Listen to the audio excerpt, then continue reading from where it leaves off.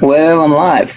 I'm having some sound issues though. I'm gonna have to work on it. Have to figure something out. But in the meantime, I'm gonna play some videos. We're gonna learn together. Epistemology, ontology, and et cetera, et cetera.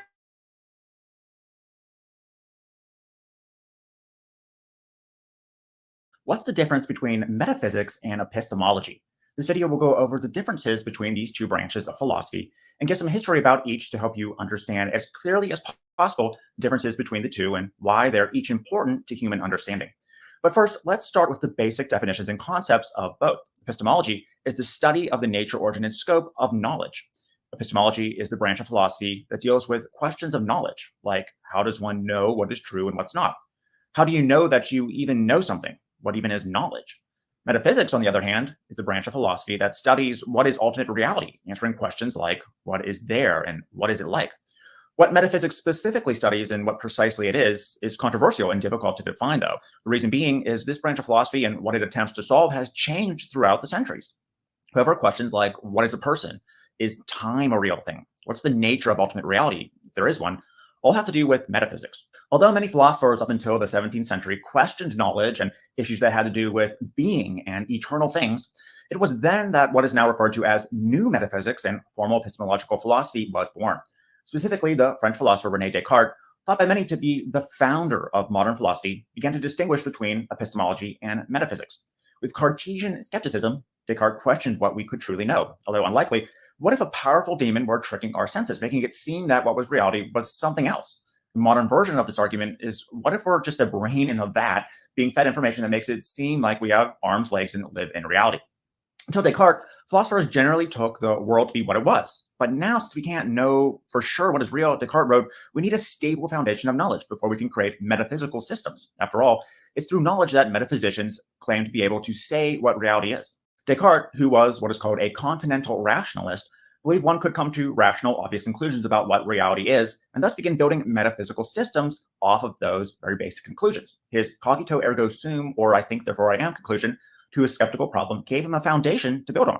Of course, his conclusions are heavily contested, but the important thing is he and the continental rationalists left us is to have metaphysics and do metaphysics, one would have to solve the problems of epistemology first. What are these fundamental questions in epistemology? Well, all the questions and paths of epistemology can be sorted into two main categories. Number one, determining the nature of knowledge. What is it? How do we distinguish between someone who knows something and someone who fails to know something? Number two, determining the extent of what we can know. How do we acquire knowledge? Now, there are limits to what we can know. Most philosophers believe knowledge, specifically propositional knowledge, is comprised of three core parts: belief, or an acceptance that a statement is true or that something exists; truth, or the idea that one's beliefs are in accordance with reality or objective facts; and justification, or why one has good reason for holding their beliefs. Now, the issues around justification that have led to many great philosophers from Descartes' time onward to conclude that humanity can know nothing, or at most very little. Those called epistemological skeptics conclude that one need not pursue metaphysics at all, since we can't and even know anything about claims it makes. For instance, one of the great epistemological skeptics, 18th century empiricist David Hume, argued that knowledge and truths could only come from two sources. These were relations of ideas or matters of fact in real existence. An idea referred to as Hume's fork. Relations of ideas refer to knowledge discoverable by the mere operation of thought, like all bachelors are unmarried, or those of algebra and arithmetic, like 2 + 2 = 4. Matters of fact refer to empirical knowledge about how the world is, which we derive from perception and science, like it's raining outside, or the acceleration of gravity is 9.8 meters per second. Like a fork, both prongs can't touch, meaning matters of fact can't influence relations of ideas, and vice versa. For any other type of knowledge, including metaphysical theories about reality, Hume declared, committed them to the flames, for it can contain nothing but sophistry and illusion. Skepticism that metaphysics was impossible continued into the 20th century with the logical positivist movement, which echoed David Hume's earlier empiricist work. These philosophers, including A.J. Ayer and those in the Vienna Circle school of thought, believe that only statements verifiable through direct observation or logical proof are meaningful. The meaning of a statement was its prediction of observable results of an experiment. Thus, there is no need to postulate the existence of any objects other than these very basic observations. In other words, there's no need to do metaphysics, since metaphysical claims require more knowledge than what can be learned in an observable experiment. It only has been into the last several decades that metaphysics has been reborn, so to speak. Logical positivism and pure empiricism proved to be self-defeating philosophies. Ayer himself stated that the most important defect of logical positivism was nearly all of it was false. After all, the statement that only statements which can be verified by experience are meaningful is in itself not verifiable. The work of epistemological skeptics helped us realize that pure, verifiable knowledge is fully impossible since subjects perceive the world, but we can have partial knowledge of things which can then be used to help make metaphysical claims and understand reality better. So if epistemology studies knowledge and what we can know, what exactly does metaphysics study now? Well, the truth is there's not a full consensus on what metaphysics does or how it's supposed to work. And for example, in one sense, philosophers believe the job of metaphysics is to run parallel to science, helping derive conclusions about a fundamental reality. For others, metaphysics is a catch-all branch of philosophy in which we dump questions that don't specifically fit into epistemology, ethics, or logic alone. Perhaps metaphysics is best understood by some of the problems it seeks to answer. Now, here's a few of them that are ongoing to this very day. Number one, those of ontology, or a branch of metaphysics that studies being and existence exclusively. Ontologists try to determine things about being, like how we group similar things into basic categories. For example, we notice many things are white, like the snow or a car. What exactly is white? Is it what's called a universal, its own thing that appears on many individual things? Or do universals not exist, only individual things that have a resemblance? It also attempts to answer things like which of these entities exists on the most fundamental level. For example, what's a person? Isn't a person just a large group of cells? But aren't cells just atoms? Does that mean a person is simply an illusion and fundamentally just atoms in a certain arrangement? Another example is the philosophy of mind. In a world that appears to be just nature and the laws of nature, where does the human mind fit in? What is consciousness exactly? Is it a particular type of substance separated from everything else? Is the mind and matter simply one substance, all the same? Metaphysics also deals with causation, determinism, and free will. Was there a single causal event for all of existence? Do causes happen between two events, like a boat hitting an iceberg and sinking, or just two entities, or things like the boat and the iceberg? If things are all caused by previous factors, how can we have free will to make our own choices then? Space and time are also issues in new metaphysics. Questions here can include what exactly is space and time, and how do they relate? Why does time seem to move in one direction only? Do abstract objects like mathematics exist outside a framework of time? In conclusion, I hope this short video began to help you differentiate between epistemology and metaphysics. Both of these branches of philosophy are alive and well today and work together to help us answer questions of and what is our purpose if there even is one. If you like this video, please subscribe for more using the link in the description and turn on the notification bell to receive updates when new videos are out. And if the video helped you at all, please give it a thumbs up, as this helps it get traction in the YouTube algorithm. Thanks for watching, and I'll see you again soon. 3, 2, 1, every day, have it your way. Ontology versus epistemology. Early philosophy was based on two main questions. What is reality, which became ontology, and how we know it, which is epistemology. So ontology asks what is and what is not, and epistemology asks how we know the thing that exists or does not exist. For example, according to ontological philosophy, humans are either animals or not animals. If not animals, therefore humans are sacred and fundamentally valuable. It is accepted as a foundation based on your belief. So murdering a human being is one of the most serious crimes. So thou shalt not kill is based on ontological notion that human life is sacred. So ontological philosophy gave birth to sciences in order to understand the world, nature, and human biology. Aristotle is usually considered the father of modern sciences. Epistemology, on the other hand, is about how we gather knowledge. A good example is how we know what we know. Immanuel Kant said we can never know reality as it is, but we only know things on a limited level. Why? Because everything has to funnel through the human mind, which is structured in a way that categorizes things in a certain way. In other words,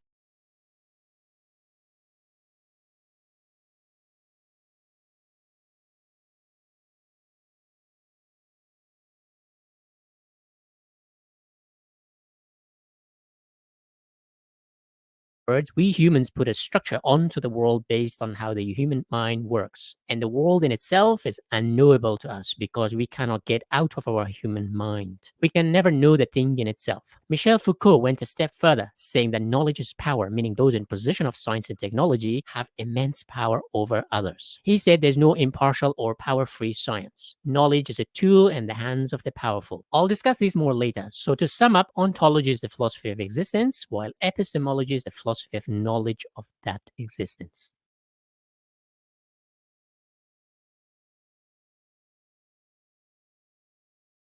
Doing a research project can be daunting, especially when you have to learn a whole set of new terms. In this video, I will explain the relationship between research paradigm, ontology, and epistemology. In the simplest terms, the following picture describes the relationship between ontology, epistemology, and research paradigm. So what does ontology and epistemology mean? Well, ontology examines the nature of reality, while epistemology examines how you can examine reality.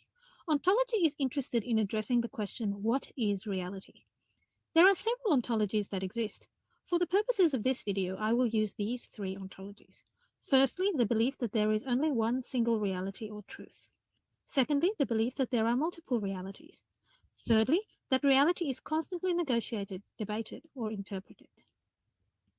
Epistemology refers to how an individual understands knowledge, how they understand their own thinking process, and how they think others know. In other words, epistemology addresses the question, how can I know reality? There are several different epistemologies that exist. For the purposes of this video, I will use these three epistemologies. Firstly, the belief that knowledge can be measured using reliable designs and tools. Secondly, the belief that reality needs to be interpreted to discover the underlying meaning. Thirdly, that knowledge should be examined using whatever tools are best suited to solve the problem. When you combine your ontology and epistemology together, you are able to get a holistic view of how you understand knowledge. This is what we mean when we refer to a research paradigm. Using the three ontologies and three epistemologies I mentioned before, I will now show you how these combine to form the three most common research paradigms in social sciences: positivism, constructivism, and pragmatism. Positivists have the ontology that there is one single reality or truth, and the epistemological stance that knowledge can be measured. In contrast, constructivists believe that there are multiple realities, and the epistemological stance that knowledge needs to be interpreted to discover the underlying meaning.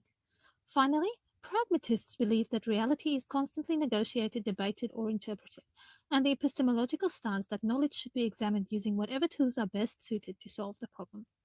Once you have determined your research paradigm, you are able to establish the approach and methodology that is best suited to examine the knowledge you are interested in. This is why it is important to understand your research paradigm. It will improve the quality of your research.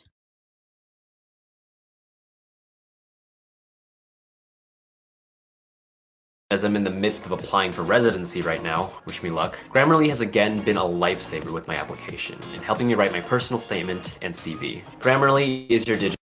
You're here because you're planning a research project, but first you need a research paradigm. I'm here to define research paradigm, highlight why it's so important to establish one, and offer up some examples. I'm Jack from Proofed. The three things we will look at in this video are: what is a research paradigm? Why are research paradigms so important? And lastly, some common examples. Firstly, what is a research paradigm? A research paradigm is essentially a philosophical framework that your research is based on. Let's break it down so we can try to make it even more clear. A research paradigm consists of ontology, epistemology, and research methodology. What are each of those components, though? Ontology focuses on the question, what is reality? In the context of your research, this is about understanding, is there a definite reality to your topic? An example of an ontological question is, does God exist? There simply can only be two answers: yes, God exists, or no, God does not exist. Epistemology is the study of knowledge. It focuses more on the question, how is it possible to know reality? An example of an epistemological question would be, how is it possible to know whether God exists? Research methodology focuses on the how. How do we discover the reality or answer these questions? Research methodology should outline how you conduct your research and demonstrate that the findings are valid. Together, the ontology and epistemology form research philosophy, and a research philosophy combined with research methodology create our research paradigm. Now let's look at why are research paradigms important? Because they form the philosophical basis for a research project. Once a research philosophy has been determined, you can then select the appropriate methodology you're going to use.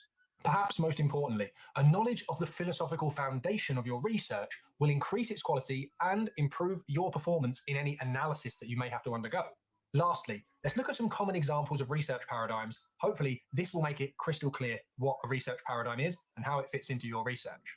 First off, positivism. Positivists believe there is a singular reality which can be measured and understood. Typically, positivists propose a hypothesis that can either be proved or disproved using statistical data analysis. Positivists tend to use quantitative research methods. Secondly, constructivism. Constructivists believe that there is no single reality or truth, instead preferring to believe there are multiple realities. For this reason, constructivists prefer to use qualitative methods in their research, such as interviews or case studies, hoping to provide different perspectives on a particular issue.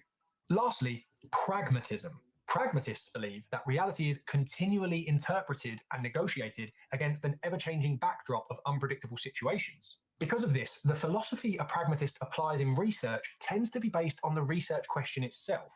Pragmatists often combine the principles of positivism and constructivism in the same research project. They believe, above all else, that the optimum research methods are those that most successfully answer the research question. Hopefully now you have a clearer understanding of what a research paradigm is, why it's so important to have one in your research project, and also some common examples of research paradigms that you can look to when developing your own. If there's anything you're still unsure about after this video, check all of the resources that I've linked in the description. And as always, feel free to ask any questions in the comments. We post these videos every week, focusing on different fundamentals of writing, communication, and content creation, helping you to unlock your best work. Your writing proof.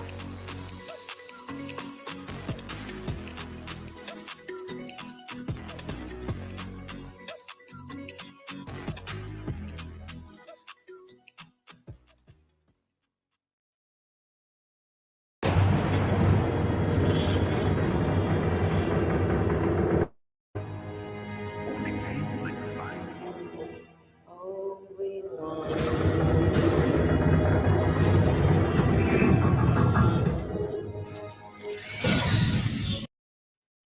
When immersing oneself in the terminology associated with the underpinnings of research, there are a number of complex philosophical terms that need to be understood. Please keep in mind that terms covered in this video are often debated, understood, and communicated in multiple correct ways. To fully understand them, you need to further explore them using the literature. A good starting point is the ebook on the website below this video. Research or inquiry is guided by a set of beliefs. This set of beliefs or worldview is known as a paradigm. A paradigm is essentially a way of thinking about the world. Guba and Lincoln define paradigms as basic belief systems based on ontological, epistemological, and methodological assumptions. They assert that there is no way to prove that one paradigm is superior to the others, which is why they are debated. According to Guba and Lincoln, these ontological, epistemological, and methodological assumptions are so interrelated within inquiry paradigms that answering one question limits how the others can be answered. Beliefs or views of the world around us have been debated throughout history in the field of philosophy, dating back at least as far as early Greece. The term ontology actually originates from the Greek word for to be. Ontology refers to beliefs about the nature of reality. In philosophical terms, it refers to the study of our existence and the fundamental nature of reality or being. Beliefs about the nature of reality therefore determine what can be known about it. Questions related to include what exists, what is true, and how can we sort existing things. Epistemology and methodology are driven by ontological beliefs. Epistemology is more philosophical in nature than methodology. It examines the relationship between knowledge and the researcher during discovery. It therefore refers to how we come to know what we know. One's ontological beliefs will dictate how objective the relationship between the researcher and what can be known should be. Methodology is the way we go about discovering knowledge in a systematic way. It is more specific and practice-based than epistemology. The appropriate methodology is driven by one's ontological and epistemological beliefs, since methods like experiments or interviews have varying degrees of objectivity. Bailey examines the philosophical differences between the two dominant paradigms in nursing research, which she labels as quantitative and qualitative. Guba and Lincoln, on the other hand, identify positivism, post-positivism, critical theory, and constructivism as the major inquiry paradigms. Upon examination of these terms, one can see that these two authors are talking about the same things in different ways. To begin, it is logical to discuss the ontology within each of these paradigms. From an ontological perspective, Bailey discusses two dominant perceptions of reality, realism and relativism. It is important to note that there are also perceptions of reality that fall in between these two strongly contrasting views of reality. Some terms used in the debate about reality have mild to strong ontological similarity. There are also terms that have both ontological similarities and differences when compared. Traditional science, founded on a realist ontology, uses experiments to find the truth, or facts about reality. Realism is a belief that reality exists. It is driven by natural laws. This reality is objective, independent of any theories or human beliefs or human behavior, and exists even if it is not yet known. It is context-free. Realism is the ontological perspective within the quantitative or positivist paradigm of research. Positivism is a paradigm of inquiry that searches for the truth, or facts about reality. Within positivism, there is a belief that there is an objective, constant reality that exists and can be measured objectively. Since a reality exists that can be discovered, the epistemology within positivism is objective in nature. This objectivity means that the researcher maintains distance from the researched in order to prevent any influences on the results. The methodology in this paradigm is therefore experimental or manipulative in nature, where hypotheses are tested and quantitative methods are viewed as superior. Measures are taken to control anything that may influence the research. Another term that is essentially the same as positivism is modernism. Modernism is based on generalized truths about reality. It emerged during the modern period in history where it was believed that reasoning, science, and technology would improve our body of knowledge and well-being due to rational control of nature and society. Modernists search for certainty and permanent universal laws. Alternate ontologies have emerged that underpin newer paradigms of research. The strongest contrasting ontological perspective to realism is relativism. My son is Braxton, and he was diagnosed with a brain tumor. And they said it's an extremely rare cancer. Braxton went in for an 8-hour surgery. Research founded on relativism searches for meaning in the experiences of individuals. Relativism is the belief that a reality cannot exist without context. Relativists believe that there are multiple mental constructions of reality. These realities are influenced by experiences and social interactions. Each person, therefore, has their own reality that is considered correct. Relativism is the ontological perspective within the qualitative or constructivist paradigm of research. Constructivists believe that individuals or groups construct meaning or reality based on interactions with the social environment. We do not find knowledge, we construct it. It is therefore possible to have multiple, socially constructed realities that are considered correct. Constructivists reject the notion that unobjective reality exists. The epistemology considers the researcher and participants as co-creators of the findings. It involves interaction between the researcher and participants. The methodologies used in constructivist research are therefore based on interactions between and among the researcher and participant. A consensus is sought within the findings. Qualitative methods like in-depth interviews are used and context is well described. Between positivism and constructivism, there are paradigms that combine varying degrees of both of these opposing perspectives. Postmodernism represents a range of viewpoints and is therefore impossible to define. Postmodernists believe that it is not possible to define social phenomenon, meaning that attempting to define it would be contrary to postmodernism itself. Instead, it is a term that refers to a movement away from traditional schools of thought that is founded on a distrust of large or abstract theories that explain reality. Essentially, postmodernists do not believe in a truth that can be defined. Post-positivism is a paradigm that represents one of the earliest shifts away from positivism and shares a number of similarities with it. Post-positivism is founded on a critical realist ontology. Like realists, critical realists believe that a reality exists. However, they do not think that it can be perfectly detected due to our flawed ways of finding it, as well as the nature of phenomena. Critical realists believe that claims of reality need to be critically examined in a variety of ways in order to get the closest possible estimation of reality. But it will never be perfect. In post-positivism, a theory cannot be proven, but a strong case can be made for it by disproving alternative explanations. The epistemology within post-positivism, like positivism, values objectivity. However, unlike positivism, post-positivists do not believe it is possible to maintain absolute distance from the researched. They recognize and attempt to control the potential influences that the researcher's background knowledge could have on observations. Findings are evaluated based on pre-existing knowledge and critique. If they are replicated, they are likely true, but are always open to being proven wrong. The methodology in this post-positivistic paradigm incorporates a combination of quantitative and qualitative methods. They believe that knowledge exists in a social context that can be understood best by using both quasi-experiments and interpretive research methods. However, quantitative methods are often favored in post-positivism. Instead of proving hypotheses, they are falsified. Experimental methods are modified to include quasi-experimental methods. More contextual information is collected, and the emic view of participants is sought to determine meaning and contribute to grounded theory. This goal is accomplished through the use of more qualitative methods. Please note that while critical realism has been described as the ontology underpinning the post-positivist paradigm, some philosophies of critical realism can be said to be more distinct. One way of looking at critical realism is the combination of a realist ontology and a relativist epistemology. Critical realists believe that a reality exists, which does not depend on our perception of it. Critical theory, on the other hand, is a paradigm that represents a further shift from positivism than post-positivism. It is founded on historical realism, which essentially proposes that what is seen as real has been shaped by social, political, cultural, economic, ethnic, and gender values. While these realities are inaccurately considered truth, they are essentially real now. The epistemology in this paradigm is based on interactions of the researcher and the researched and subjectivity. The values of the researcher are considered an influence on the findings. The methodology is therefore based on dialogue that discovers findings through exchanging logical arguments. I hope you have found this video useful. For a more in-depth review of these terms, please visit the link below and get the ebook. You may also find the links to other videos on the screen helpful. Thank you.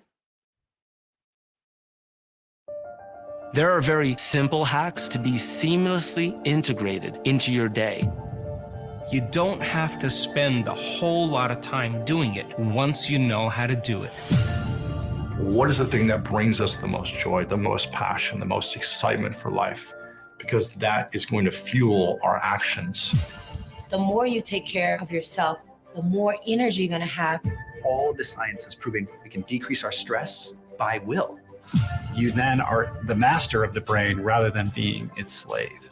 The vehicles to our soul, the body, are to be tuned together in harmony. Pursue what it is that's uniquely within you. And I just think that that is the best course for humanity. If everyone was to do that, I think the world would be a happier place. When you invest in yourself, you invest in your future. That means then, in the morning before you start your day, ask yourself, what is the greatest ideal of myself? And if you follow the formula, you'll begin to make significant changes. So learn the science of transformation.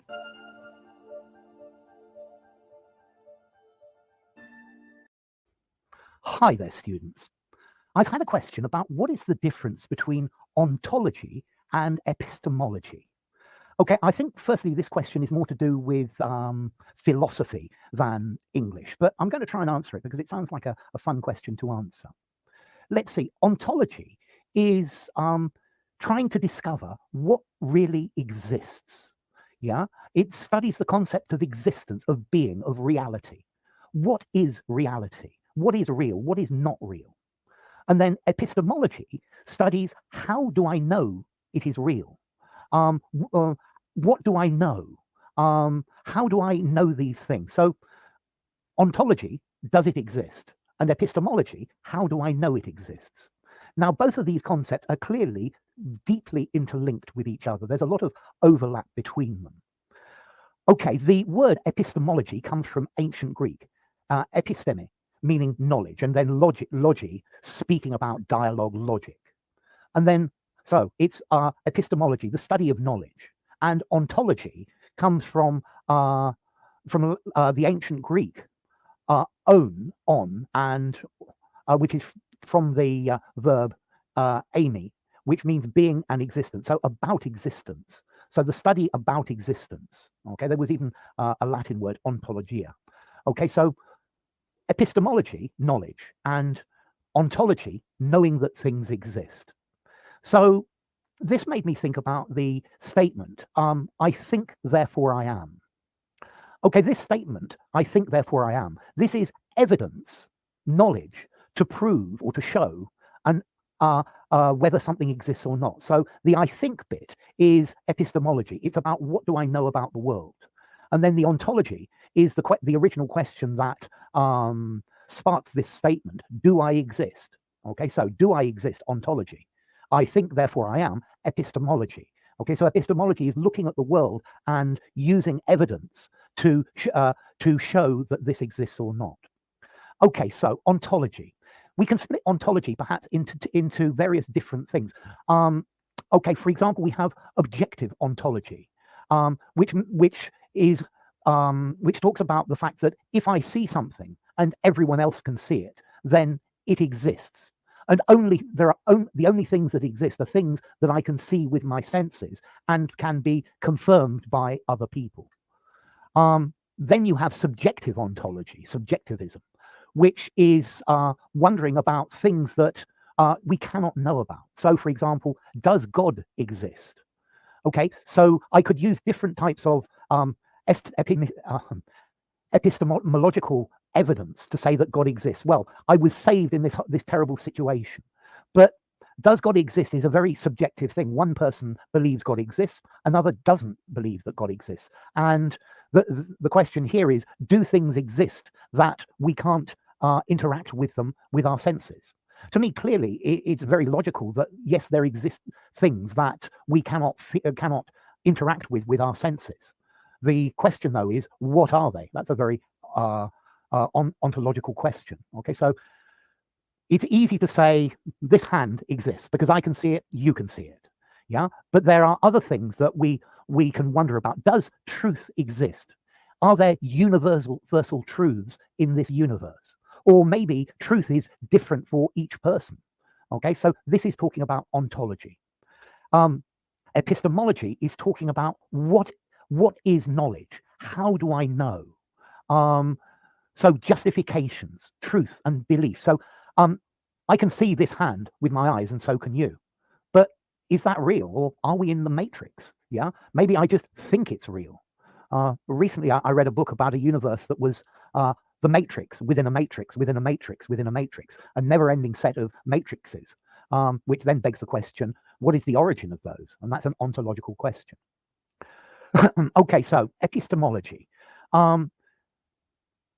Either you can look at this through positivism. Okay, you believe that truth or knowledge can be discovered by using a correct theory or a correct concept and measuring it. This is the modern scientific theory.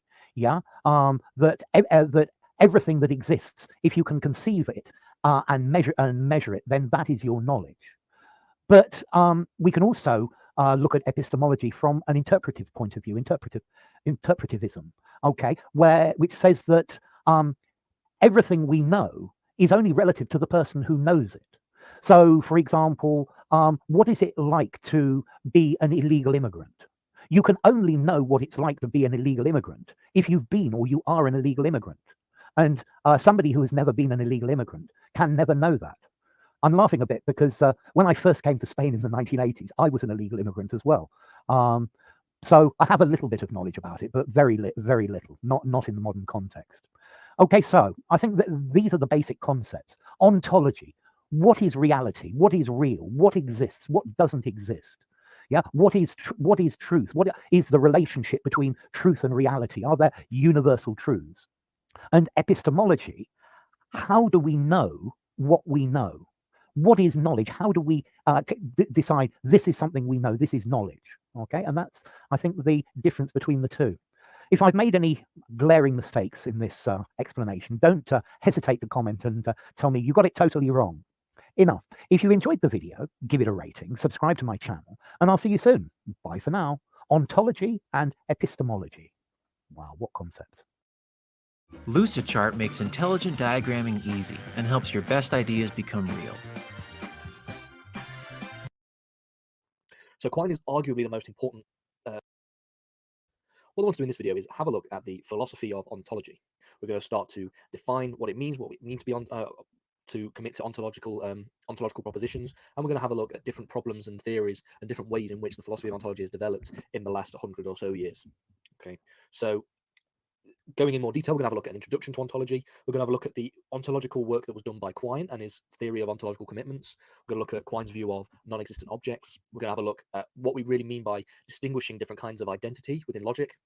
We're going to look at Quinean methods for finding ontological commitments. We're going to look at the idea of names as definite descriptions, which is a Russellian idea, something that came from Bertrand Russell. We're going to look at Quine's view of the method of paraphrase, so quite a famous critique of Quine's theory that was answered by using this method of paraphrase that Quine developed. We're going to have a look also at going beyond ontology and looking at the theory of meta-ontology. In that, we're going to look at things like Occam's razor. We're going to look at how we should really start to begin our metaphysical inquiry. So when it comes to metaphysics, the first thing we need to really understand is how we can be ontologically committed to certain propositions. And that's what this lesson is. So it's almost an introduction to where we're going to start with metaphysics. And I'm going to summarize it all up. So as an introduction to ontology, we should really define what ontology is. And at its most fundamental level, ontology is the study of what there is, okay? The study of existence, the study of existence of things, okay? So the philosopher Lisa Ney, whose textbook we're partly working from along with other sources, defines ontology as follows. So it's 1, the study of what there is, and 2, the study a particular theory about what types of entities there are. Okay, that's what we're going to look at here. And in a broad context, it studies concepts that directly relate to the idea of being, becoming, existence, and reality. And it often takes the form of philosophical questions regarding about what kind of entities exist. So when we're looking at ontology, the most modern philosophy on this issue comes from W.V.O. Quine, who was born in 1908, died at the year 2000. So quite cutting edge in terms of philosophical inquiry when we're looking here. Okay, normally when we talk about philosophy, we're talking about ancient and medieval and early modern, but this is proper modern philosophy and less than 100 years old. So Quine is arguably the most important philosopher of language and metaphysicians in modern philosophy. So he's credited with new theories of language, metaphysics, and logic. On this topic, he initiated a new method for addressing certain ontological questions. So the Quinean method has now been sort of seen as the standpoint, the modern standard in metaphysics and ontology. So he presents his views in his paper On What There Is. Okay, so this paper looks to answer two real main issues. He begins by arguing that many philosophers before him have misled matters of ontology, and then he goes on to develop what he believes to be the correct method to decide which entities one ought to believe in. Okay, that's what we're going to look at here. And so he looks at the idea of something that we are ontologically committed to. So an ontological commitment to an entity that one ought to believe in. As simple as that. So the first question we're going to look at is the idea of non-existent objects. So he begins his paper by critiquing an ontological viewpoint. So Quine doesn't believe that non-existent entities exist. So this is the view that he critiqued. He looks at the following sort of Platonic thought experiment, an argument regarding the existence of non-existent entities. And we're going to look at what that means in a little minute. Okay, so to give an example of non-existent entities, look at the proposition that we have here. The proposition Santa does not exist. Okay, so this is unfortunately a true proposition. So the proposition itself has a truth claim. You're making a truth claim in this proposition by saying Santa does not exist. That's either true or false. So it's a true proposition. And if it's true, it must at least be meaningful, because it must have some kind of meaning behind it for it to have this truth value. And if the proposition is then meaningful, then it must be the case that each part of the sentence itself has meaning. So we have meaning in the Santa, the word Santa, and then we have to have meaning in the phrase does not exist. The meaning specifically in the latter being the fact that we are prescribing we're prescribing an ontological commitment to the proposition in the question. We are saying that something does not exist. X does not exist. X being Santa. Okay, and it suggests from this that Santa in this sentence means something, because if the proposition is true and everything, and it is therefore meaningful, and everything is inside the proposition, that being this bit here, Santa, the entity of Santa, and the predicate does not exist. Okay, therefore they both have meaning. So it suggests that Santa, the word Santa in this sentence means something. It's the name of something. It is a name, and its meaning involves the fact that it is a name. Okay, and because it has meaning, it actually names something, and that something is Santa. Okay, so there is something that exists that is Santa that has that meaning. This is the kind of view that we're looking at here. So simply by accepting of the proposition, the true proposition that Santa does not exist, we are ontologically committed to the idea that things that do not in reality exist do exist. You see the kind of paradoxical problem that we've got. Okay, it seems to be a paradoxical commitment, because how can something which does not exist exist?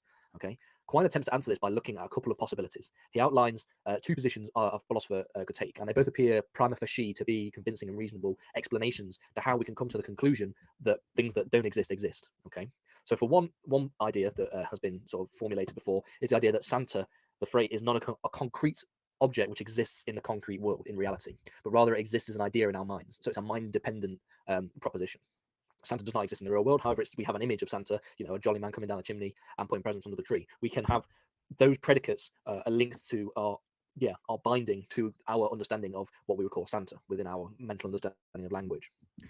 Despite this viewpoint that seems relatively convincing on the surface, Quine has a number of objections. Okay, so Quine argues that this is unconvincing. It's unconvincing to suggest that these non-existent objects exist just in our minds, that they are mind independent.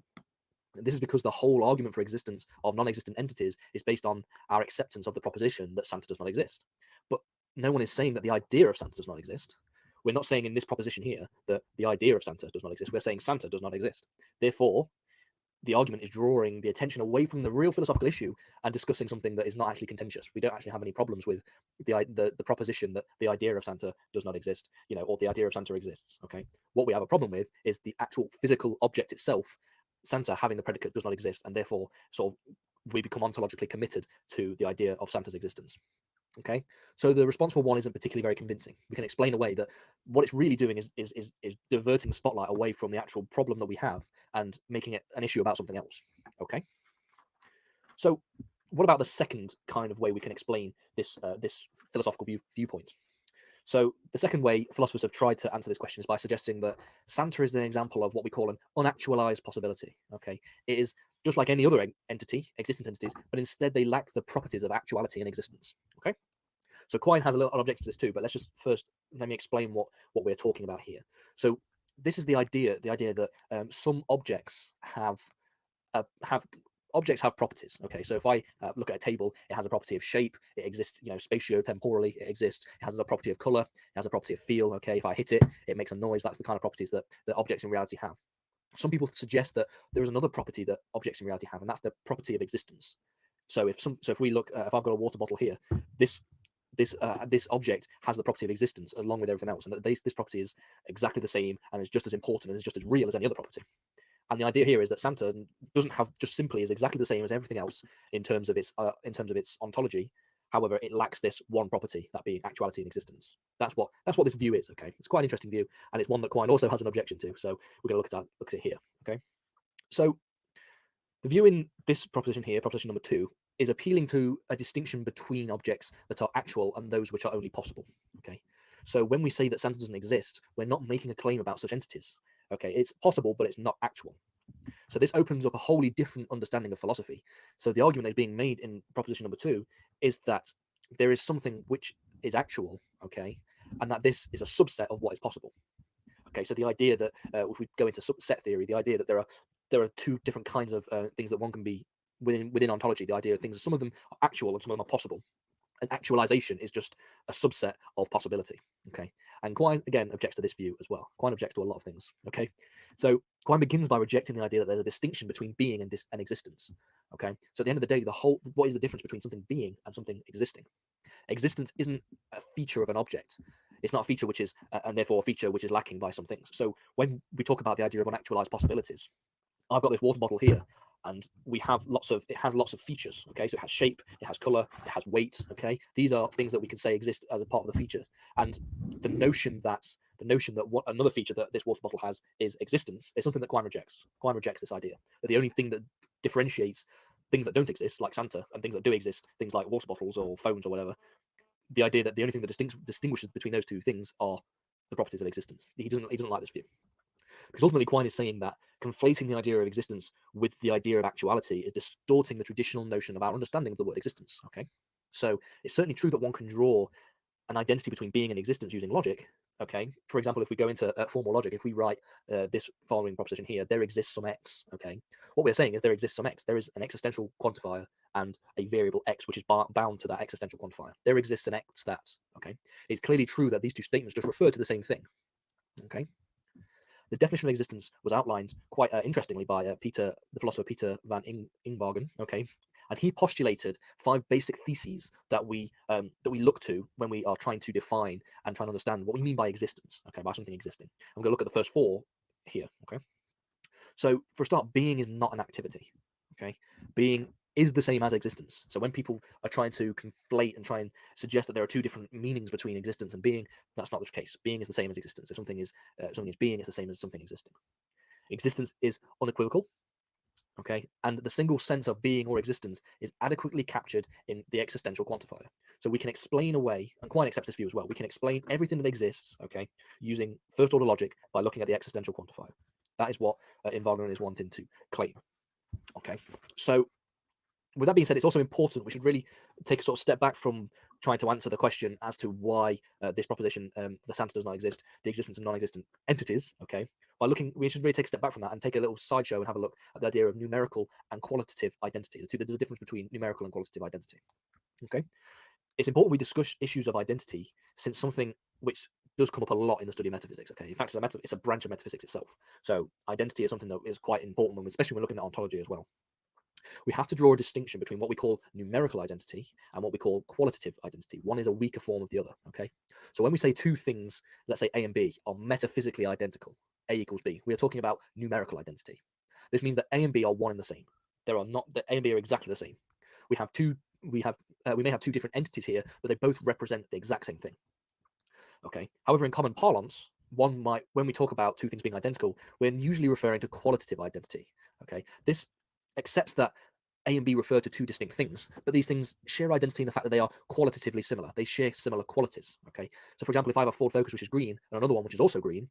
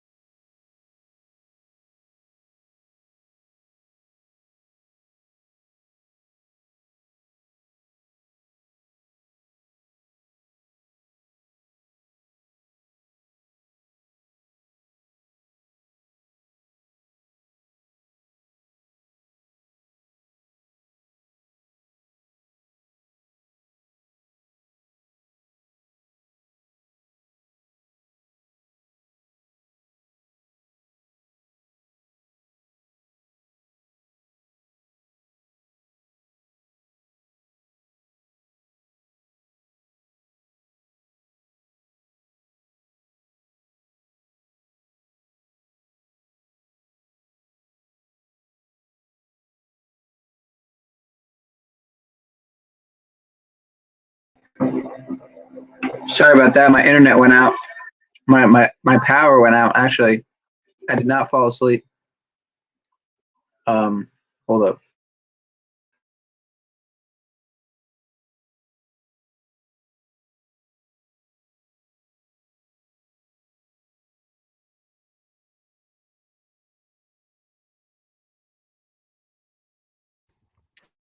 So that means similar. They share similar, but they're only identical in the sense that they share similar qualities, not in the sense that they're numerically identical, because they are still two different things. When we're saying something is numerically identical, we are saying that they are one and the same thing. Okay, that's something that's going to come up a lot in the study of metaphysics, in the next few videos. So that being said, let's have a look at the Quinean method for finding ontological commitments. What does Quine say we do for trying to work out how we can ground our metaphysics to with ontological commitments? The shit's really dry. This information is pretty dry, but nonetheless. Okay. So we've seen that Quine rejects the arguments for the existence of non-existent entities, but he would still accept the sentence like Santa does not exist to be true, because it's hard not to suggest that that's the case, okay, unless you believe in Santa. Okay, so according to Quine, just because this proposition is true and just because it is a meaningful proposition does not mean one must be ontologically committed to the existence of Santa. Okay, so how does Quine make this claim?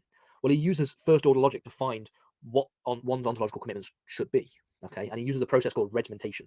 Okay, so what do we mean by this? So if you refer back a couple of slides ago, I talked about the definition, the sort of qualities the qualities of existence that were suggested by Peter van Inwagen. Okay, and one of those, the fourth quality specifically, was that everything that exists can be explained using the existential quantifier. That's effectively what he said. So if we take S to mean Santa, and we want to derive the proposition that Santa doesn't exist, we would do this in logic, okay? We would have, it is not the case that some quantifier X, some existential quantifier, okay, with an X binding, and X equals S, okay? So what does this mean here? So it is not the case, that X exists, okay, when X is equal to S. That's what we've got here. So it's not the case that S exists, effectively. But we can't bind constants to quantifiers, we bind variables, okay? So this is the proposition that we have here, and this is the process of regimentation. So this sentence is clearly meaningful. However, it doesn't actually make any claims of existence. Okay, in fact, it makes the opposite claim. What we are doing is we are negating existence. It is not the case, because if we were to get rid of this negation sign here and we were just to have this would read as there exists. Oops, let me come back and actually make sure it stays like that. Okay, there exists some X and X where X equals S. So there will exist something that is Santa. So that is making a claim to its existence. But we're negating that. So we're saying that Santa does not exist. So we're expressing. So just.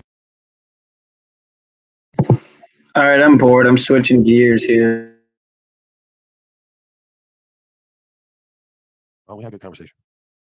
We found out that according to him, Jimmy Calandra's a rat bastard fucking punk. You fucking rat bastard punk, Jimmy Calandra, don't let me get my fucking hands on you when I see you. Mother was a nice woman. Mother was an angel. He's gonna go off. You know he ended that stream. He ain't gonna stop. He's gonna go right on the phone with somebody. Let me tell you about, again, I ended the broadcast, but I'm not done with Jimmy Calandra, that fucking rat bastard pussy scumbag cocksucker. I think I'm having a heart attack, Mary. Again, I'm having a heart attack. This dude, man. That's not for a heart attack, Jimmy. Oh, man. Fucking world. What a world. It's full of characters, huh? And I'm one of them. Apparently, that's what I've learned. Let's see. You ready to put the link down, Jennifer, and see what happens? This is where the excitement comes. Right? Put it down and see what happens. I wasn't supposed to come on here. I didn't have to fucking come on here. I'll do what the fuck I want. I don't know anybody, anything on here. I don't give a fuck. You want to come up? You fucking come up. You don't want to come up? I don't give a fuck. Go fuck yourself. And fuck Jimmy Calandra, too. That fucking punk pussy. Why are you laughing, Jennifer? Why the fuck are you laughing? That's not funny. He can go fuck himself. Him, his children can fucking die of AIDS. His fucking dog. His mother was an angel. She made the best fucking brajol, that woman. She took care of me. Took care of me, so she's an angel. But everyone else, they can go fuck themselves. Fucking die of AIDS right now. And I'm a Catholic. Also, I'm a Catholic. Jennifer, I'm a Catholic. I'm a very religious man. Okay? Very religious, godly man. But as far as Jimmy fucking Calandra and Mikey Feet can go fuck himself, too. And his whole family can fucking die right now of AIDS. Hold on, Thomas is here. Thomas, what do you want? Nothing. I wish that that interaction lasted longer. That was interesting. I wanted to dig deep in your fucking questions. I mean, it was great that you're being the interviewer, but I was kind of hoping you're about to drop some bomb questions. All right, that's it. So pretty much you just fucking came up here to tell me what the fuck you thought I was gonna do? What the fuck you were hoping I was gonna do? I thought it was fucking cool, and I just think it'd be interesting if. Yeah, you thought it was cool. Yeah. It was cool. I did not expect that shit. He's wishing and hoping, this fucking guy. You hear him? I'm wishing, I'm hoping. What are you, one of the fucking Temptations? Wishing, hoping. Wishing, hoping, one hand, shit in the other. See which fills up first. All right, tough guy? Yeah, all right. You're like a southern fucking dad, too. What that means? Well, you're from New York, so I guess not. So, like, if you had, let me ask you a question. If you had a guess, how long is it going to take for me to tell you to go fuck yourself? I think it already happened. Negative time. Right. Smart guy. Smart guy, this guy. I always say that. This guy fucking time. He's a real smart guy. Really on the ball. Not a wise guy like you, though. You looking for trouble? You trying to smart me, or what we doing? What's that about? I mean, rather be a smart guy than a smart ass or a dumbass.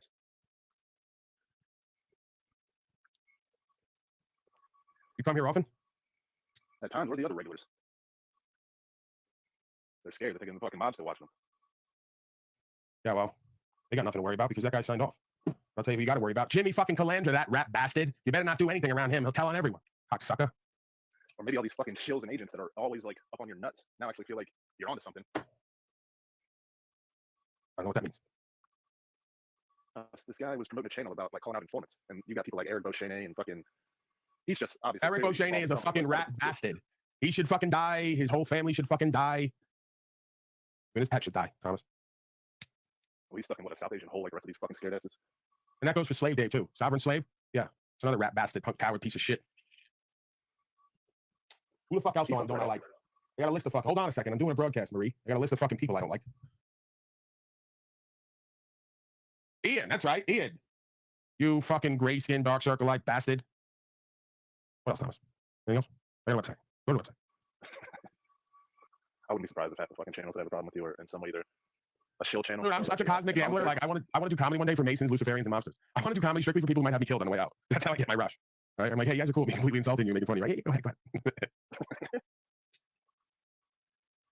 It's a Mason Lodge. I don't know. Fucking wherever you are. There's tons of Mason Lodges around here. Yeah, Host State loves me. He came out with it today. He finally broke through his wall. Maybe he loved his daddy, and I'm a great leader, and he just wishes I would love him and everyone else better. Pretty much all it was. We knew that. How does somebody that used to be into baking, probably both banking and baking, who chain smokes cigarettes online and sucks Antoine's nuts? Like, I don't know. It's just I'm really into fucking baking. What now?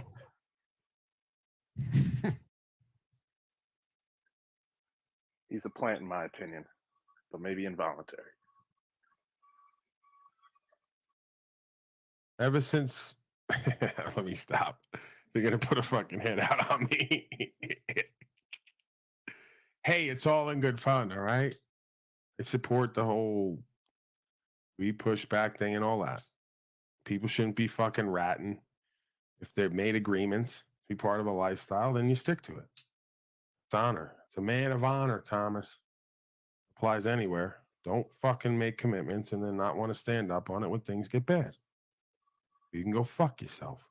I subscribed. Right to him? Yeah. Oh my God. The subscriber loop. Imagine everyone leaves. I come back tomorrow, no one's here. They're all over there. Jimmy, day 3 of Jimmy Calandra's a rat bastard. And him just, bro, I come in, it's an hour of him doing that. It was like an hour of him going, and another thing, Jimmy Calandra, you rat bastard. I go, hey, what's this about? Where does this go? I go, you got 500 live viewers. Help me out.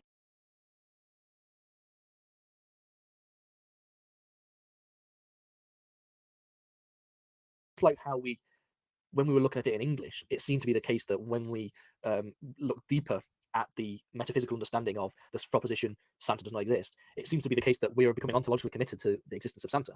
But if we were to use regimentation and we used to convert it into first order logic, we find that the sentence is still valid and meaningful. However, it doesn't make any claims to existence. Okay, it does the opposite of that. It makes a claim to the non-existence of Santa. So it's a good way to retain the sentence's truth value and its meaning without becoming ontologically committed to any kind of existence. Okay, this sentence is clearly negating existence. One could ask about the word Santa itself in this sentence. The symbol S represents the word Santa, so it is still this S which has meaning. So Quine hasn't actually changed anything. He just revealed the fact that we don't have to be committed to the existence of non-existent entities by using this process. Okay, so Quine, so he says that we should not confuse the notion of naming with the demand that something that is named must have a meaning. In fact, Quine actually draws upon the work of Bertrand Russell to draw this distinction. Okay, he claims that names are simply definite descriptions. For example, he takes the view of the sentence Pegasus does not exist. Okay, we can express this like this. Okay, where there does not exist some X, and X is a winged horse that was captured by Bellerophon. Okay, the idea, a description, a definite description of the Pegasus that we know in mythology, and we can use Bertrand Russell's method to again regiment this sentence so that we aren't committed to any kind of the existence of things that don't actually exist. Okay. And we can also convert it fully into first order logic. If we take W to be the predicate is winged, we take H to be the predicate a horse, and C to be the predicate captured by Bellerophon. Okay, we get the following sentence. Okay, it's a little bit more complicated, but I'm going to go through it in a little bit of detail. So the first things first is, again, we are saying that something doesn't exist. So all of this in here is just describing. Okay, it's just describing this here. Okay, so let's not get too caught up on the complexities of this sentence. The only thing that is changing is we're just expanding our definition and we're just converting it all into first order logic. So this is just saying that all of this doesn't exist. There does not exist any of this, okay? And it's where WX and WH and CX, okay? So there is some variable X, okay? There is some variable X, and that variable X is winged and is a horse and was captured by Bellerophon. That is the proposition here. And we're going to use another and, we'll use a conjunction here. This means this is a universal quantifier. This means for all of something. So this is for some, this is for all. You know, there exists some, there for all of whatever. For all y, a second variable. Okay. This second variable, for all y is also winged, is also a horse, is also captured by Bellerophon. And if that is the case, then y is equal to x. Okay. This is the idea of identity. So this first bit here, if we ignore everything here, we just look at this first bit here. This is just explaining that there's a Pegasus. Okay. That just giving the descriptions, the depth of a Pegasus. What this second bit does is confirms in logic that there is nothing else that also exists. There's something different, okay, that is a Pegasus. So for all other, okay, for all single variables, for all things that are winged horses and captured by Bellerophon, and okay, there are also for anything else, any other thing, any other variable that is also winged a horse and captured by Bellerophon is exactly the same as this. This is what the idea of existence and identity is trying to convey. We're trying to convey the notion here that there is only one thing, that being the Pegasus, a winged horse captured by Bellerophon, and that it doesn't exist. I went into a lot of detail there explaining it. I've done a series of videos on first order logic if you want to watch those and get into more grips on this issue. But that's effectively what we're talking about here. Okay, so this not only predicates that there are some X which are predicated to W, H, and C, and that doesn't exist. This also is clearly meaningful as it does not entail the existence of anything that's a winged horse. Okay, so we're not just saying that the Pegasus is a winged horse. We're saying that anything that is also has this description would be the same as this. Okay, that's what we're saying. To understand this further, look at the following sentence. Okay, look at the sentence: the proposition that electrons exist. We can put this also into logic a lot more easy. Actually, all it says is there exists some X, and X is an electron. Okay, where E is the predicate electron. Okay, so to see if something should be assumed as an entity, one just simply must translate it into first order logic. So in order for some X, EX to be true, there must be something that exists. Now we've looked at this, that was effectively summarized completely the Quinean method for ontological commitments. What we're going to do here now is look at a small critique of the Quinean method for ontological commitments and look at the method of paraphrase. Okay, so just to summarize again, the Quinean method looks like this. You decide which sentences you want to take to be true. Okay, so we do that pragmatically. We just see a sentence and we go, well, I want that to be true. Okay. You then regiment the sentence by converting it into first order logic, and then you commit yourself to all and only those entities needed to stand in as values of the bound variables in order to make the sentence true. Okay, so everything in that sentence that has to be there in first order logic, you have to be ontologically committed to. That's all it is. It's a very simple three-step process. Okay, so again, like I just said, this sums up the Quinean method, but Quine suggests one must have to be committed to such ontology if subjected to propositions of regimentation. So we've worked out from one angle how you want to, if you want to decide something that you want to be ontologically committed to, how we do that. What about the other side?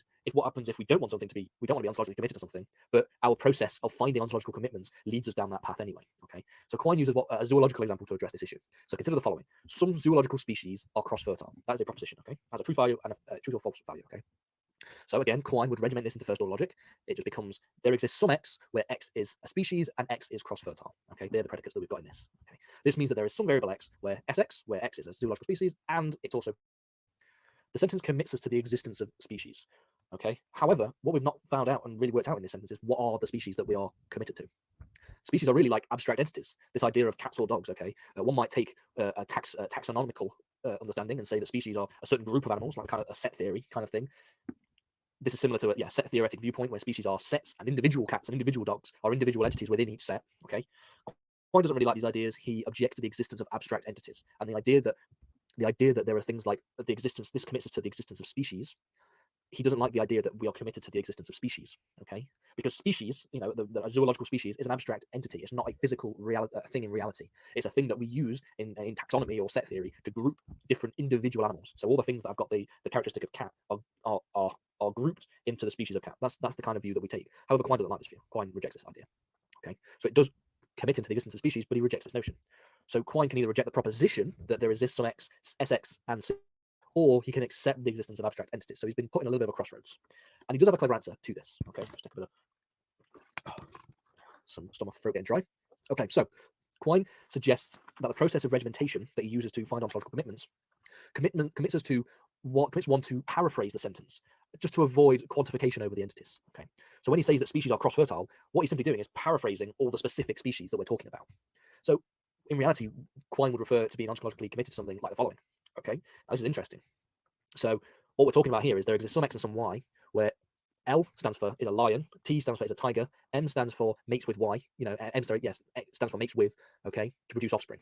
So what we're talking about here, so rather than just saying species, what Quine would actually in reality want to do is to list every single abstract, every single entity that exists. So a lion. So there exists some Y, some X, where X is a lion and Y is a tiger, and X the lion mates with Y the tiger to produce offspring. Okay, and then he put a comma, and they would then say, you know, SX for snakes, and BX for bears or whatever, and just list every single species that is cross fertile. Okay, snakes and bears aren't cross fertile, but you know what I mean.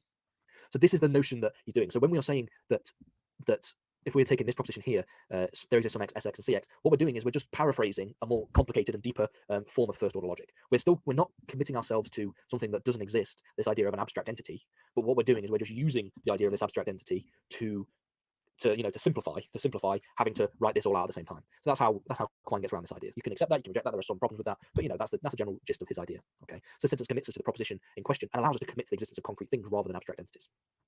Okay, so nearly come to the end. We're going to look at the idea of meta-ontology. Okay, so meta-ontology is what we've just been doing for this entire lesson. We've been looking at the study of how one should conduct ontology.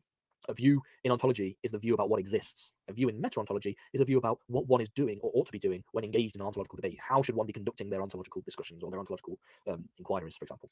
So yeah, the Quinean method of ontological commitment is a meta-ontological theory.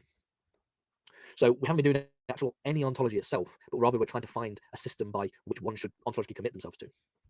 So now we've spent most of this lesson doing meta-ontology, we're going to look at ontology itself. And we're going to start by having a look at Occam's razor. Okay, so what is the correct way to find the sentences one takes to be true? So we know how to ontologically commit ourselves to something, but how do we find these sentences that we want to ontologically commit ourselves to? This is a little bit more of a pragmatic, more of a tricky question to look at. Okay, so according to Quine, what we're looking for in ontology is similar to what we're looking for in science. Okay, in science, we're trying to search for good scientific theories that are as simple as possible. Okay, that require the fewest amount of assumptions as possible, and so that's what you do in science. Okay, so if, for example, taking a completely a bonkers example, if I wanted to explain why a pen falls to the floor, in science there are a number of options that we can do. We could either assume that there is a giant invisible elastic band that is attached to every single object in the universe, that every time we let go, we allow the elastic band to pull the pen to the ground. That's a theory that one could commit to in science. Or we could suggest that this force called gravity, which we have our own mathematical understanding of, just allows two objects to be attracted to each other. Which one of those two theories requires the smallest set of assumptions? Well, I would claim that the latter would require the smallest set of assumptions, because the assumptions for the first one, for the former, would be, you've got a lot. You have to assume that these elastic bands exist. You have to assume that every single thing in the universe is, attached with these elastic bands. However, in the latter, we just have to make a few assumptions, and we already have mathematical understanding of these assumptions. Okay, so that's what we're trying to do in science. We're trying to find the good theories that have the smallest set of assumptions. And Quine suggests that we should start by looking at the simplest conceptual scheme. So Quine was a naturalist. He believed that what exists in reality is what we can see in science and nature. Okay, so that's why it's probably it's the case that Quine talks about ontology like it's a science. Okay, and this is the idea known as Occam's razor, a theory which states that entities should not be multiplied beyond necessity. Okay, we shouldn't have to make more assumptions than we need to explain something. And it's a very good way of explaining away and debunking a lot of different philosophical ideas. We don't need to. The ones that require way more assumptions are generally not the ones that are going to be true. Okay, so in Latin, this is entantia non sunt, multiplicantia creator necessitatem. Okay, I'm not very good at Latin, but that is the Latin. That's the Latin for entities should not be multiplied beyond one's own necessity. Okay, so Quine did believe that we should be attracted to what he called a sparse ontology, an ontology that posits only a small number of types of entities. The smallest possible set of things that exist should be the one, because it requires the fewest assumptions. This is a contrast to an abundant ontology, an ontology which posits a large number of assumptions, okay, which sort of goes against the grain in terms of Occam's razor. Quine doesn't just prefer sparse ontology as a matter of taste, but rather a genuine method for philosophical inquiry.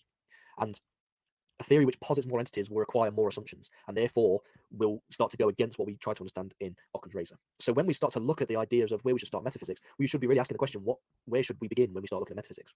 So the study of what we should be studying in metaphysics is called meta-metaphysics. Okay, it's a second order discipline. It's the meta of metaphysics. And there are different views about where to begin metaphysical inquiry. So these include religious beliefs or current science. So some people might start with God and work their way up from there and work on what one should be ontologically committed to from there. Some say current science is the best option. There are lots of different theories, okay? And these theories will come up later on in other videos. So when it comes to the current science, there are two different theories of how science can explain reality. So there's naturalism, the view that Quine generally takes, which is the view that the natural world identifies and describes reality. And there's also physicalism, the view that physics alone can provide a complete description of what there is in the world. And so there's not really a single right answer for where we should start metaphysics. That's why metaphysics is so difficult. Because not only do people disagree about things within metaphysics, ontology, philosophy of time, persistence, free will, but they also disagree about where we should start metaphysics, the sort of the starting point in which we should start to begin making our metaphysical inquiries. Okay. So in summary then, what we've done is we've explained a number of issues in the philosophy of ontology. We've understood Quine's understanding of non-existent objects. We've looked at different forms of identity, the Quinean method for ontological commitments. We've looked at his method of paraphrase to try and allow himself to not be ontologically committed to other kinds of abstract entities. We've looked at theories in meta-ontology. We've looked at Quinean method for metaphysical inquiry. And in the next video, what we're going to do is have a look more at Quine's ideas by having a look at abstract entities themselves. The idea that something that Quine completely rejects, but we should be not throwing out that theory entirely just because Quine says so. We should have a look at it and have a look at different reasons as to why it could be beneficial to be ontologically committed to abstract entities. So that's what we're going to do in the next video. Finally find that thing that you've always wanted in a place on apartments.com. And no more you can bowls, stack it please. on there. This is far and away the most dangerous thing we've ever attempted. The motorcycle jump off a cliff into a base jump. Oh my God. What am I doing? This is a terrible idea. When do we start?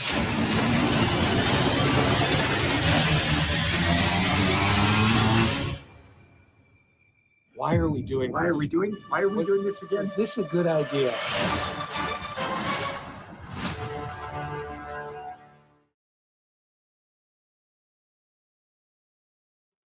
What is pragmatism?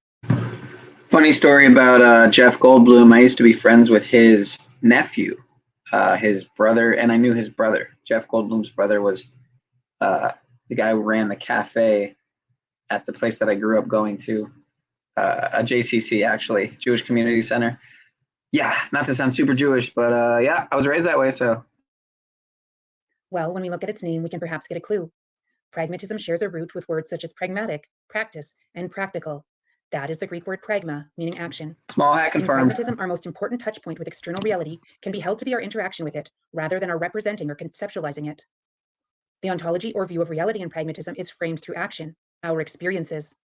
Reality is warranted assertions or understandings that have been justified through research and experimentation.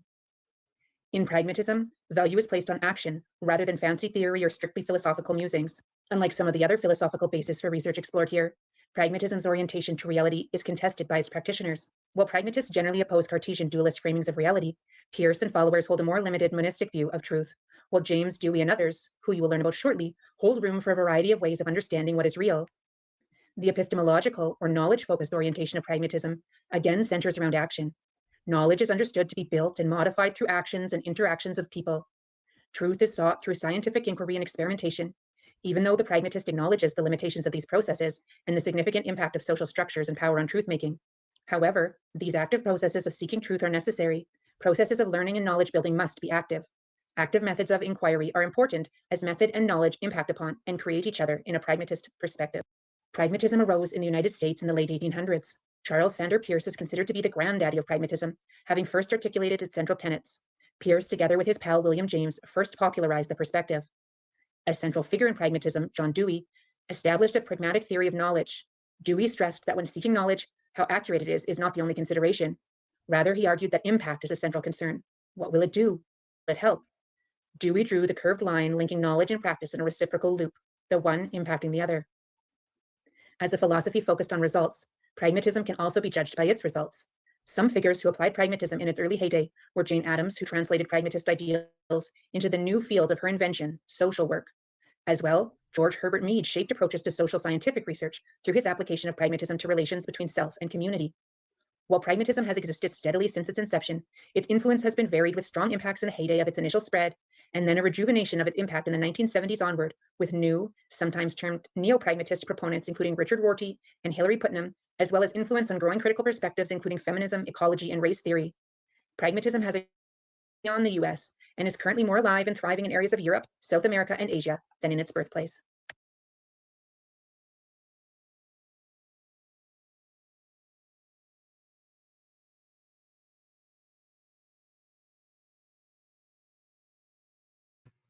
All right, well, that's the end of that playlist. So that's all the videos I had queued up for the time being. So I guess I'm going to go over here and maybe do a panel merger. Come on, man. Why are you so low now?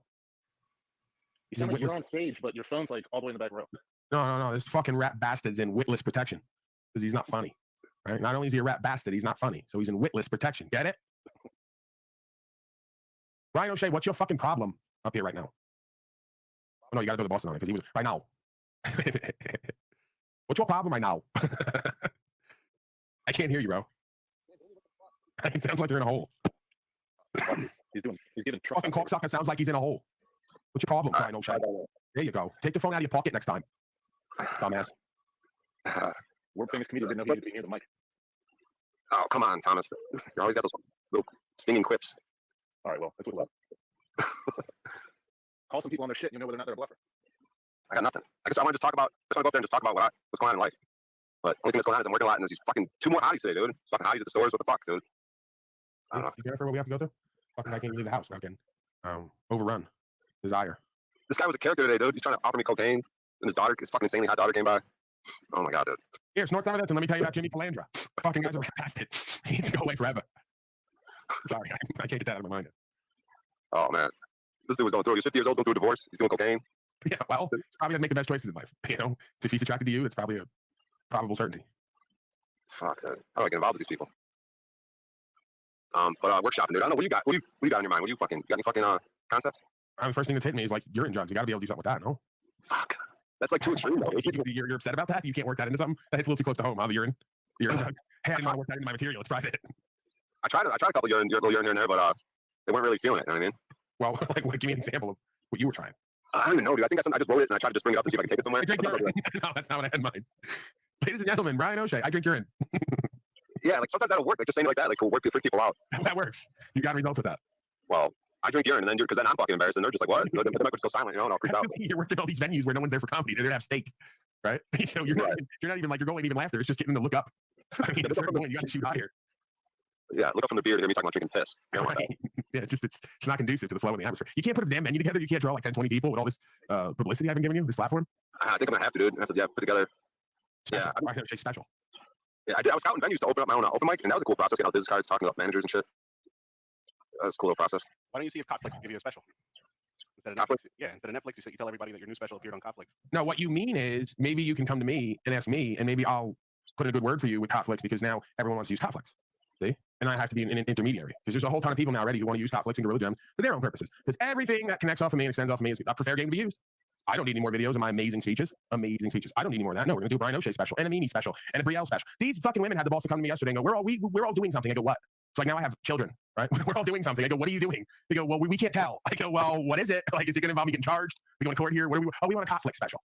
So now you're gonna go to Conflicts, leverage your connection and ties to me, and try to fucking work him in with a group of women because they see he's like Conflicts is a nice guy.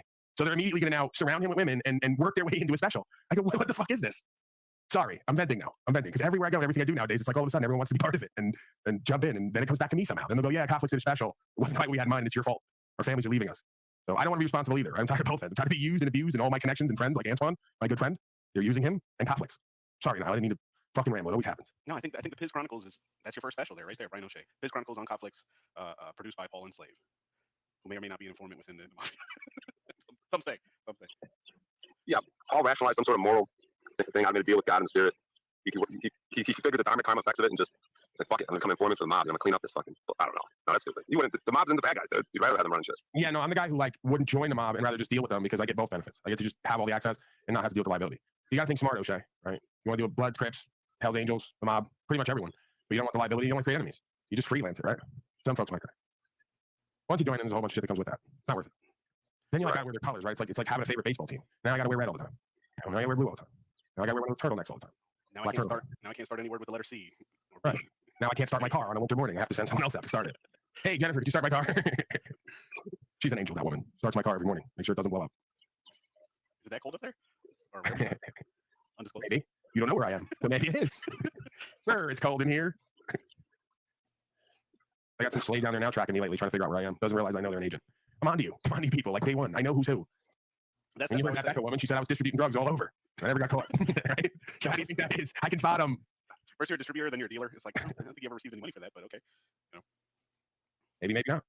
Who knows? Is any of this real, man? Is any of that narrative even real? Oh, goodness. So how'd you find this, the mafia people? On the list. Like who starts a channel within the witness protection program? That's what I was thinking at first. I'm like, what is this? But I guess they're not within that. They're just related to it? Associates. Okay. All right. I was like, okay, I'm not going to ask any questions. I won't even show up. I'm not Italian enough for this. Yeah, well, I can't be made man because they can't trace my family back to the old country. They're Irish blood. I thought you said you were Italian too, no? That doesn't Yeah, like Jimmy Conway. You don't remember Jimmy Conway? Half Irish, half Italian. No, the guy from Goodfellas. Boy, you're an idiot. I was thinking Conway Twitty, maybe? I don't know. No. Who's making jokes? Is that you, Thomas? You sober enough to unmute and you just to laugh at me, cats? Anyway, yeah, Conway Twitty. Did you see your favorite data cocks? Yeah, that's what made me want to come up. I was out working this morning. I saw you not fighting with them, but I guess listen. I never knew that they even went over or something like that within error. Oh, they got so many errors. It's just that's why they like read that shit like it's the Holy Bible, as if the Holy Bible means anything other than the words in there and the meaning that it points to. We talk about that. They pull that shit out like, oh, here it is, the gospel. Name spelled wrong, just false claims, evidence of wrongdoing from them to me, and nothing back. And then they act like they're getting somewhere. This is great. You don't see it from my perspective. But yeah, I mean, yeah, I talked about it. These are spiritual demons. This is a new thing too. Like Kidro, roasting, right? It's not roasting if it's telling the truth. We're supposed to be like truthful people and not tell the truth. So you want to say, Paul, he's a fat junkie. That's truthful, right? At least at one time. Half of that's true. Still, now. But you get what I'm saying, right? So like when I talk about Brian O'Shea and his urine drugs, homeless in his car, I'm not roasting him. That's the truth.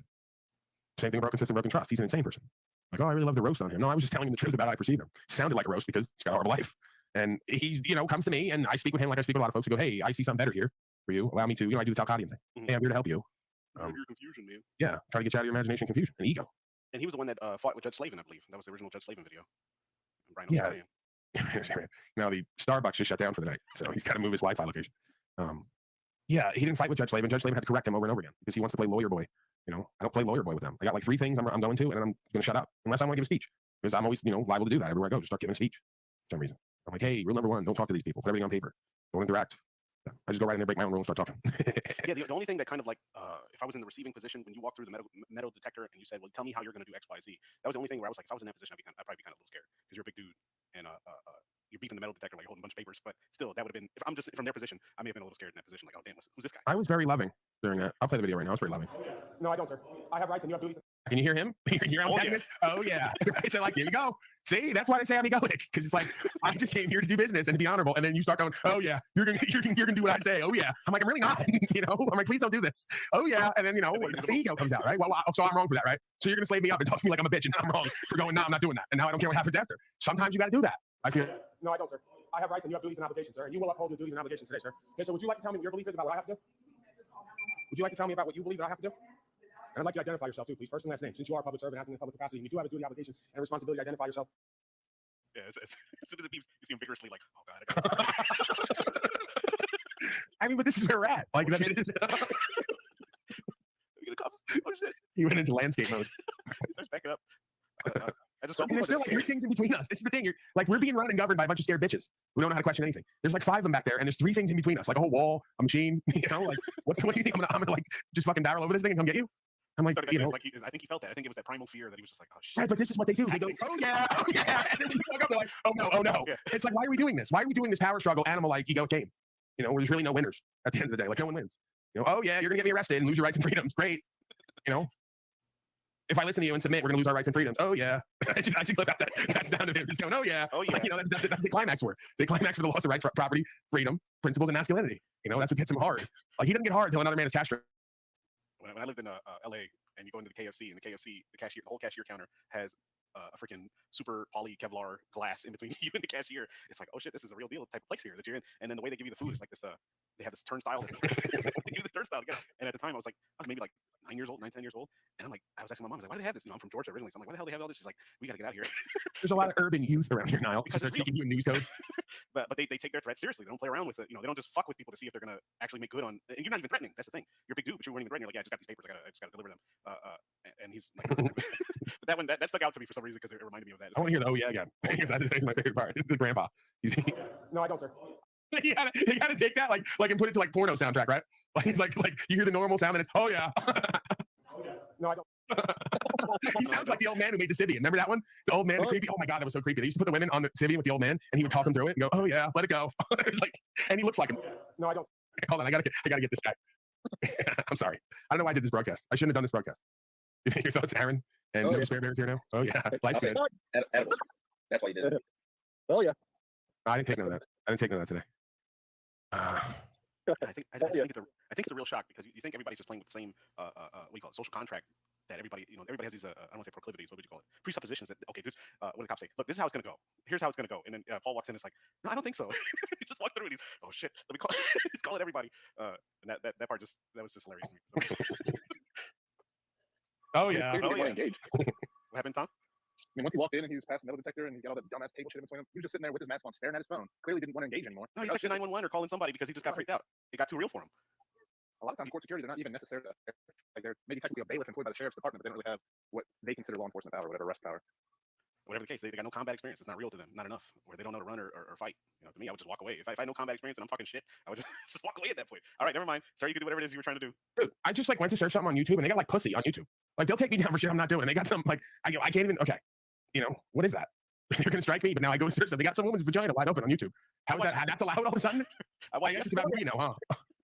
I watched your yesterday's broadcast this morning, or part of it, and I saw at the end I was passing through. You have people shitting themselves, or not people, but animals. That's probably just as crude, lewd. Crude. Not a violation of policy, though. I checked. Yeah. I had my people check. Yeah, that one dude that was like shoulder deep inside of a horse, and I was like, holy shit, what the, you know.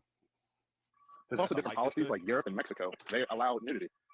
That's so true. YouTube for a European or a Mexican person is probably going to allow more nudity than Paul's channel.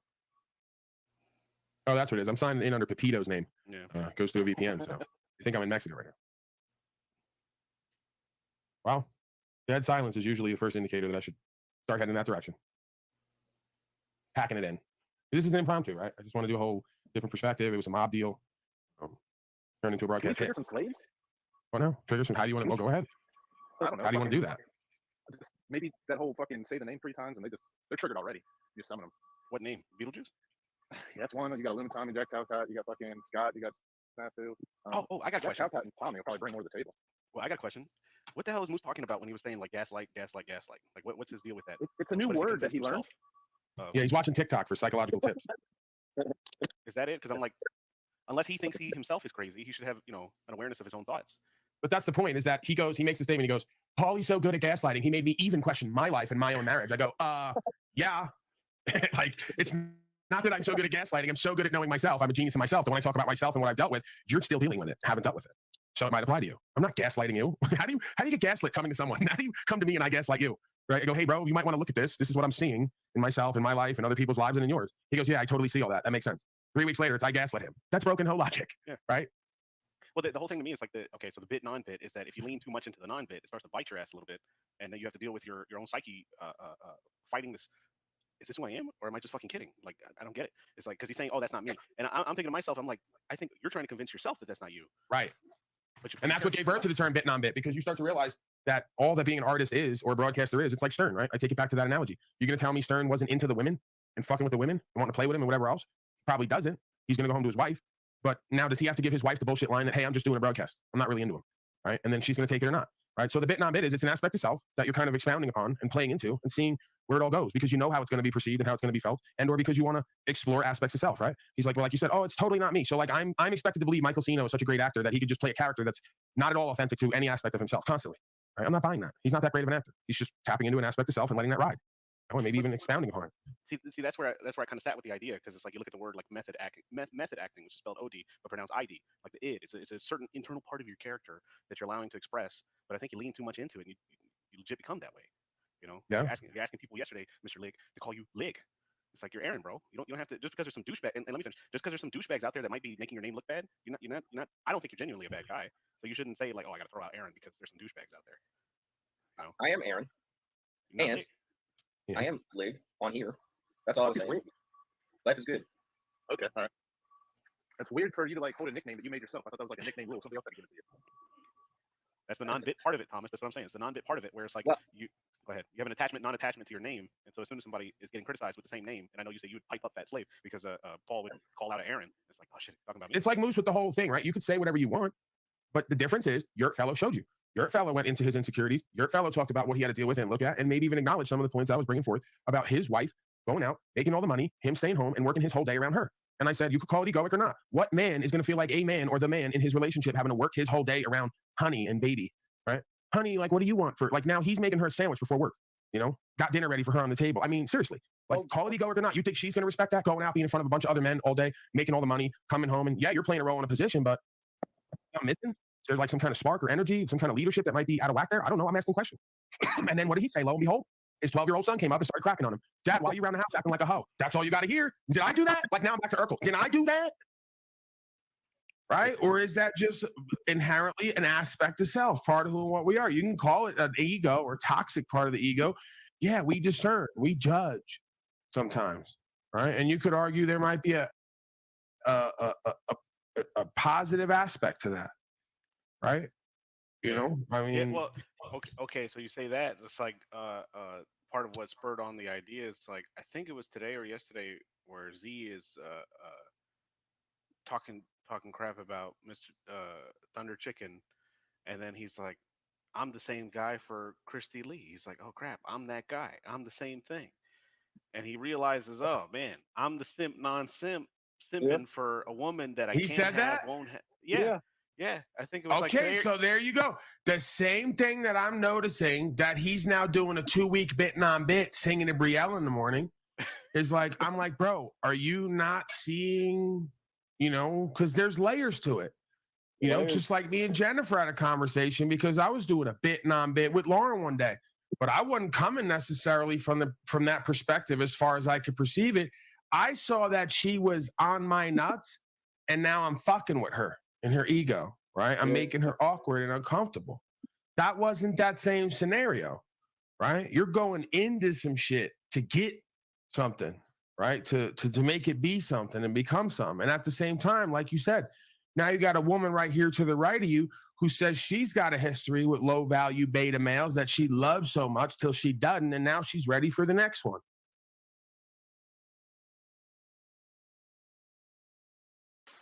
Today we're going to talk about ontology and epistemology. We've already mentioned ontology previously. Ontology goes to what exists.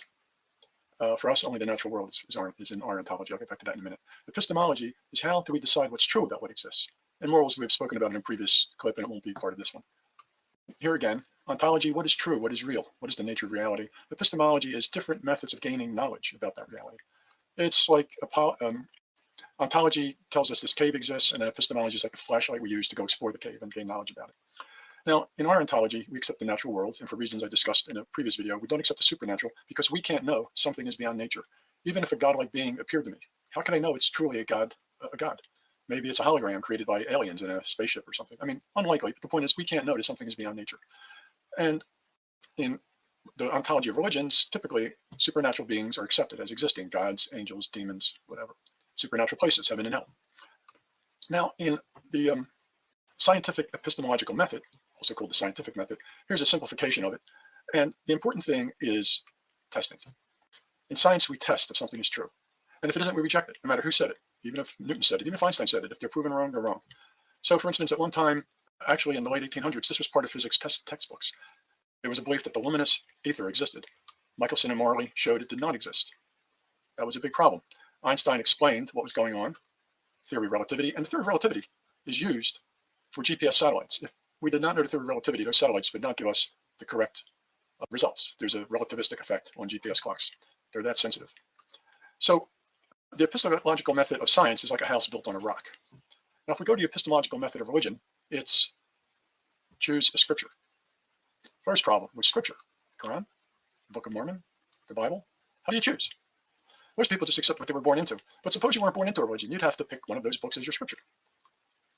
And once you pick it, you have faith. Faith that you've picked the right book and that the book is true? Well, for instance, if you pick, I should mention that so the epistemological method of religion for Protestantism is often scripture alone, sola scriptura. Now, the Catholic Church accepts scripture, tradition, and the teaching authority of the popes and the cardinals and the bishops. So we'll concentrate on the simpler choice, sola scriptura, the Bible alone. Now, if you accept the Bible, if you really accept the Bible, you should believe, I think, that Adam and Eve were literal people, right? And you should believe that the earth is, well, now they say 6,000 years, maybe 10,000 years, but the point is not 4 billion years. And there are young earth creationists who believe or argue that the earth is 10,000 years old, or some number, but it's like about 10,000.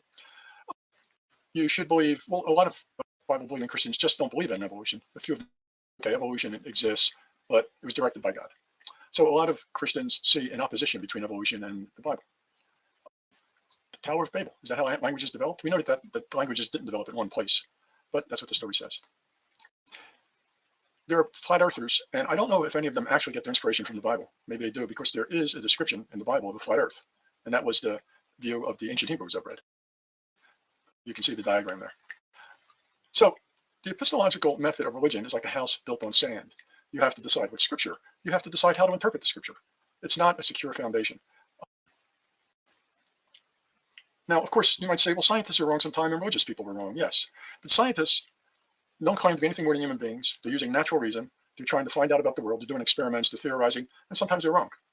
But religious people, if you have a book written by God, if you have a book like that, I don't think you should persecute women as being witches for 2, 3, 4 centuries and then decide, well, they really aren't. I don't think you should decide that that book is so poorly written that you can think for centuries it supports slavery and then decide, well, maybe it doesn't.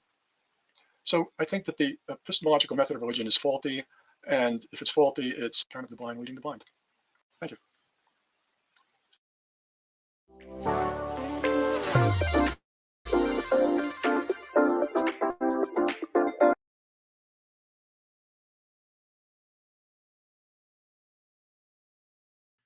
You want to be that one? You know? So, and then you know what doesn't help? When you got Rose and other people to the side of you calling you a hero for simply not killing yourself and other people. Oh, you're a hero, right? The same motherfucker who they showed a gun to online and disappeared for 2 months. Yeah. I'm not trying to say like it's about being a tough guy and gangster and all that. I'm just saying, bro, don't accept that title of hero. When motherfuckers call me a hero or a legend, I say, no, bro, leave that. We're not doing that. Because if you're going to take that shit on and really wear that, there's something that comes with that. You know, and it ain't getting a gun pointed at you online and going missing for 2 months and coming back like, I don't know, boy, this metaverse thing's for me. I'm like, bro, relax, ain't doing nothing. Even if they do, whatever. It is what it is. You got, you know, what are you gonna do? Live like this? You see what I'm saying? So, yeah, you can't have it all ways. You can't go, I'm the man, I'm a man, and then when you get tested on that, fail and fold. And or when you have to lead other men and women, regardless of what you want, you fold, right? So a man is defined by giving power, put his back against the wall. And if I play most guys out long enough, they're giving power and they fold and fuck it up, or they get their back put against the wall and bitch out and fold. Go back to the drawing board, right? You ain't got it. That's why I say, you probably shouldn't be doing what you're doing. And then they say, he's egoic, he wants the only broadcast in town. I go, you're doing therapy on here most of the time. You ain't doing a broadcast. It's so awkward and cringy because I see it from the eyes of me doing a broadcast and sometimes even doing a little bit of like catharsis. You know, I go, yeah, I don't know. And if I'm doing this, then like, wow, you know, I need to shut my shit off, right? Because it doesn't feel the same, like what I do and what they do, but that could just be my own bias. I go, you guys ain't trying to do a broadcast. You're trying to work out all your traumas and do therapy on the air with people watching, which is cool. But it's like, we could actually do something here with broadcasting and do the work, right? We could get to your root. We could do all that, right? Why go over there and find out 4 weeks in the bit non-bit you've been doing is no bit at all. It's a completely non-bit. It's just you doing therapy with people watching, you know? What, does anyone have a comment on that before I speak on it? Because none has piped up fast leave. I agree. I mean, what I wanted to say about it is people that point guns at you online probably are not the people that want to point guns at you in real life. Because why would you even put that fucking out there if you really wanted to sneak up on somebody with a gun? Anyway, also, like, a lot of people, yeah, it's therapy online for them. There's so many fucking people I see on like OTW show that come up on this panel. It's like, you're putting all Hold on, I gotta stop you because the judge me person like wants to like give, you know, this is what they all do here. And then I have to like be daddy again and come off egoic. Oh, Talcott Clip Collection, you put out so much material, you should get paid, right? And then let that woman get in his ear and he'll be coming at me a different way and changing up the whole energy and won't be hungry and creative anymore. And he'll be saying, Paulie boy, right? It's like these people do something for a month or two and then it's, where's it at? They're like, wait, they're like bag chasing Antoine style. I go to maybe it's me, Niall. Maybe I'm projecting. I go, you ain't that hungry. You really don't want it like that, money or not. You know, and then you got these people. This is why Jack fails all the time. He says, I got 5 text messages this morning of how dare he keep dealing with me. I go, why do you got bitch ass motherfuckers around you fucking up your morale and your process? Worry about all the wrong shit. Right? Once you stay consistent and keep coming with it and there's movement with it, you're going to get to that. Why are you laughing? He just typed in there, Paul, I need $20 for the next year. There you go. It's already happened.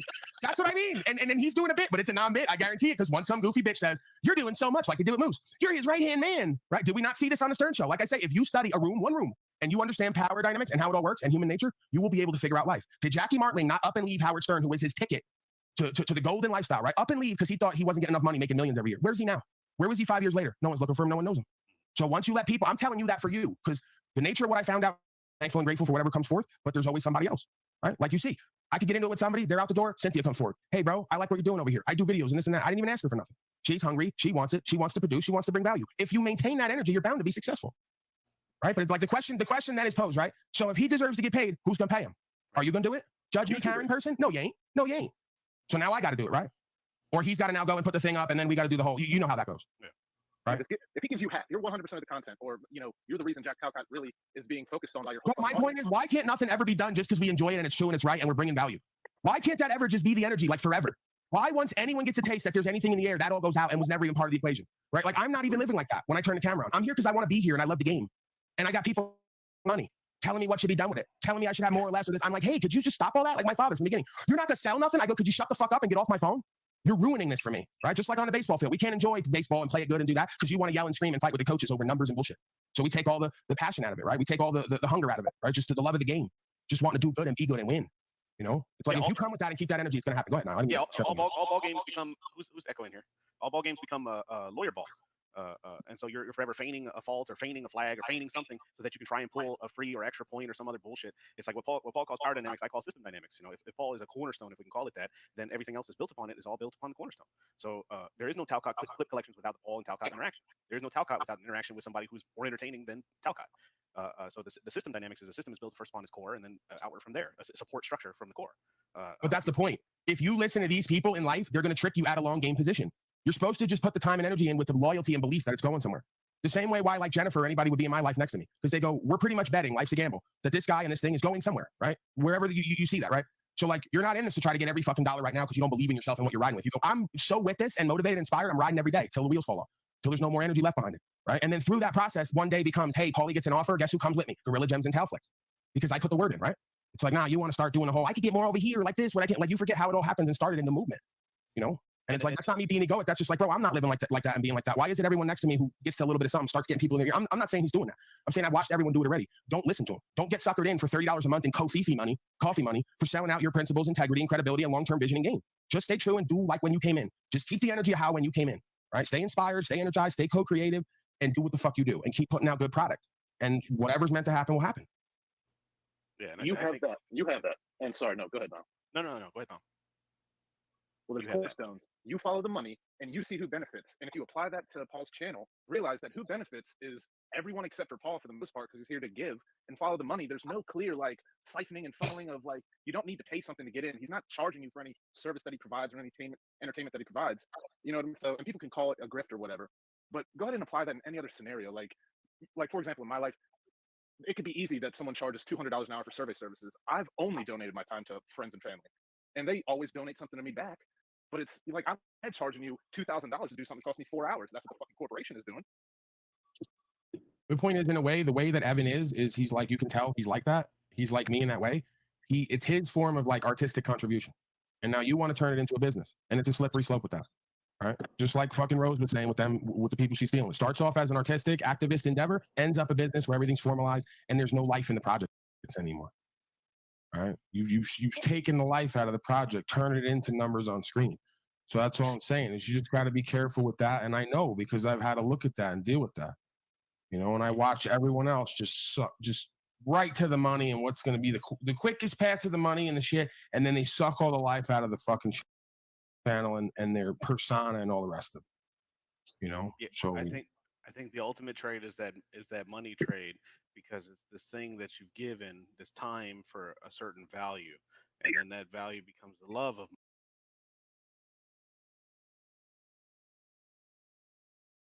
money. And then, oh shit, let me see what kind of ideas I can come up with this where I can kind of skeeve and as you say, griff, non-griff, you even feel dirty, like you said earlier. Oh man, right. I feel kind of dirty doing this, but but it's for Talfest or Talstock, whatever it is. And that's the thing that it's a value that you're providing for a certain amount, so it's a fixed amount. You're not trying to truly benefit off of the failure of somebody else. It's a value for value exchange, and I think if the value for value exchange is good, Mr. Evan came in first with some drawings and some clever things, and I think it was great. It was great. And then it adapted that and evolved from that. And it's like you say, if you ever hit it big, there might be a place for him, but it might not even be the place he thinks it is. Maybe you'd be an editor or a commentator. You never know where that position might take you. So you have to be free and open and flowing with the flow of traffic as it goes. But you don't even do it for that right now. You don't do anything with the hopes of what you're going to get out of it. You do it because you enjoy doing it. You bring value and you get something back from it, right? He enjoys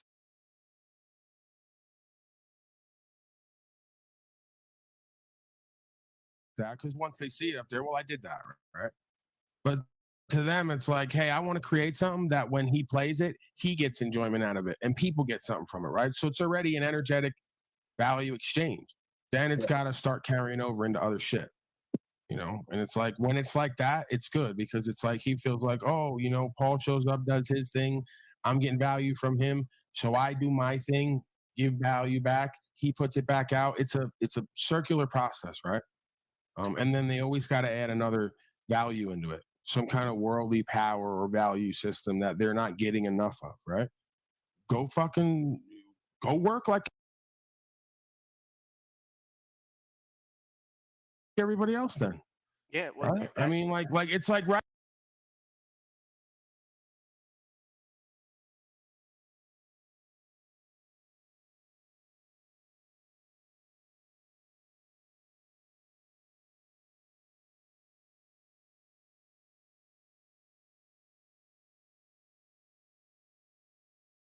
Right away, like within 2 months, hey, we do this, and now there should be some shortcuts. I go, I didn't come into this with that. I was a year in a hole before. You know what I'm saying? Just doing what the fuck I do for the love of the game, and then shit shows up. By the time it shows up, you go, this is great, and I don't want to lose it, but it's not going to make or break me because it's not why I do it. You know, you'll trick yourself out of position if it becomes why you do it, because when the money don't roll in, there's days where the money don't come, right? And then what? Oh, I'm not going to show up for myself and everyone else. I'm going to have a different attitude. I'm going to say fuck you and scream like Patio for an hour. How you didn't buy me 3 computers this month? I can't do that. I can't live like that. So, you know, yeah, it's kind of nuanced, I guess. It's common sense, but it's kind of nuanced, right? Whatever you're doing, make sure you love what you do so that whatever comes and goes doesn't make or break it. You just can keep doing what you do or not. Yeah, the nuance, I would call what the Chinese call kung fu, which is hard work. And the hard work is the enjoyment. Once you realize the hard work is the enjoyment, love of the game. You got to love what you're doing, even though it sucks to do it. You know, I think No Despair Bear, you're a tradesman, right? Or no, what do you say again? I got several friends. A microphone disparaging person? Yes. Say again? Your mic does suck, No Despair Bear. But I've seen the man work. He works hard, and it looks like he's doing the work to do the work's sake, you know, either for himself, for his family, and for his well-being. And that's part of it. And then the other part of it is you learn the kung fu just to get better at the kung fu, you know. And once you're good enough, it's like I was on a couple of days ago, and I finally had a challenging back and forth with Paul, where we're talking about the ideas between pornography and people's beliefs and their value systems. And it's like he's pushing back against me, and I'm having to really think. And afterwards, I got to think about it. I'm like, that was the struggle up, and I love that back and forth, which I don't get enough of. But when it's good, it's good. But it's a fight. It's like I get punched in the face a couple of times, I punch back a couple of times. It is what it is, and that's why I can't promote enough to come up here and just have the conversation, even if it leads to a bit of embarrassment or whatever. In that regard, it's better than you think. It's better than you think. Yeah, but that's the point, bro, is that when it leads to embarrassment is when you know you're about to win because you already know the move. I did something that I'm supposed to be afraid of, and now nothing's going to happen. Really, nothing's going to happen. So now I get to conquer that idea of what am I really afraid of? So it's like folks don't understand how to use these panels the way that Tommy's already learned how to use them, to be a complete insane person and have no regrets and not be embarrassed. You know, it's one of the things I've learned to conquer on here, right? If I want to get over insecurities and fears of talking in front of people, well, I got to just, you know, let it fly and then surrender it. You know, that'll serve you anywhere in life. Now, when you get in your wife's face or whoever's face and there's going to be an awkward, uncomfortable moment, we're just right past it. At least that's the theory. You now have practice with that mode. Makes it that much easier, I would think. You know, I think the communication gap is one of the greatest forms of disempowerment we experience in this realm, is not being understood and not understanding others. So yeah, I mean, we have to say what we mean and mean what we say, and you know, when something is asked, answer. What the fuck is going on outside? It sounds like they're carpet bombing out here. Are we done? Is it all 4th of over? July, man. The freedom. Oh, They're that makes fighting for sense. rights and freedom out there. This goes to show I'm not even paying attention to their worldly celebrations and slave nonsense. They're now going to light off fireworks for the independence they don't have. Isn't that special? Yeah, it's fucking hilarious. At this point, Yeah, they bullets should, are cheaper. and set they off a sound better. rocket that when it explodes, it looks like chains. You know how they can make shapes? It's just two sets of chains. Handcuffs. For Independence Day, yeah. Slave chains. Oh, look at that, Timmy. It's a symbol of your codependence on slavery. Pure Americana at this point. That's to look back on in its history books. Dependence Day. They call Yeah. it Codependence Day.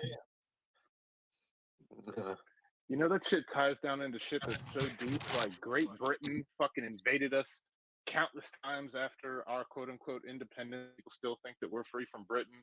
Really, if you look at the way maritime and air law is set up, you know, you might get different fucking vibes.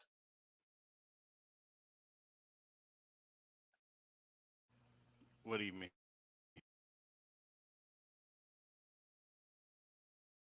I've got home internet from T-Mobile. It only costs $50 at T. So, you're preparing to undertake your own research and are trying to sort through all the information about philosophical perspectives, the histories, the categories, the lingo. The vocabulary that frames conversations around philosophical perspectives on research can be confusing, and clarifying that language is a good place to start. It is hard to really grasp the different theoretical frameworks if you're unsure of the language. This video is going to quickly introduce two of the most common words that you will encounter in your philosophical journey: ontology and epistemology. Upon quick observation, we can see that both of these words end with ology, which is a clue to their meaning. Ology denotes an area of study or a particular branch of learning. We find it in words we use every day, like biology and psychology. So, ontology and epistemology are two unique areas of study or branches of knowledge. Ontology. Simply put, ontology is the study of reality or being. It explores the nature of existence, what it is, and how these things are classified. While the classification of the real may seem strange, think about it this way. Some people may believe that everything that exists is essentially one, that all reality is connected and the same. Others view reality as containing multitudes of distinct categories of real objects. Ontology, or the science of being, has been studied by philosophers throughout history and is applied in a variety of disciplines. Ontology can be seen as foundational, as one's understanding of what reality is, how it can be properly understood, and how best to classify that which is real will have significant impact on how one operates within one's discipline, and of course, how one understands and conducts research. Epistemology is the study of knowledge, what we know and how we can know it. Epistemology focuses on the nature of knowledge and its scope. Different perspectives on epistemology argue that knowledge is gained in different ways, has different levels of reliability, and can or should be utilized differently. Epistemology is considered its own storied branch of philosophy, and most Western philosophers have contributed to it. Epistemology focuses on questions such as, what can we as human beings know? How do we gain such knowledge? And what does it even mean to know something? As the study of knowledge, which is often the desired end of research, epistemology is important to understand and clarify as a researcher. While these are not the only ologies that are important to your research, understanding ontology and epistemology is an important starting point for your journey. Thanks for learning about them with us.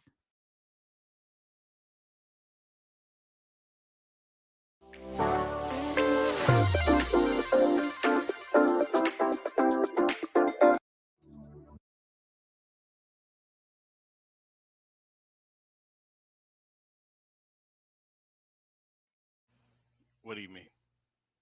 So these slaves won't actually stand for rights and freedoms day to day, but they'll set off a truckload of explosives. I don't know why, but it's some kind of tradition. Chimpanzee tradition. Literally, the War of 1812 is Great Britain coming back and fucking attacking us. But they said we've never been invaded by a foreign entity other than Pearl Harbor. They don't tell you about how Japan invaded Alaska or how Great Britain invaded America probably 100 times or more after our quote unquote independence. Right. It was a bit non-bit though. So You ever see the evidence of Ray J invading Kim Kardashian? Sorry. Like the comeback story. Yeah, I mean, if I haven't said it before, I'm going to say it now. Jennifer, cover your ears. Yeah, I watched that woman have sex, and she can't even do that right. You know, this woman is fucking talentless. She can't sing, dance, act. She's got that fucking one face she does all day, every day, even while she's fucking. Same face. Doesn't move. I mean, sorry if I'm saying something out of school here, stop me, but if you're going to be known for being a hoe, at least be good at it. No? I don't know. Whatever. Real Arab Spring, I think. That's what it's called. Yeah, back to the fighting analogies. It's like, so you have the kung fu, which is the hard work, and then you have individuals like Mike Tyson. He's under height and underweight compared to every heavyweight, and just out of sheer will determination, beat the shit out of anybody who comes before you. And blackness. He's very black. That's true. You know, something about Bensonhurst and blackness that comes together. Yeah, and he worked with Customato, some Italian guy. But, Right. But the point being is that, with the sheer will determination and a little bit of preparation, you can beat the shit out of most people that come before you. And if you can't win, at least bite the shit out of their ear. Do you think maybe Mike Tyson was like so good because he was so angry because he was gay and just couldn't be honest about it? Because I mean, come on. And I'm not trying to insult the guy. If we ever meet, right? I don't want any problems with Mike Tyson. I'm just saying something about the way he speaks and that affect, And then there's some stories going around. I didn't tell them. I'm not agreeing with him either. I'm saying there might be something there. A lot of rage and anger in that, man. Yeah. I saw an interview with him, and he was like 13, and this guy picked him up and taught him how to just think, and that's how his talent or ability came to be. He thought that he was a champion. He knew that he was a champion. The guy enforced it in him from the time he was like 13 years old. So that's the power behind. Go ahead. I was going to say, have you heard the interview of one of his coaches that said there was one time where he didn't believe in himself? It was one dude that he thought he was going to lose to, and it was like one of the only times Tyson lost, and his coach could see it in his eyes. Like, he lost before the fight ever started. And it's the same way he would win fights, and that Mike Tyson was kind of seen as a little bit weak to his coach because he gave up before the fight even started. It was on Joe Rogan or whatever, but yeah, it's basically, it's all in your head. Be it 99% of the time or the 1% of the time, it's in your fucking head. I mean, you could argue is it head, heart, but I get what you're saying. Well, yeah. When I say head, I mean the whole spirit, the whole, you. Yeah, there's a space where I guess you can access where you get out of your own way, and that's what I think, that flow space that you get in, kind of really, you get out of your own way, and then there is no option for failure. Right? It's just beingness, and then you combine that with the practice.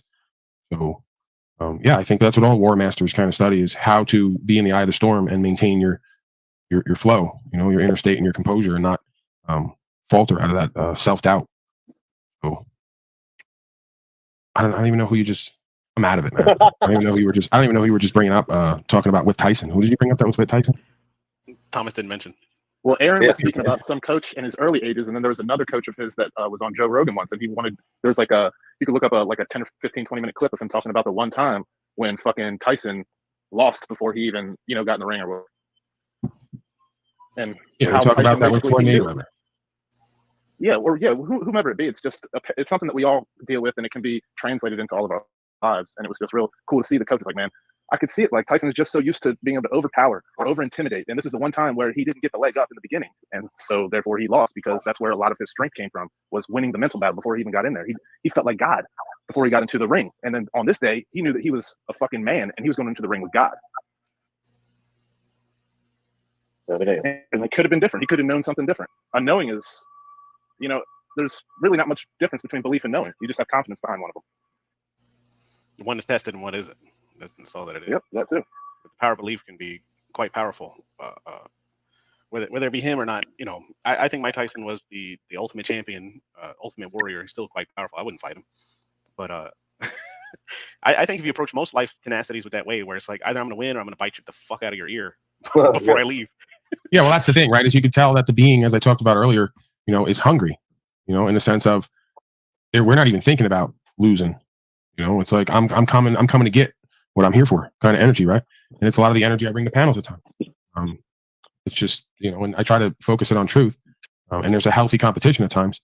But yeah, it goes back to that idea of like winning and losing and what does it all mean, and what is the attitude and perspective. So I think too, it's a logical mind thing. Like, the more that you rack up wins in your own mind, you're bound to lose, because now you're keeping track, right? When you first come in, you're just hungry. You're just doing what you do.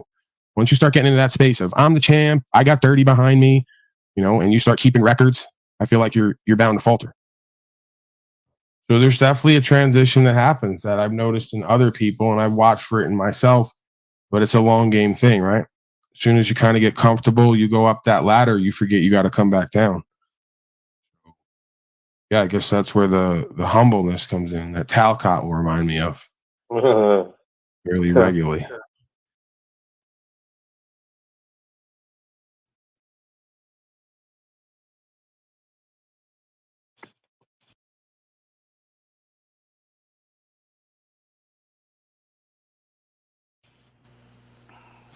Blue Bass and Freedom Grower looking real hungry. If you want to drop them a link, Yeah, I don't know what their Monogamy. deal is, bro. I've been dropping the link. Monogamy board. This is the point, is that I have to always get in the space of feeling like God, like Mike Tyson before a fight on these panels. Generate some energy. Like sometimes I go to panels, I knock people out so fast that I got to go smoke crack and masturbate right after, like Mike Tyson used to do, just to kind of get off all the excess energy. I'm like, that's it? That's all you got? Like I wanted more. You know, these people are no fucking contest for me. Bring another slave out. Bring 3 more slaves out. Hello everyone, welcome to Philo Notes. This is our daily whiteboard where we will be discussing relevant topics in philosophy every single day. And for our very first edition, I will present the definition of philosophy and briefly discuss its major branches. But specifically, I will address the question, what is philosophy? Now, I would like to start off with its etymological definition. So, philosophy, particularly Western philosophy, comes from the 2 Greek words philia, which means love, and Sophia, which means wisdom. Thus, etymologically speaking, philosophy means the love of wisdom. As is well known, love in this context is understood as a strong desire for a particular object, while wisdom is understood as a correct application of knowledge. Thus, philosophy, as the love of wisdom, at least in this context, could refer to the strong desire of the human person to possess knowledge and apply it correctly. So it's not a coincidence, therefore, that most philosophers in the ancient world, particularly in Greece, India, and China, were sages or wise men. Think, for example, of Socrates, Gautama Buddha, Confucius, and Lao Tzu. Yeah, I'm surprised OTW didn't go on today also.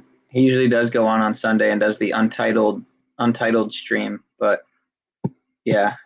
Let me know, how's my mic? You know, it doesn't even matter. It'll work for like a minute and then it'll be shitty. So. Traditionally, however, philosophy is defined as a science that studies beings in their. And now to something new and exciting in the AI space, Grammarly Go. It's a new product that offers ultimate causes, reasons, and principles through the aid of human reason alone. And when we speak of being or beings in philosophy in this context, we mean all things that exist, material or immaterial. An example of beings are stones, trees, persons, cars, air, water, and the notions of God, soul, and or spirits. All of these are beings, and philosophy studies their ultimate causes, reason, and principles through the aid of human reason alone. In other words, philosophy is concerned with the reason and principles that account for everything that exists. Thus, some of the basic questions in philosophy are, what is the origin of the world, of everything that exists? Why do these things exist, rather than not exist at all? And is there God? If so, how can we justify the goodness of God in the face of evil? And what is the meaning and purpose of life? Why do we have to suffer? And if one is suffering from an unbearable pain, such as cancer, is it morally right to resort to euthanasia or assisted suicide? These are just some of the questions that philosophy attempted to address. And in doing so, philosophy uses reason as a tool, which can be expressed in many forms, such as the ability to reflect, question, articulate one's thoughts, and analyze certain phenomena or events. In short, philosophy attempts to understand things in a critical and logical manner.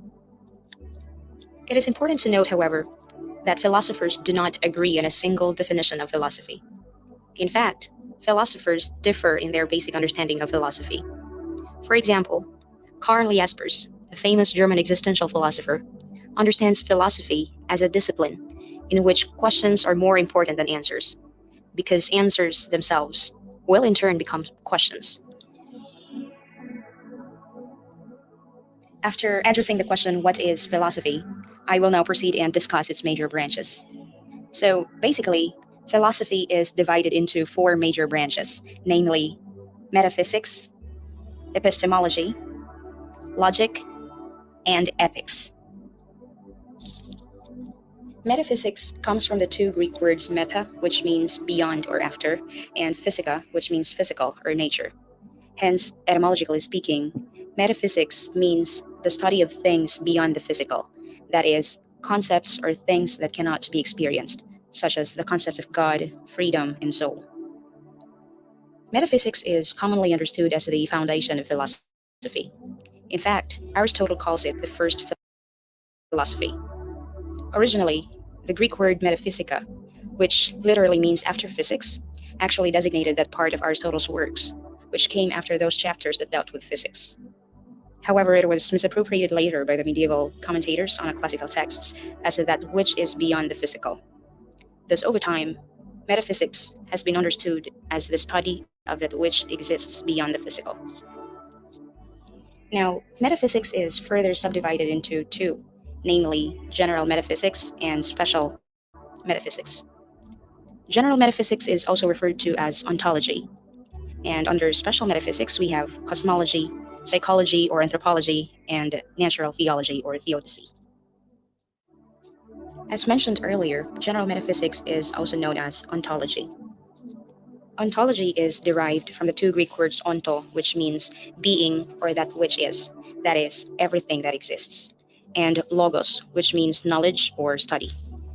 Note, however, that the term logos in ancient Greek scholarship have different connotations. For example, Heraclitus, a Greek philosopher of the late 16th century BCE, understands logos as reason or the underlying principle of all that is. But going back, however, ontology, therefore, is the specific branch of philosophy that studies beings in their ultimate causes, reasons, and principles through the aid of reason alone. In other words, ontology studies the first principles or the essence of all things. So some of the basic questions in ontology are, what is being?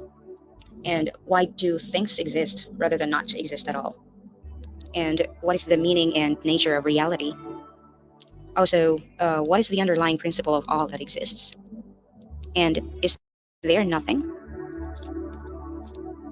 Although these philosophical questions are mentioned in this edition, please note that our concern here is just to describe very schematically the four major branches of philosophy.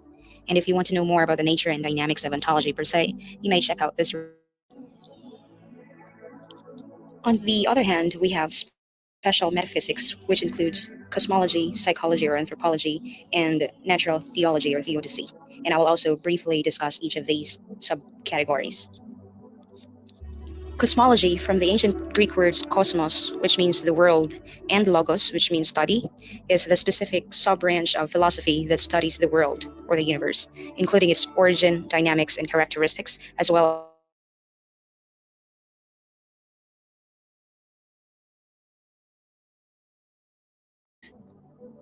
what is the basic material of which the world is formed? How do things arise? And in what consists its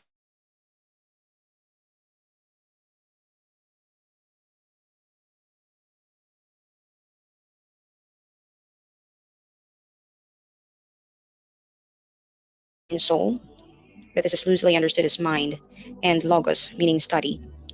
Thus, psychology is the specific sub-branch of philosophy that studies the soul or mind. Broadly construed, though, psychology is the study of the nature and the dynamics of the human person as a whole, with emphasis on the way the person's mind functions and the way she behaves. Some of the questions in psychology are, what is the nature of the human person? Is there such thing as human nature? And what is the meaning and purpose, if any, of life? And is there life after death? Now, how do we account for the existence of sufferings in the world? Lastly, we have theodicy or natural theology. Theodicy is derived from the Greek word theos, which means God. The word theodicy was coined by the famous 18th century German philosopher named Gottfried Wilhelm Leibniz in his 1970 work titled Theodicy. Broadly construed, theodicy is the study of God, but specifically, theodicy is concerned with a justification of the goodness of God in the face of the existence of evil in the world. Some of the basic questions in theology are, is there God? What and who is God, if he exists at all? How do we prove the existence of God? And if God exists, how do we justify the existence of evil and suffering in the world? And does a belief in God really necessary? But then again, these are just brief descriptions of the subcategories of the special metaphysics. And for a detailed discussion on special metaphysics, you may refer to this material. All right, I think I already have briefly described the first branch of philosophy called metaphysics.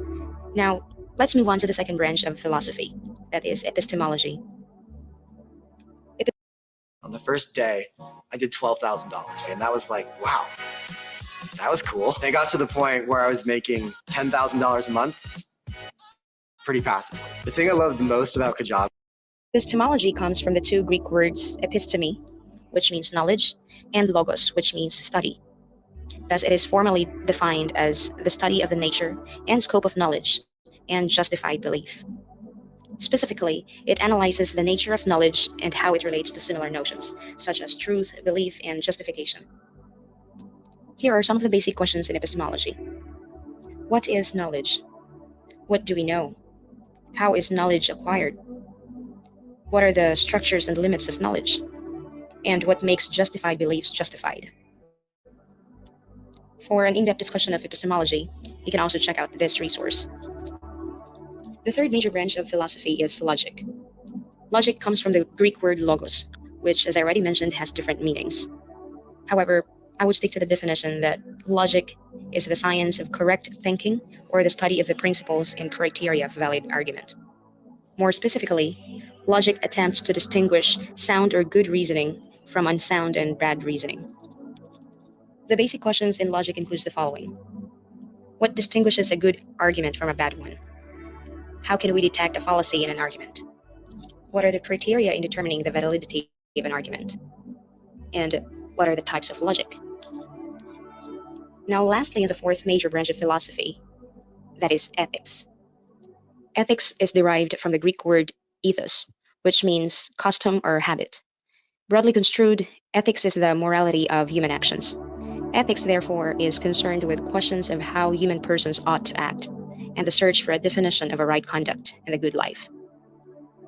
It is important to note that ethics is not the same with morality.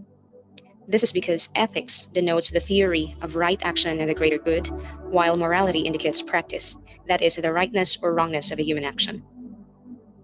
And here are some of the common questions in ethics. What is a right conduct as that which causes the realization of the greatest good? How do we determine a right conduct? In other words, what makes a right conduct right? And what is a good life, and can we attain it? What is the difference between human acts and actions that are based on instinct? And what do people think is right? All right, that's it for today. Keep looking forward to our series of daily whiteboard editions as we try to make the learning and understanding of philosophy incredibly easy. Thanks for joining us today on this edition of our daily whiteboard here at Philo Notes. I hope you find this material helpful, and if you do, don't forget to subscribe. Thanks, take care.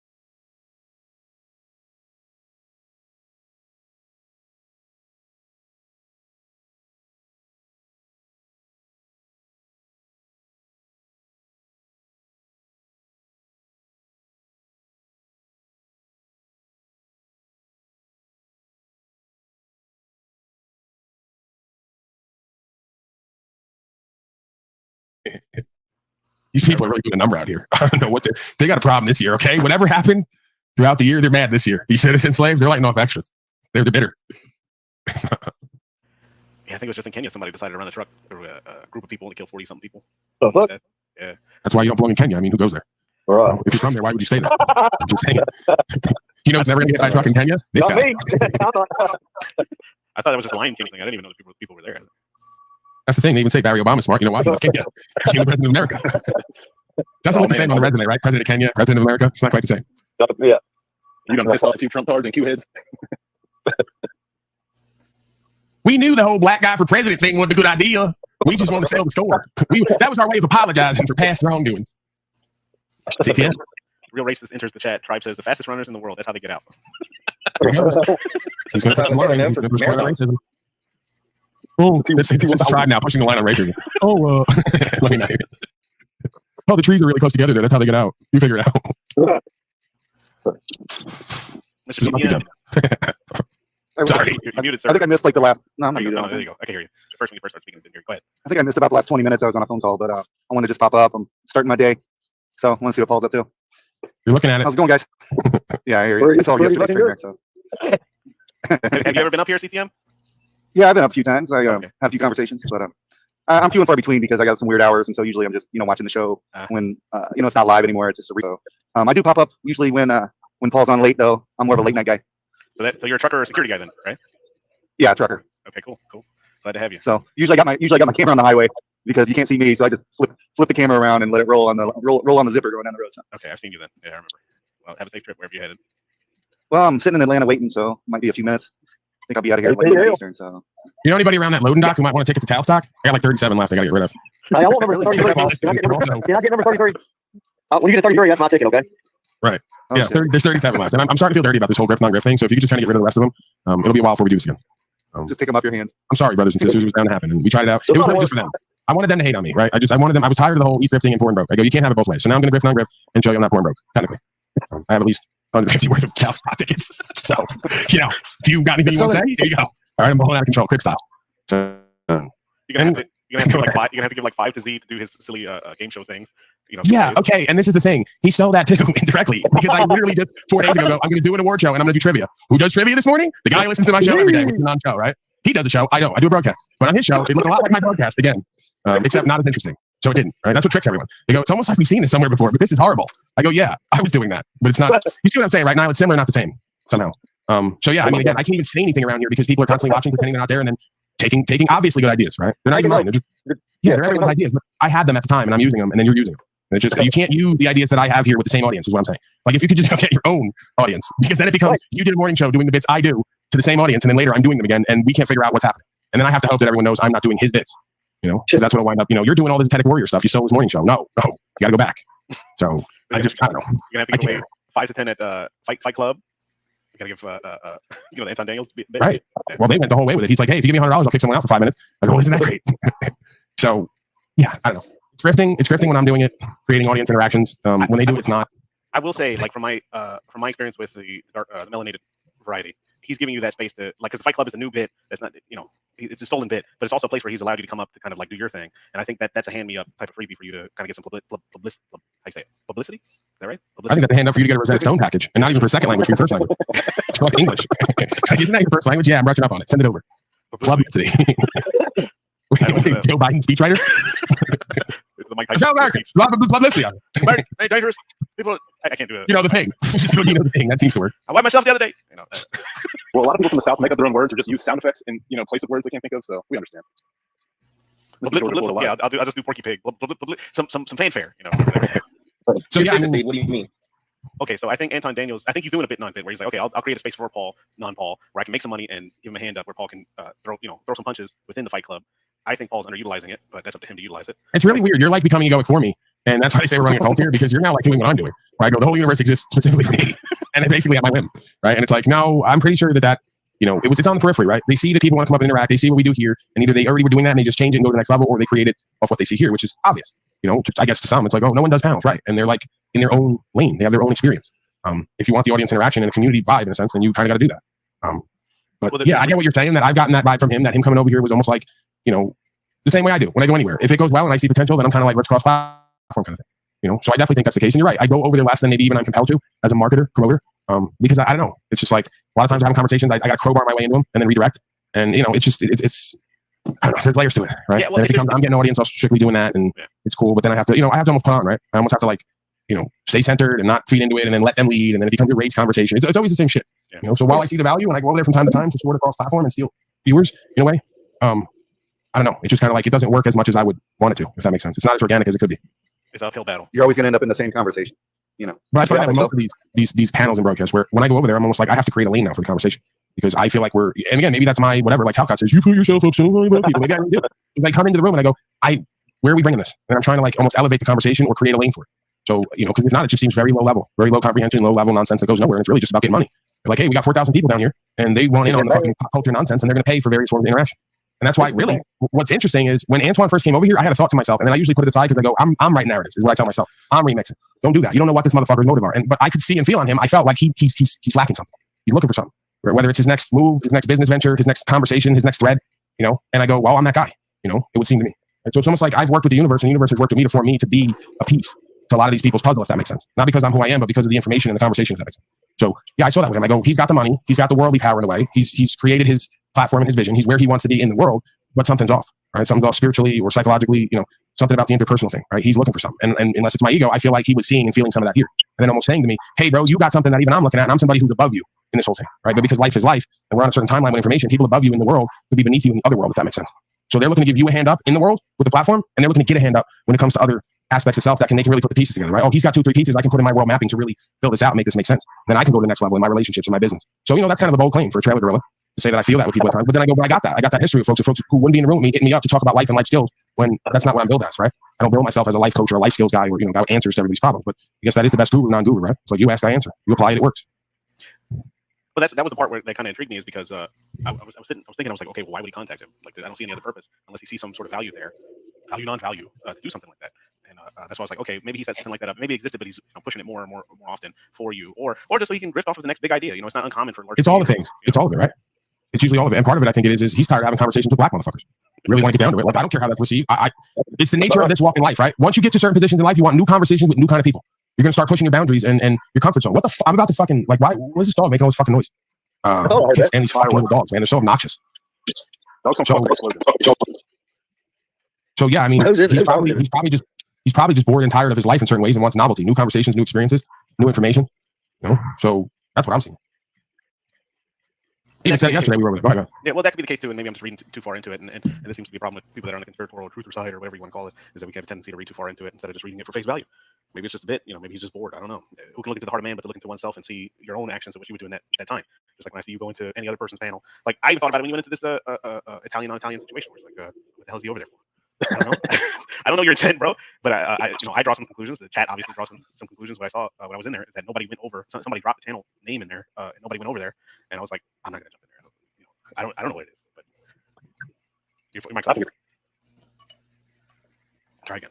Can't hear you. He's adjusted. StreamYard sucks. Sometimes you go into the settings and you switch your fucking mic and then go back. It says All right. you're muted. It says you're muted, Paul. No, he was unmuted and still didn't work. So he said he's gonna do something. So just entertain. He's killing some dogs, I think. Still nothing, Paul. I would be killing some dogs too, probably. Who's doing that? Is that you? No Despair Bear? Uh-huh. Yeah, there you go. We got you, Paul. You're in. All right. Somebody's dog party. Yeah, it's these motherfuckers here. I'm sick of these motherfuckers. That's what I thought. I can't stand little dogs, man. I can't either. They can't handle, and then they fucking there's two sides to shit. Big dogs don't do this shit. They sit in the corner, they mind their business. When it's time to go into action, they do what they need to do and go right back down the lane now. These fucking little dogs start problems, can't handle them. The problems come, they don't handle them. They bark for no reason because they're fucking scared and insecure and got personality disorder issues. A lot like the panel members that do it all the time. These little yapping dogs that gotta try to equalize because they're just invalidated in life. Dogs here and how they act out with themselves and each other. Just ancient on panel in certain ways. Oh shit! You're absolutely right, because I don't know what it was when I watched yesterday's broadcast, but when it got to the pooping and all that stuff, and like nobody stopped talking, so it was just like dogs barking the entire time while there was active shitting on screen. And all I know is if I was there, I wouldn't be able to speak because I was just watching this mesmerizing doo-doo fest going on. And as a plumber, I work with doo-doo all the time, so that's interesting. But you see, that's why I start doing it, is to like prove that this is how selfish and self-absorbed these people are, that you can pretty much just do anything around them. And it's like, no, I'm gonna take over the broadcast and push a narrative for an hour and then leave. It's like, okay, what do you do with this? Right? What do you do in these situations except surrender to the chaos? You literally open the door, facilitate the chaos, and then surrender to it, and then find a way to, I guess, have fun. Yeah, one lady's pulling a turd out of a horse like it's a rabbit out of a hat. And I was just like, what the hell? But I don't know. Maybe that's just me. I can't watch that and think I'm going to argue some spiritual point with somebody. And then later on, Paul drops the Tao broadcast, and I'm like, I was just vibing with that shit so much. And I'm like, this is so much better than the Dude broadcast. I don't know. What do you think, Tom? I was busy yesterday. I didn't catch the stream, but he has used that little thing on other occasions in the same scenario you're describing. So yeah, I was feeling a similar way. It's how do these people not understand they are the dog shit that they're seeing on the screen? Or the toilet flushing. Yeah, the toilet flush. Constant toilet flush. And my other idea was like, where's he getting these videos? Yeah, well, that's why Shameless 3.0, because even while I'm playing, videos and audio of various sound effects, just kind of indicating that there's no value here. They just keep going. It's a full moon. The dogs are howling. All right, I think I'm gonna wrap it. This was impromptu anyway. So So this is bonus content, is what we're calling it.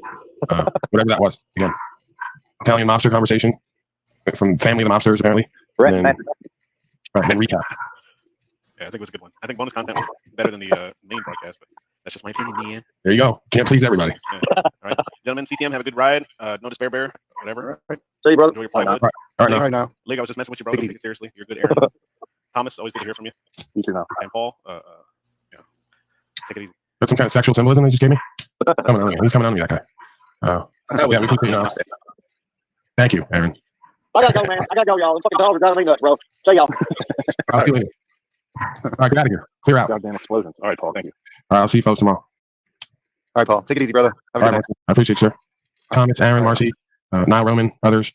Good to see you again. We just saw each other, right? But felt like forever. So, yeah, we'll get back at it tomorrow at some point. Keep it going 7 days a week until I can't go anymore, until I feel a need to switch up that schedule.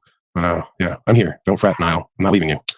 So, all right, I'm out of here, people. Had enough for one lifetime. This damn metaverse, this lighted screen hurts my eyes. Thank you, brothers and sisters. Namaste. Much love.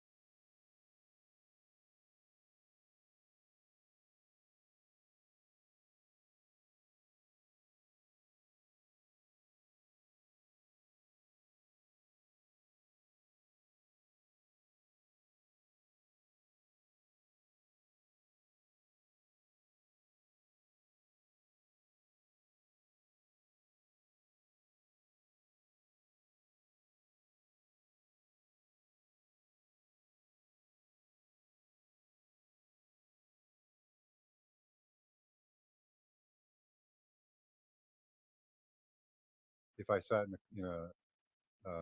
like a silent room, I'd always hear that whine in the background of the emitters. That's pretty. But my neighbors are pretty cool, and they're a younger couple, so they're not dumb. They know that the creepy old man next door is doing some bizarre shit.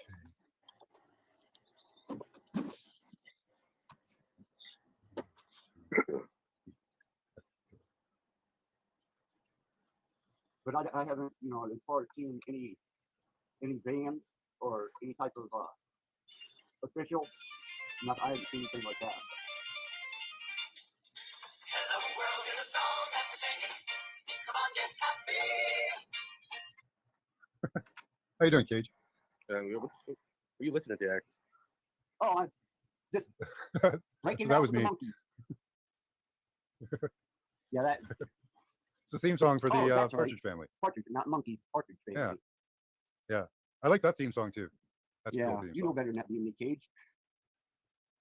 Maybe if you heard some Black Sabbath War Pigs or Electric Funeral, then you could blame it on me. Yeah, I like War Pigs. Yeah, it's I like good War too. Pigs. That whole album. Like some. Iron Man, Fairies Wear Boots, Electric Funeral. Yeah. Like me some Crazy Train. Yeah, Ozzy. I'm an Ozzy fan. Yeah. Ozzy. I like how drugged up they had him on that show. Holy fuck. Let's see. Sound frequency detector. Let's see.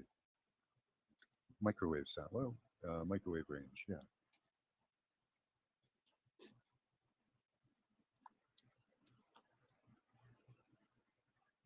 So, yeah, they come up with the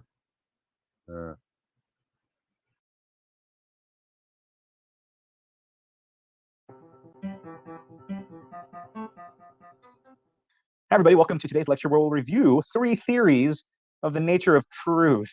Again, it sounds like a weird thing to talk about, right? The nature of truth. I mean, what is truth? Don't we kind of intuitively know what it means for something to be true? I mean, for instance, if I say there is a table in this room, what would it mean for that to be true? Well, for most of us, it means there actually is a table in the room, right? If I say there is a remote control in my hand, what does it mean for that to be true? For most of us, it means there actually is a remote control in your hand. And again, think about all the conflicts and all the disagreements people have about things. When they say they believe what they believe is true, they mean it actually is that way, right? This is the correspondence theory of truth, right? The correspondence theory of truth says that a belief is true if and only if it corresponds with something that exists in the world. This is kind of like the common everyday understanding of truth, right? How do I know that when I say I'm wearing a collared shirt, what does it mean for that to be true? Well, it means that I'm actually wearing a collared shirt. It exists in the it's actually there. I'm actually wearing it, right? So my belief that a table is in the room is true if and only if there actually is a table in the room. And this is what we mean by truth, isn't it? But what's the problem? Well, as we've seen in our discussions on Kant, and as you know from just basic psychology, you never experience reality as it is.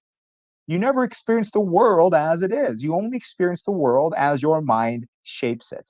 Everything that you experience, the mind molds. Your mind filters and shapes. And that is really what you experience. So you never experience the world as it is. So when we say the table is in the room, you never actually know if the table is in the room, right? You actually never actually can, that's not something you have access to. It's not a statement that says something about the nature of reality. So if we can't know the actual nature of reality, like whether there's actual tables in the room, what does truth mean? How can we define truth? I mean, what else could it mean to say the truth of whether or not this cup is here is dependent on whether or not the cup is actually here? I mean, what else could you do? How else could you define what it means to be true? Well, I had you read an excerpt from F.H. Bradley where he talks about another type of epistemology. Let's take a look at this quote. It is all a question of relative contribution to my known world order. The observed fact must agree with our world as already arranged. What's he getting at? He's introducing a type of justification of knowledge. And his way of justifying knowledge is to say, I know something if it makes sense with everything else I know. You know, if you take a look at a lot of people's beliefs, if like, for instance, if somebody says, yeah, I think there is a leprechaun under my desk with $1 million. If you just ask them, okay, wait, stand back a little bit. Think about that. Think about what you know about leprechauns. Think about what you know about how the world works. Think about what you know about getting money and, you know, tables. And does that statement make sense to you?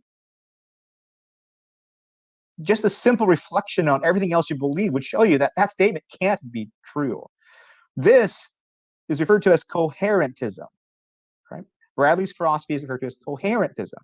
You justify what you know based upon whether or not all of your knowledge coheres, it fits, it makes sense together, right? Does the belief that a leprechaun has $1 million under your desk actually make sense with what you know of the world? Come on, says Bradley. Well, this form of justifying knowledge is going to lead to a type of truth now. This is the coherence theory of truth. The coherence theory of truth says a belief is true if it coheres with a body of other statements that we take to be true. So when you think of cohere, just think it fits in with your web of beliefs. It fits in with your web of everything else you think you know to be true. So if I say my belief that a table is in the room is true, what I mean when I say that isn't that there actually is a table in the room, because none of us can know how reality actually is. When I say there's a table in the room, that statement is true if it coheres with all the other beliefs I take to be true, right? I mean, isn't that just how we normally think about it anyway? Like when I say there's a cup in my hand, that statement makes sense to me. It's true if it makes sense to everything else I believe to be true about cups and hands and, you know, the earth and gravity. And if it makes sense, it's true, right? Most of us, don't we just talk like that anyway? We say something is true and we believe it because it fits in with everything else we believe. So let's parse this out with an explicit example. If I say the table's in the room, it's a true statement if it fits in with every other statement that's part of it. So for instance, a room, okay, is a space that can be occupied. Well, what other statements are part of this belief that table's in the room? Well, to be in a room means that something exists in that space. Okay, well, what other statements are part of my initial belief? Well, tables. A table is a piece of furniture with a flat top and one or more legs. This is a room. I mean, think about every other claim that is a part of your web of beliefs pertaining to a table is in the room. Tables, in something, rooms. Okay, so if the statement a table is in the room fits in with all those other beliefs, that means it's true. I mean, isn't that the best we got? If we can't know reality actually how it actually is, the best we can do is make sure that whatever statement we say is true fits in with the narrative, fits in with the story we have in our heads about how the world is. I mean, isn't that it? I mean, what else do we have? Well, can you think of any problems with this theory? Well, what about people that have really jacked up web of beliefs? What about racists or Nazis or any people that have a bias? Or how about the people that are that suffer from, you know, delusions? And, you know, you tell them something that might be obviously false, but if it fits in with their web beliefs, that means it's true. If somebody that suffers from a psychological disorder says there's dragons flying on this or clinging to the ceiling right now, is it necessarily true just because it fits in with everything they believe about dragons and ceilings and rooms? And if you're talking to somebody that suffers, you know, that has prejudice, and they make a statement about African Americans or Asians or Latinos or whites, or that's blatantly, you know, racist, does it make the statement true just because it fits in with everything else they believe? It seems to have problems too, right? So what else could truth be? If we can't say truth is how the world is because we don't know how the world is, if we can't say truth is something that we can't say truth is if something fits in with all the other beliefs we have, then what else can truth be? Well, think about the philosophers we've looked at in our class so far. Can you see where most of them are primarily from? What part of the globe they're primarily from? So here we are debating truth, debating how do you know something, and we kind of get stuck, right? What's truth? We don't even know what truth is. Well, guess what? Americans come to the rescue. We have a revolution where American philosophers look at those European philosophers and say, what are you talking about? What do you mean you don't know what truth is? Give me a break. Come on. This question isn't that hard. Let's take a step back and ask ourselves a basic question. When we're talking about truth, like, why are we even talking about truth? I mean, what's the point of truth in the first place? I mean, ask yourself, why? Why would you ever want to know the truth? Isn't it because you want to do something with it? Isn't it because you're wanting to live your life and it's useful to have truth so you know how to live your life or to live your life better? So the fun thing with the serpent is, how does a serpent talk? What, and not only that, but why is the serpent's punishment to crawl on its belly when that's what it does? If you don't know how to read biblical poetry, if you don't know the formal qualities of parallelism and expansion, you are missing out on 1/3 of the Hebrew Bible. Whatever theological background you... So, William James, who I had you read for today, wrote this in the excerpt from the reading. True ideas are those that we can assimilate, validate, corroborate, and verify. False ideas are those we cannot. What's the weird part here? I mean, most of this makes sense, right? I mean, false ideas are those that we cannot what? Well, we can't assimilate, validate, corroborate, verify. Which is the weird thing there? What do you mean by assimilate? What do you mean true ideas are those that we can assimilate? What does that refer to? This approach that William James introduces in your readings is referred to as the pragmatic theory of truth. It's a practical theory of truth. Why is it practical? Well, look at the statement. True ideas are those that we can assimilate, validate, corroborate, verify. What does it all mean? Well, let's start with James. He's going to say, truth is what is useful to believe and has practical value in our lives. A statement is true because you can use it. You can use it to build things. You can use it to get someplace. You can use it to make sure you get an A in your exam, to make sure you're not late for your appointment, to make sure you don't miss your TV show, to make sure you don't piss off your spouse. Truth is what is useful to believe. John Dewey says it differently. Same thing. Truth is what works. What does it mean for it to be true that there's a cup in my hand? Is because it works. Saying there's a cup in my hand allows me to drink from it. Tasty. When we say F equals ma, right? Force equals mass times acceleration. What does it mean for that equation to be true? It means it works. It doesn't matter if it's not saying something about absolute reality. What matters is that we can use it, right? It allows us to build ships and rockets and projectiles. It allows us to fly planes. It allows us to jump out of airplanes with parachutes and know how to land safely. It works. Charles S. Pierce is going to say it a little bit differently. Truth, therefore, is tentative. It's dependent, right? It's dependent upon scientific inquiry. And if science finds new things, if science tells us new ways of looking at the world, then we have to adjust our truths. Because truth is what works, right? Isn't that what truth is about? It takes Americans to come in and say, stop this nonsense talking about truth. Let's be really practical about this. Let's again go back to the quote. True ideas are those that we can assimilate, validate, corroborate, verify. False ideas are those that we cannot. So assimilate means we can use it. It makes sense for us and it helps us to live our lives. So let's summarize this. Truth is tentative, no absolutes. Since we can't know how reality actually is, why even search for absolutes, right? Truth is measured by workability. So the more it works for you, the more you're able to use it, the more true it is, right? Which means it's working knowledge. As you learn new things, as you live through your life, you might have to change what you believe is true. 3, This means then you should continually be evaluating and reevaluating what you consider to be true. How useful would that be if we were to take that stance on truth, that stance on knowledge? For you have to remember, it's not about what you want to believe, right? If I say there's a leprechaun with gold or $1 million under my table, just because I want it to be true doesn't make it true.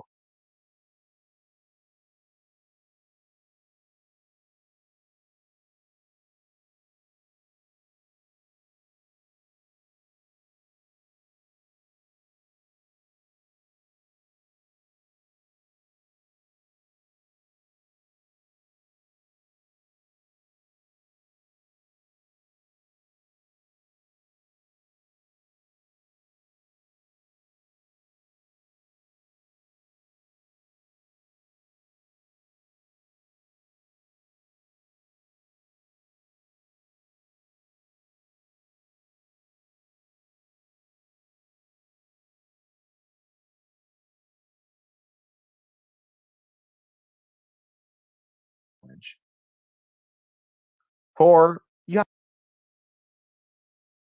to remember, it's not about what you want to believe, right?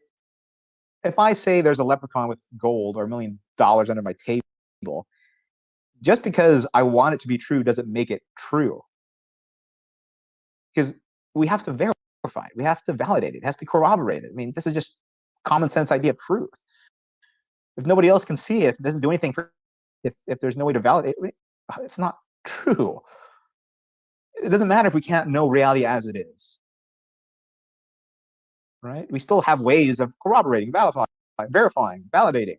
It doesn't mean it's going to be for sure. For you have to remember, it's not about what you want to believe, right?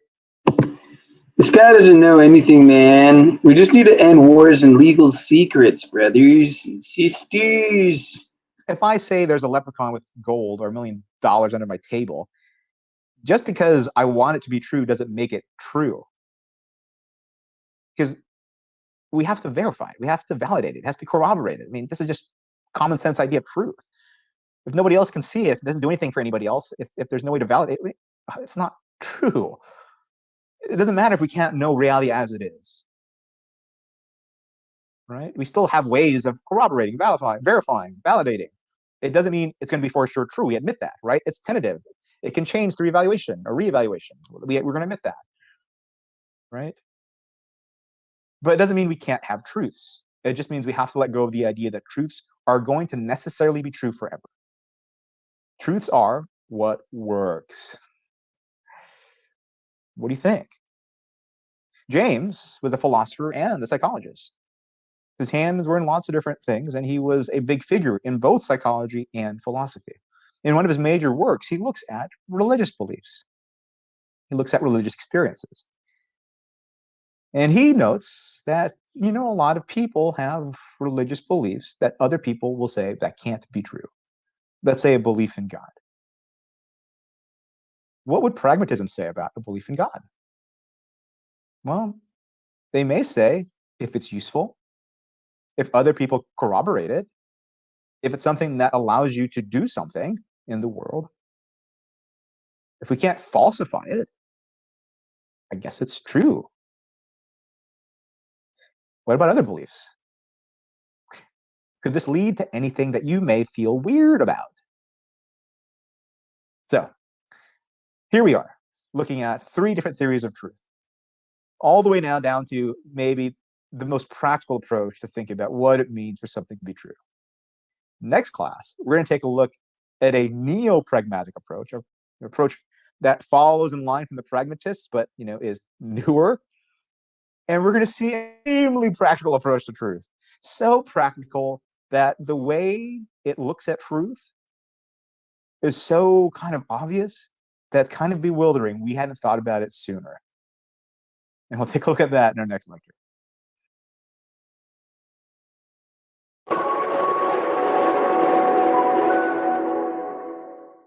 My name is Jennifer Nagel. I teach philosophy at the University of Toronto, and today I want to talk to you about the Gettier problem. This problem gets its name from the philosopher Edmund Gettier. who published a very short and famous paper on it in 1963. In his paper, Gettier sets out to attack the dominant theories of knowledge of his day, which were committed to a three-part analysis or definition of knowledge. According to this analysis, a person or subject, who's conventionally called S, knows a proposition, let's call it P, if and only if the following three conditions all hold. P is true, S believes that P, and S is justified in believing that P.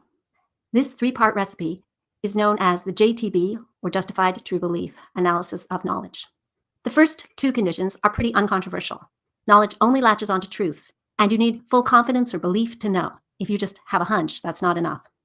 We need the third condition because knowledge demands more than true belief. You may remember pessimistic Pierre from our first video in this series, who wakes up in a windowless room every day believing that it is raining outside. Even on a day when this pessimistic belief is true, it doesn't seem right to say that he knows that it is raining. He lacks justification. The nature of justification is controversial. Different JTB theorists had different ideas about it. But let's say it has something to do with having good reasons for your belief. If we don't want the JTB analysis to be a circular definition, we have to say that being justified isn't the same thing as knowing. Gettier suggests one possible difference. He observes that you could, in some sense, be justified in believing something that turns out to be false. For example, if you had lots of misleading evidence that made it look like the right thing to believe. If your justified belief turned out to be true, then the JTB theorist has to say that you have knowledge. You might wonder whether that's right, or more generally, what needs to be added to true belief to get knowledge. That's the Gettier problem. Gettier himself didn't think the JTB analysis was correct, and he came up with some counterexamples to it, where someone has a true and justified belief, but seems not to know. Here's his first counterexample. Smith and Jones are rival job applicants. Gettier doesn't say how, but they meet each other, perhaps in a waiting room after their job interviews, waiting to hear who got the job. As they're maybe starting to get bored, Jones counts out loud how many coins he has in his pocket. Exactly 10, they discover. Jones puts the 10 coins back in his pocket as the president of the company comes into the room. The president congratulates Jones, announcing that he's a great fit for the position. As Smith leaves the room, disappointed, here's something that he believes. Jones, who has 10 coins in his pocket, will get the job. From this, Smith concludes that the man who will get the job has 10 coins in his pocket. And that's our key proposition, P. Right now, it might seem that Smith even knows that P, knows that the man who will get the job has 10 coins in his pocket. But there's a twist. For some reason, at the last minute, the company ends up hiring Smith, not Jones. And unbeknownst to Smith, he happens to have 10 coins in his pocket as well. So when Smith believes that the man who will get the job has 10 coins in his pocket, what he believes is true because Smith will get the job and Smith has 10 coins in his pocket. It's also justified because Smith has good reasons for thinking that Jones will get the job and that Jones has 10 coins in his pocket. But does Smith actually know that the man who will get the job has 10 coins in his pocket? It seems not. Smith is wrong about who will get the job and doesn't know how many coins are in his own pocket. If Smith has a justified true belief in our key proposition, but doesn't know it, then the JTB analysis is wrong. Philosophers now use the label Gettier case for any story that illustrates the possibility of justified true belief without knowledge. It turns out that there are many such cases, often simpler than Gettier's original. Suppose that Smith wonders what time it is and glances at the clock on the wall, which clearly shows the time as 3 o'clock. Looking at the clock is a perfectly reasonable way of telling time, so Smith has a justified belief. What he doesn't know is that this clock is broken and its hands haven't moved in days. But, by chance, it is exactly 3 o'clock right now. Does Smith actually know the time as he looks at the broken clock? Back in 1948, Bertrand Russell just used this case to illustrate the possibility of true belief without knowledge. But looking back on it now, we can say something stronger. It's a case of justified true belief without knowledge. It's a Gettier case. In fact, there are some even older Gettier cases in the history of philosophy. The 8th century Indian philosopher Dharmottara tells a story in which a fire has just been lit to roast some meat. The fire hasn't yet produced any smoke, but the meat has attracted a swarm of insects.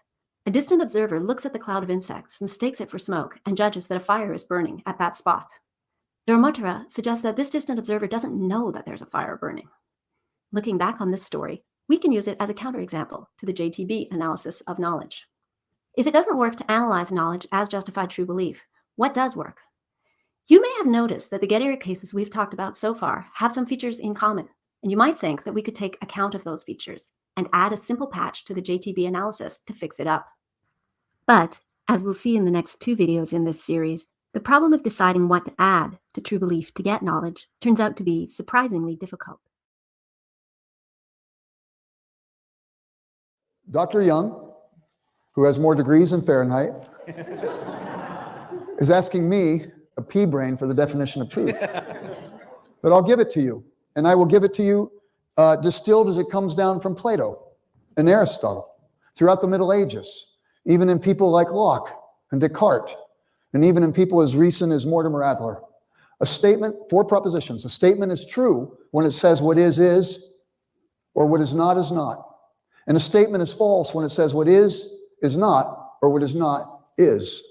This is a pin, true or false? You don't know because you haven't seen yet. It could be a laser pointer, but actually it is a pin. The statement was true, this is a pin, because there was a reality to support the claim. A statement is true when it says what is. This is not an elephant. True, because a statement is true when it says what is not is not. This is an elephant, false, because I said what is not is. This is not a pin, false, because I said what is not. Okay, so 4 propositions. What made the truth claim accurate? There's a reality that supports the claim. It's easy with material objects, but what if I have an object of thought, like justice or love? I just have to come up with a definition and then begin to reason inferentially from that definition, but the definition is the object of thought. And so consequently, that which is asserted by a false statement doesn't exist. And there may be opinions that are fair-minded, but opinion is based on probability rather than certainty. Therefore, it's subject to doubt, and therefore reasonable people can differ on matters of opinion. Problem is, we've got people today who are thinking their opinions are truth, and they think that the truth is just mere opinion. And when you challenge them to say, if you can give me some support for this claim, you got me. I'll buy in. But if you can't, and it's probable, then let's talk reasonably about it. If you can't come up with probability or certainty, then it's just mere prejudice. And I think there's an awful lot of stuff today where we are inflating our likes and dislikes into absolute truths. And Lewis talks in Pilgrim's Regress, the first book he writes after he was a Christian, about what he called the stay-at-homes, who haven't explored and don't have a very big world, and they think all the prejudices of their local environment are universal truths that everybody acknowledges, even though nobody even thinks about them 5 miles away. And they forget that maybe some of the things that are declared universally as true because they are supported so well are true even though they don't know anything about them at their place. So that's the idea, basically, is that truth, there have been throughout history anomalies where people have made claims this is how truth is understood. The utilitarians look at it one way, the subjectivists looked at it another way, but these things have not really lasted longer than a generation or two. And consequently, this one that keeps percolating in history, a statement is true when it says what is or what is not, and a statement is false when it says what is not or what is not is. That's basically a definition, but I don't know if it satisfied you. Is it okay? You're a professor, do I pass? Again, if truth is defined the way I suggested, then we should be able to see how its applications would work with issues of beauty. Can I make objective statements about beauty? Thomas Aquinas thought we could, and in the Summa Theologica, he gives us some help. He says, I think that beauty, objectively, if we look at the examples of what people call beauty, we can see in the object these certain qualities. And he said integrity, proportion, and clarity. If there are those 3 qualities, there could be 3,003, but let's start with those 3. And so integrity, you go to buy a Christmas tree and you have in your mind something that looks like this. Maybe it's Aristotelian, you've had a million experiences of trees, and this one captures the generalization of that. Maybe it's Platonic and it comes down from on high, but nevertheless, you're buying this one because it has integrity in your mind with what treeness is, Christmas treeness. You don't buy the one that looks like this. Maybe Charlie Brown has to buy it, but not you. And it's because it lacks integrity. As soon as we think we've got integrity figured out, though, the artist with a different angle of vision comes up with something like Duchamp's Nude Descending a Staircase, which is a glorious painting. It's one of my favorites. Some consider it the first painting of modern art. It doesn't look like anything like a nude, but in this single frame, you see the kinetic nature. And you go, how did he do that? And it just takes our breath away. So we want to appreciate the angle of the artist, and we can bring to it our own prejudice. I said to my wife one time, I thought Picasso was an idiot. She said, yeah, what do you really know about Picasso? And I had to admit I didn't know anything. She said, then the first thing we have to do is re-navigate and negotiate who the idiot is here and see if that idiot is educable. So she took me to the Chicago Art Institute where they had a Picasso exhibit, and we looked at it, and she's explaining to me, because she had taken a course on Picasso, what was going on. And I go, oh my word, I spoke too soon. She says, yeah, it happens frequently. Then years later, we were in Barcelona, Spain, and we went to the Picasso Museum, and she took me through there, and it took my breath away. I still would say he's not my favorite artist, but I am impressed with his genius, and I like his art a lot for good reason. Okay, then you've got proportion. And we see that proportion can be developed different ways, but we see that there's something that takes our heart to that which is well proportioned. And then brightness and clarity. Aquinas said last. Do you like a sheet of gray sky? Maybe on a spring day you might, because it rivets your attention to the budding earth and the blossoming earth. It's spring with all the colors after a long winter. But it's not because of the gray sky that you like the sky. Do you like a sheet of blue, turquoise blue? It might, it's bright and it's glorious color. But maybe we would prefer over that a sky with textured clouds, and maybe even the ribbon of gold on the sun edge of the cloud, and how it drifts from that gold to colors of white and dove and ivory to gray at the trailing end. Or even better still, when the sun is setting and you've got the canvas of blue textured by those clouds that now have reflected on them the rays of the sun, and they are orange and apricot and peach and salmon, and maybe there's even ribbons of magenta and red. Wow. Those are the ones, and it's objectively so. You don't see a crowd of people looking at the gray patch of sky, but you'll see them looking at the other. What is that about? Aquinas is thinking about this. He's coming up with definitions, and the definitions are describing something, and consequently that description helps us. We can do it with issues of morality too. Mortimer Adler made this judgment that truth has at least three facets, not three different kinds of truth, but truth has three facets. One facet is the descriptive. It's definitional. It's objective. The next is the poetic feature of truth. Its meaning and so on, making sense of it, its applications. And the last is the prescriptive. So I take my body to the doctor and I say, Doc, I don't know what's going on. I got these symptoms. Doctor looks at it and he says, oh, you've got, and he gives me some name, the Greek and Latin derivatives of which I have no clue. But he's spoken truth. That's the disease. And I say to him, the poetic, what does it mean? And he pulls out a piece of paper and he tries to draw some pictures. At my age, they always say it's like plumbing. I don't know why they say that, but it's like plumbing. And then when I grasp what it means, I say to him, Doc, what do I do? And he says, you need to take this antibiotic, take it 3 times a day for 3 weeks and don't miss any because it'll goof up the whole process. And I go do it because I understand the truth and its prescriptions. And we can make moral judgments about truth. And if you don't believe you can, go read Aristotle's Nicomachean Ethics. Go read C.S. Lewis's The Abolition of Man. And he'll make the case and he'll make it profoundly and it'll be life-changing. And I hope that's helpful. Okay. And if you have any problems, talk to my wife. She'll put you in your place. Yes? We're a full-stack e-commerce agency with the goal of helping brands build, grow, and scale their e-commerce businesses. At Absolute, our experience has manifested in a strategic balance between innovation and precaution.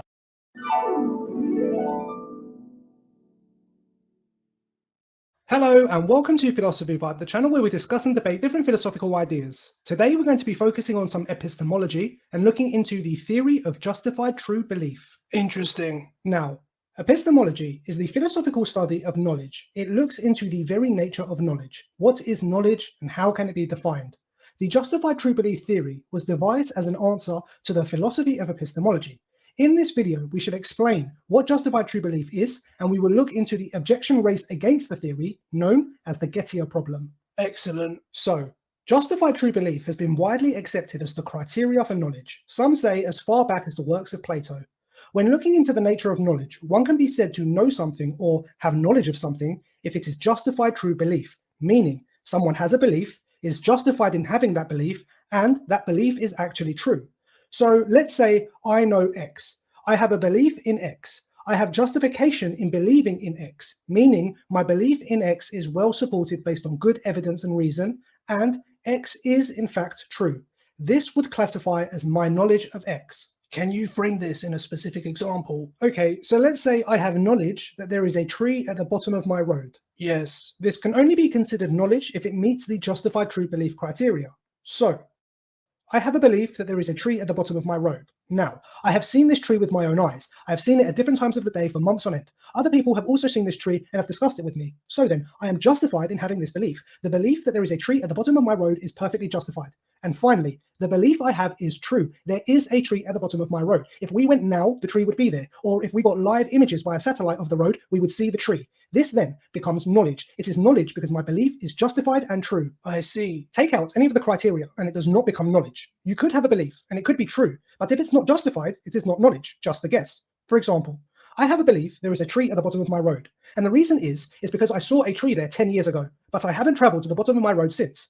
Let us say it is true. The tree is still there. My belief is true, but my belief was not justified. In 10 years, the tree could have been chopped down. My belief was not justified. It was just a guess. So even though it is true, my belief is not knowledge. Yes, I understand. Likewise, even if your belief is justified but false, this would obviously not be knowledge. Let's say I saw the tree 2 minutes ago, left the scene, and it was immediately cut down. My belief that there is a tree at the bottom of the road is entirely justified, but it is false, and so it is not knowledge. Yes, that makes sense. So the only way we can be said to know something is if we have a belief, we are justified in having this belief, and this belief is in fact true. Only when we say we have true knowledge.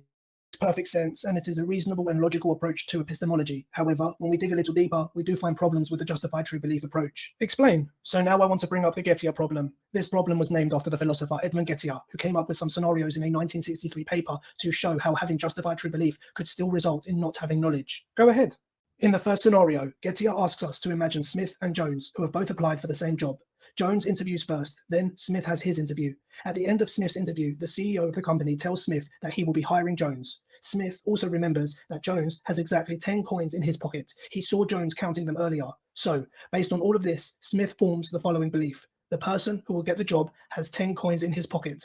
This is Smith's belief, and based on the evidence, Smith is perfectly justified in having this belief. Correct. However, the CEO comes out of his office and loudly claims that the job will be going to Smith, not to Jones. Okay, so Smith's justified belief was in fact false. No. See, Gettier asks us to imagine that Smith himself actually does have 10 coins in his pocket. He just completely forgot about them. But after the CEO congratulates him, he puts his hand in his pocket and realizes he has 10 coins. Okay. So think about it. Smith's belief was justified, and Smith's belief was true, as the person who got the job did have 10 coins in his pocket. However, Smith did not know he would be getting the job. He had justified true belief that was not knowledge. This scenario shows that justified true belief cannot be a universal condition for knowledge. I see. Gettier then had a second scenario. Upon leaving the interview, Smith sees Jones driving off in a Ford. At the same time, Smith remembers his friend Brown, who once owned a Ford, but now Smith has no idea where Brown is. So, Smith develops the following belief.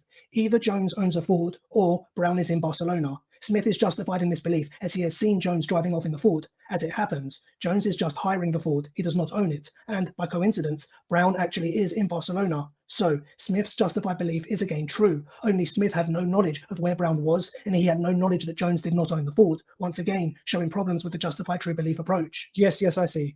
From this, many more scenarios have been developed showing the problems with the JTB approach. I do see how the Gettier problem poses a flaw for the justified true belief approach. However, in the two scenarios, Smith's beliefs are based on incorrect information and incorrect premises. Even though the belief was justified and true, it was reached based on a falsehood, namely that Jones would get the job and that Jones owns a Ford. We may be able to salvage the JTB theory if we change it slightly. In what way? We could say that any belief based on a false premise or even based on fallible information cannot be considered justified.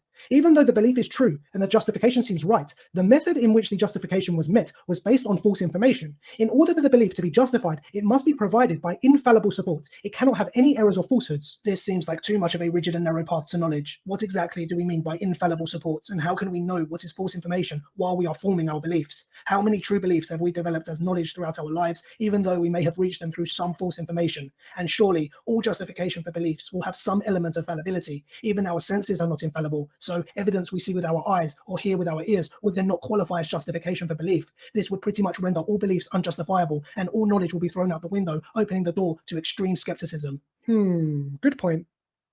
If you enjoy the Philosophy Vibe discussions and want to help support the channel, then please check out the Philosophy Vibe Anthology book set available on Amazon. These are a collection of our scripts compiled into 3 volumes: Philosophy of Religion, Metaphysics, and Ethics and Political Philosophy. A great read for anyone getting into philosophy or studying it academically. All purchases really help us out. The links are below. But that's all the time we have for now. Thank you for watching. We hope you enjoyed the vibe. And what does everyone else think? Is justified true belief the best method in defining knowledge? Let us know in the comments below. Don't forget to like and share. And for more philosophical debates, please subscribe to the channel. Take care, and we look forward to seeing you all soon.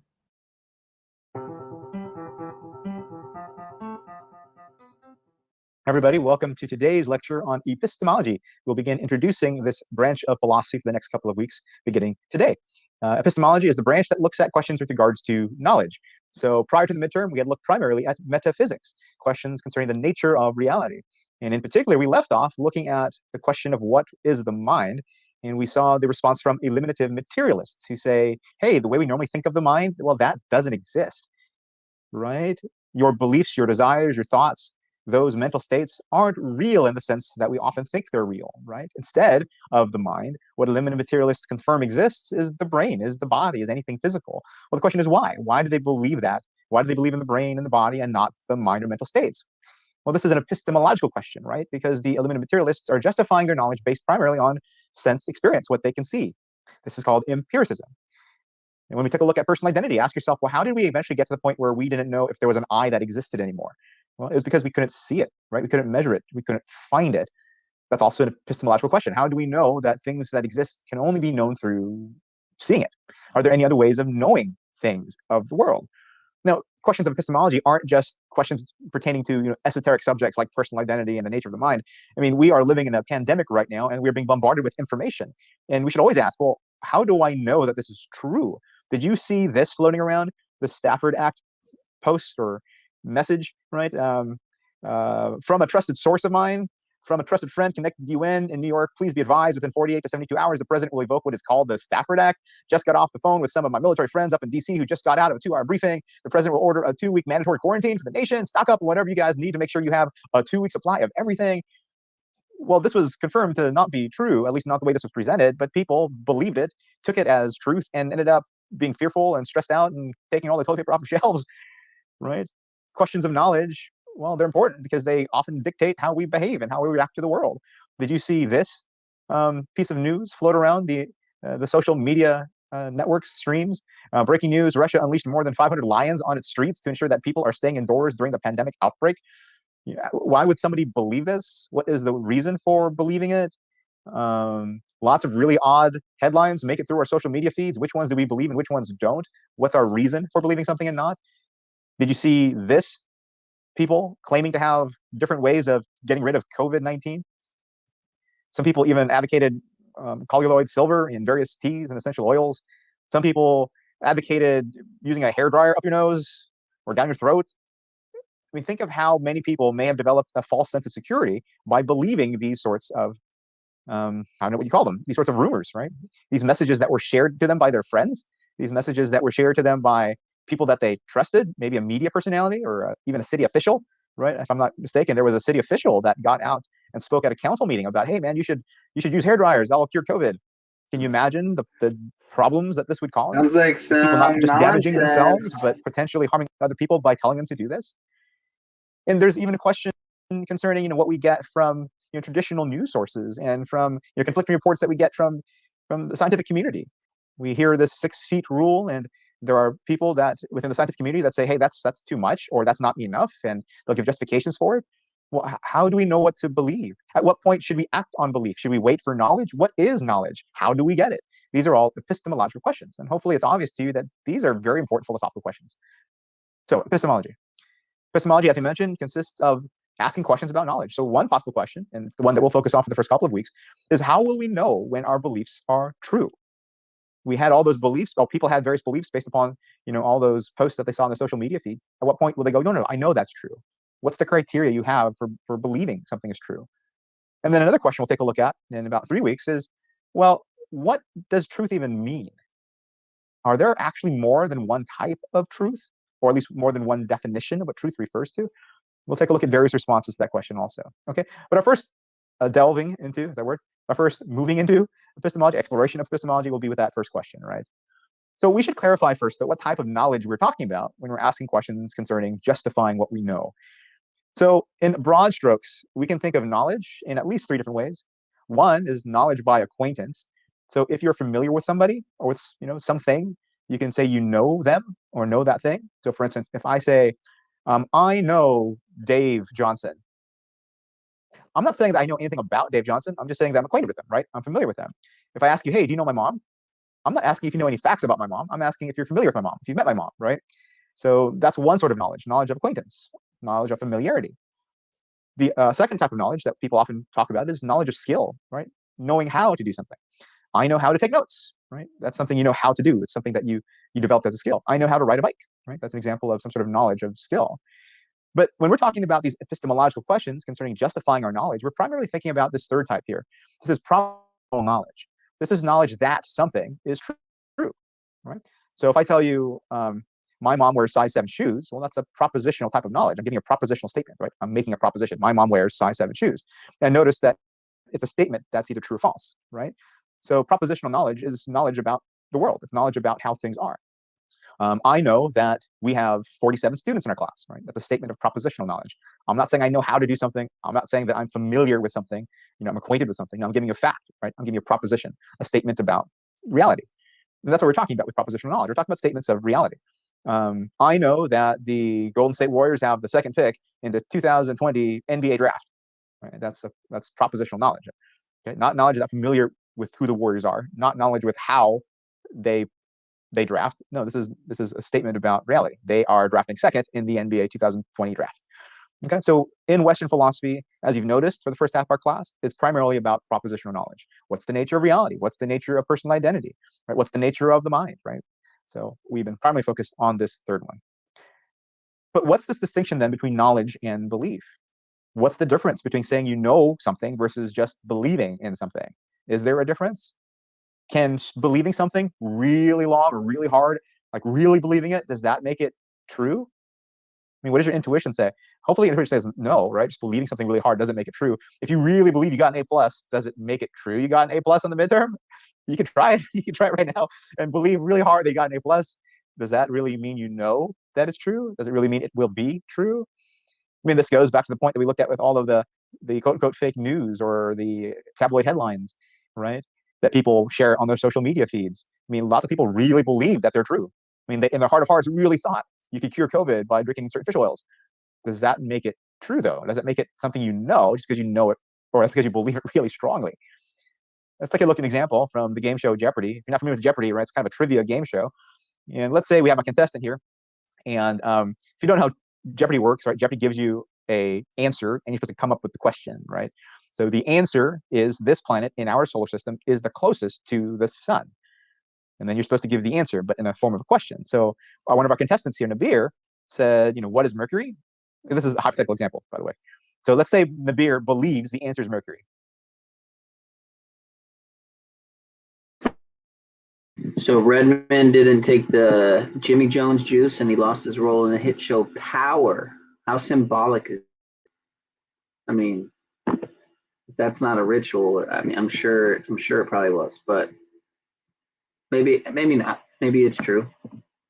Ice Cube said he lost 9 million because he didn't take. Yeah, it's possible. Highly likely. I shouldn't think everything's a conspiracy, but or a psyop. That's kind of delusional thinking. To think everything's a lie. Been talking about the club. Yeah, George Carlin talked about the club, but he also threw up the hand symbol. He was in the club.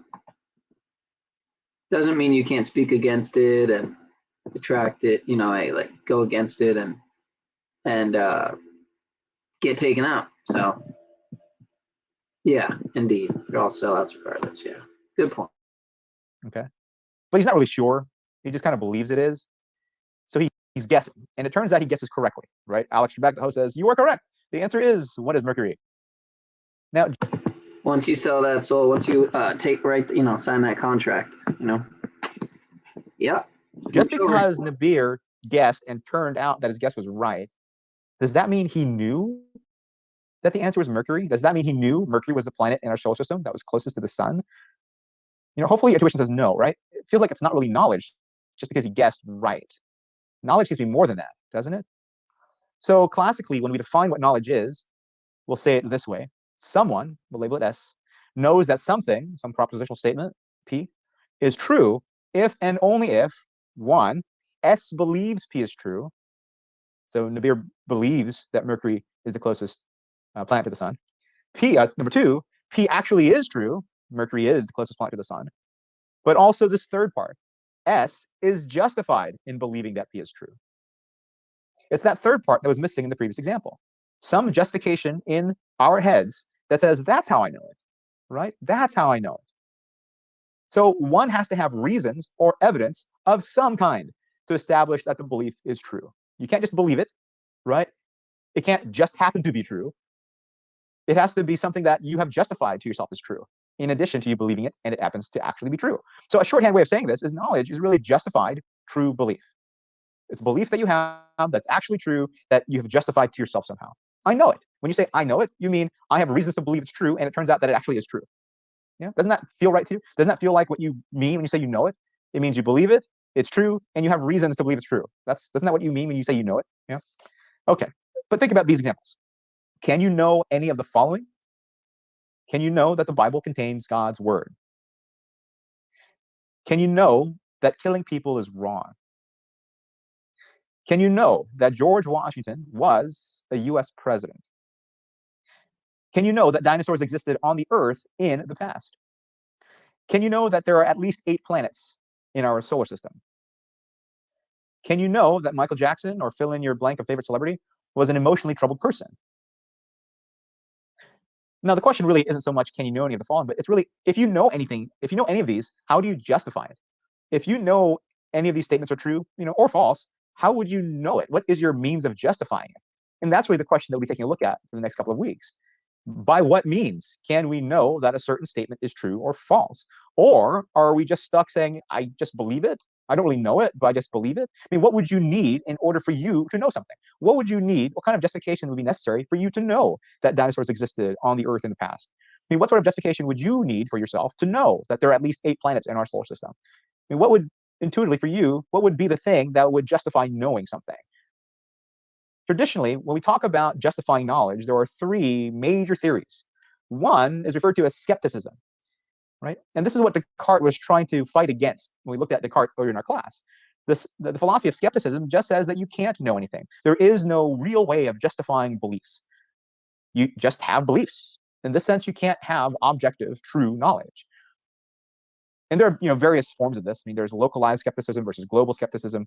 Global skepticism means, yeah, we can't know anything about anything. There's local skepticism, which just means, there's lots of things in the world that you can't really know about, but there are some things you can know about. But in general, skepticism is just the philosophy that says, no, you can't really know. It's really just they're all just beliefs. There is another branch, right? Another theory of knowledge called rationalism, and this is what Descartes describes to you. And rationalism says, yes, you can know, right? You can know through reason. You can know through logic, because when you think about it intellectually, it just makes sense, right? That's rationalism. And we've taken a look already in our class at 2 prominent rationalists. Can you think, besides Descartes, can you think of who they are? And then 3, and this is what we'll talk about this week, is empiricism, right? You know something, you can justify what you know through your senses, through your experiences. And as we started out with, looking at eliminative materialism, it seems that they use empiricism to justify what they know. So how do you think you know something? I mean, when you say you know something, what's your approach? And I want to be specific here. I mean, we're in the middle of an election. And every time you see debates, no matter which channel, usually they'll have fact checkers, and in the newspaper will review what the candidates have said, and they'll have fact checkers that say, oh, this candidate said that thing and that was false. This candidate said that thing and this was true. How do you know whether what somebody says on a political stage is true or false? And this is kind of important, right? When taking a look at who to vote for, how do you know how do you know whether or not to believe what a politician says? How do you know whether a statement they provide to you is true or false? I mean, what would you need to justify knowing the truth of one of their statements? Another way of answering this question too is think about fake news. This is a term that's became more popular within the past 3 years. I mean, in the old days, we used to trust our news sources. This was our primary way of finding out truth, finding out who's lying. And we talk about fact checking. Well, the fact checking is coming to us through news sources. And now, because of this fake news sort of mindset, it's almost impossible to get consensus of who to follow, who to listen to with regards to who's telling the truth. So what is your means of justifying what you believe? Can you justify what you believe? When you see certain news sources tell you certain things about how the world is going or which candidate to believe, how are you justifying your beliefs? Or are you admitting to yourself that I don't know, I just have beliefs?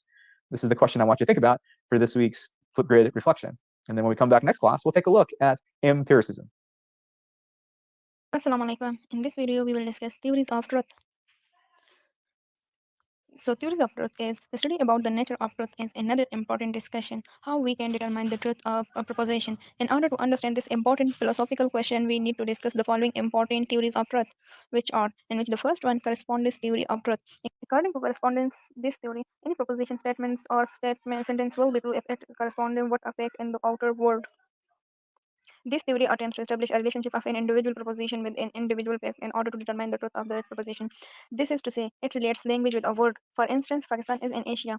Planet Earth is geographically divided into 7 continents. A theory of truth believed by empiricist philosopher. Listen, it cannot be applied upon abstract knowledge, can be applied only upon concrete knowledge. Since the theory relies upon observation, and in case of empiricism, we already have discussed a criticism and objective against knowledge through sensory experience, that sensory are often deceptive. This criticism can also be raised against correspondence theory of truth.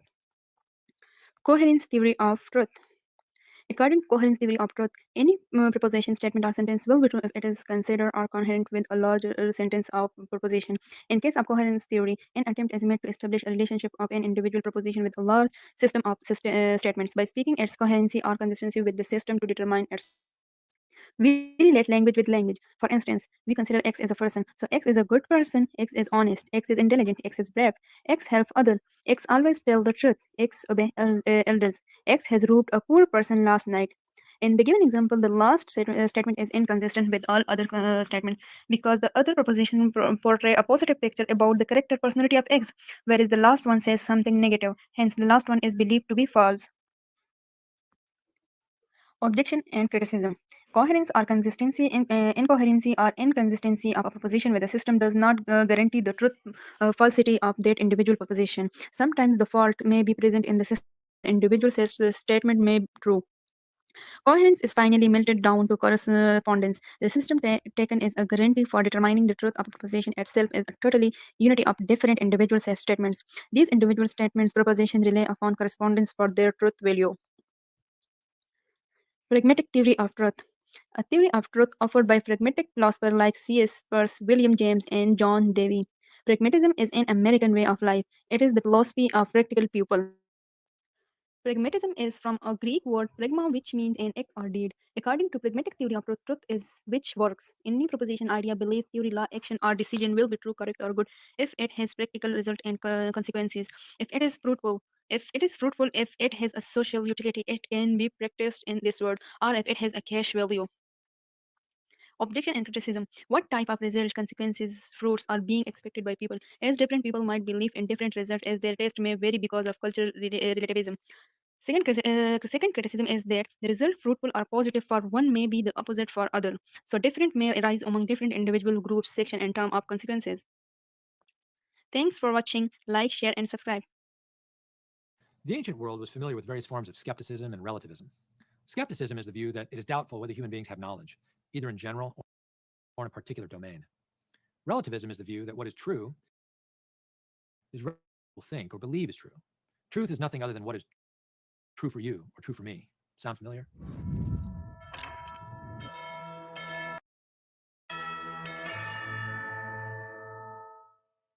The human race has always had some people who voiced these sorts of views, and skepticism and relativism have pervaded various societies more or less.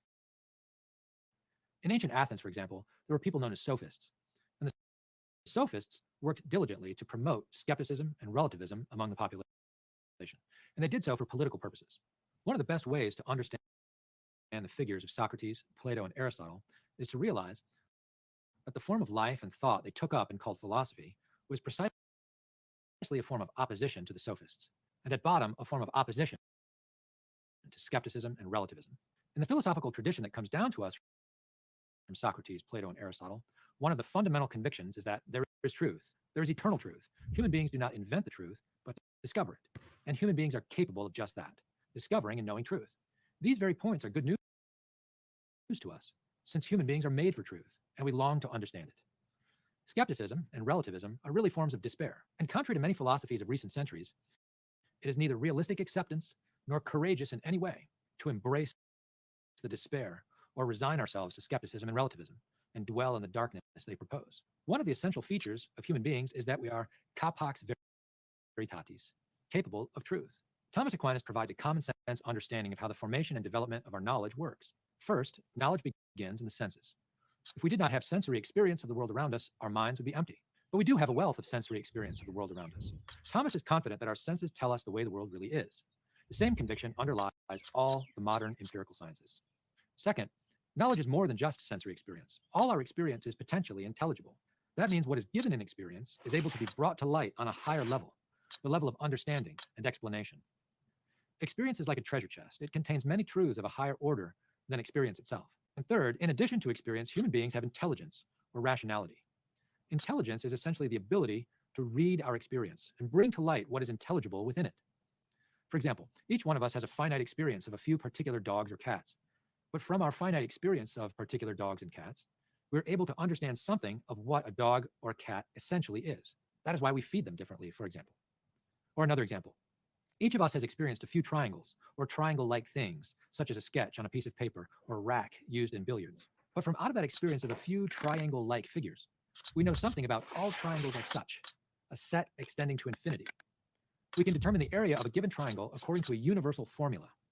Intelligence is precisely this ability to ask about what things are, to see what they are to some extent, and to form judgments and reason about what things are, their properties and their causes, from out of what we see of the essences of things. Furthermore, through the active intelligence reading experience, we're able to arrive at truths higher than ordinary knowledge of cats and dogs and triangles. For example, we know that there is truth. For the contradictory opposite assertion, there is no truth, is a self-defeating assertion. And similarly, with the claims that it is impossible for human beings to grasp any truth, or it is impossible for human language to communicate truth, rational reflection upon the implications of these statements reveals that they're self-defeating. So using our intelligence, we can know that there is truth. It is possible for us to know or at least grasp truth to some extent, and it is possible for us to communicate it through language. Skeptics and relativists of all ages emphasize moments of deception in human life and the fact of widespread disagreement between human beings, but they overlook the fact of solid insights into truth that humans have already accomplished. Let's get more specific about how these solid insights come about. For Thomas Aquinas, our intelligence is a gift of God. It is not a transitory or passing gift, but it's built into our very nature as human. Our intelligence has two sides to it. One side is the potential to understand our experience, and the other side is the active power to understand our experience. Human beings do not start out life fully grown or developed, but we grow gradually into full, flourishing humans. Similarly, with our intelligence, it does not start out in a state of full understanding of things. It starts out with the potential to understand them. In order for this potential to understand things to develop, it is necessary for us to experience the world. But experience is not sufficient to develop our understanding. Because our experience is only potentially intelligible, we also need an active principle or source that brings to light what things or the natures of things are. Aquinas thinks that God has endowed all human beings by nature with the active power to understand our experience in a higher way, to seek out and discover the natures and causes of things. And this inquiry leads all the way up to asking after the cause and end of reality, God. Aquinas calls this active power agent intellect, and he compares it to a light. Just as the light of the sun makes visible for our eyes the things in the world around us, so too does the light of the agent intellect make intelligible for our minds the natures and causes of the things around us in the world. Two qualifications. First, the power of agent intellect is finite. Human beings can know and understand the truth up to a point, in a limited way. Perhaps it's best to say we can catch a glimpse of the truth of things. Since the power of our agent intellect is finite, we are in no way omniscient or able to be omniscient or comprehend all things. We must humbly accept the gift of a finite light and use it with awareness of our limits. Second, for Aquinas, the light of our reason comes from God, and the very light of our reason is a reflection of the eternal light of God himself. Reason is a first or original form of participation in the divine light. In his gracious love for us, God gives us more and additional light. For example, he gives us the light of faith and the Spirit's gifts of understanding, knowledge, and wisdom. For Aquinas, all light and all knowledge and all understanding, even in the natural order, comes ultimately from God. It is important to point this out since one of the principal characteristics of Enlightenment philosophy is to deny any essential connection between reason and God, and suppress the awareness of our constant metaphysical and moral dependency on God in the project of coming to know and understand the truth. For readings, podcasts, and more videos like this, go to Aquinas101.com. While you're there, be sure to sign up for one of our free video courses on Aquinas. And don't forget to like and share with your friends, because it matters what you think.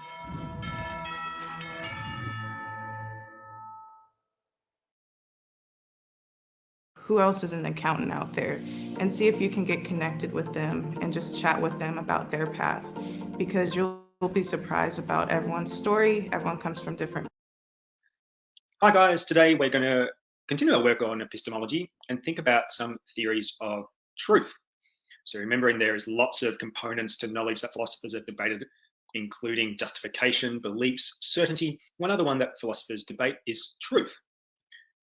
And what we're really thinking about is how can we be sure of the truth of a proposition or a statement? How do we become comfortable that we can say there is truth in that statement. And you might have, when you think about it, when you're comparing the different sources of knowledge that you have and the different ways that you come to saying that there is truth, that you found that it kind of falls in broadly into two main categories. Things can be true as a matter of logic, and sometimes we can say that things are true as a matter of experience. So it could be true because logically there is no other way that it is anything else, or it's true because you've experienced it. We have a number of terms that we apply to these two ways that we determine truth. Because philosophy is old, the terms come from Latin terms. So when we are thinking of knowledge that is independent of experience, we are talking about necessary or a priori truths. And these are ones that are true because they are logical. We consider necessary truths to be statements that could not possibly be false because they are perfectly logical. Some examples of necessary or a priori truths are statements such as 2 + 3 = 5, or bachelor's unmarried, or parallel lines don't meet. We consider these to be true because when we think about the proposition, they are 100% logical, so they must be true. You don't have had to experience it for it to be true. This is very different to what we call a posteriori truths. This is truth or knowledge that comes from experience. So we decide that they are true because we experience it. So for example, when the sun comes up, I will be warm. If you experience that every day when the sun comes up that you feel warm, you might say that it is a posteriori truth that you have experienced this for it to be true. The third term that you might see floating around in this unit is what we call a contingent truth. These are truths that are possible to imagine even if it is really difficult. For example, a sweet tasting lemon. Really hard to understand this, really hard to picture this, but you could possibly understand that you might one day bite into a lemon and it could be sweet. So you can imagine it. And that's really hard to do for a priori truth or a necessary truth. It's really hard to imagine a four-sided triangle, for example. So if we come back to a knowledge that comes from experience, and I should have mentioned this previously, this is knowledge that comes from our senses. So experience we gain from our senses, and an example of this might be lemons taste sour. So this might be a good time to pause the video, have a look at these really two kinds of truths and build up your notes on this. What we're going to focus on for the remainder of this online video is theories of truth. And there are 3 theories of truth that we're going to talk about. And when I say a theory of truth, I'm talking about what conditions should be satisfied for us to call something true. Philosophers have debated what conditions need to be satisfied, what things do we need to tick off for something to be considered true. There are 3 theories that philosophers have articulated, and your task as we go through this will be to understand each of these theories, come up with some examples that fit into these theories, and then maybe what are some advantages or disadvantages of this theory. Decide which theory do you most align to, and most importantly in philosophy, be able to say why you think this is the philosophy or the theory for you. Hey, so what if we have questions about our policy? And what if it's late at night? And what if someone's so... The first theory we're going to talk about is correspondence theory. If you see on the left side, how can we summarize this in one statement? Does this match the facts of the world? So it is true if it matches the facts of the world. The correspondence theory of truth simply demands this, that our proposition matches or corresponds with an observable fact in the real world. It is not true unless we can prove it with an observable fact in the world. So for example, if you have lost your phone, like we all do, you might form a proposition that it is on your desk at home.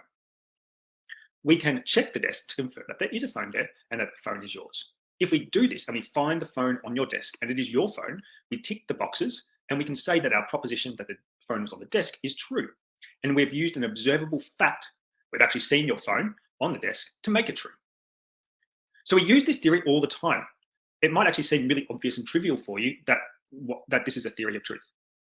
But this was actually the most powerful force behind scientific revolution, scientific facts of the 17th century. So this has been one of the major theories of determining truth in the history of mankind. We look for facts to confirm our truth.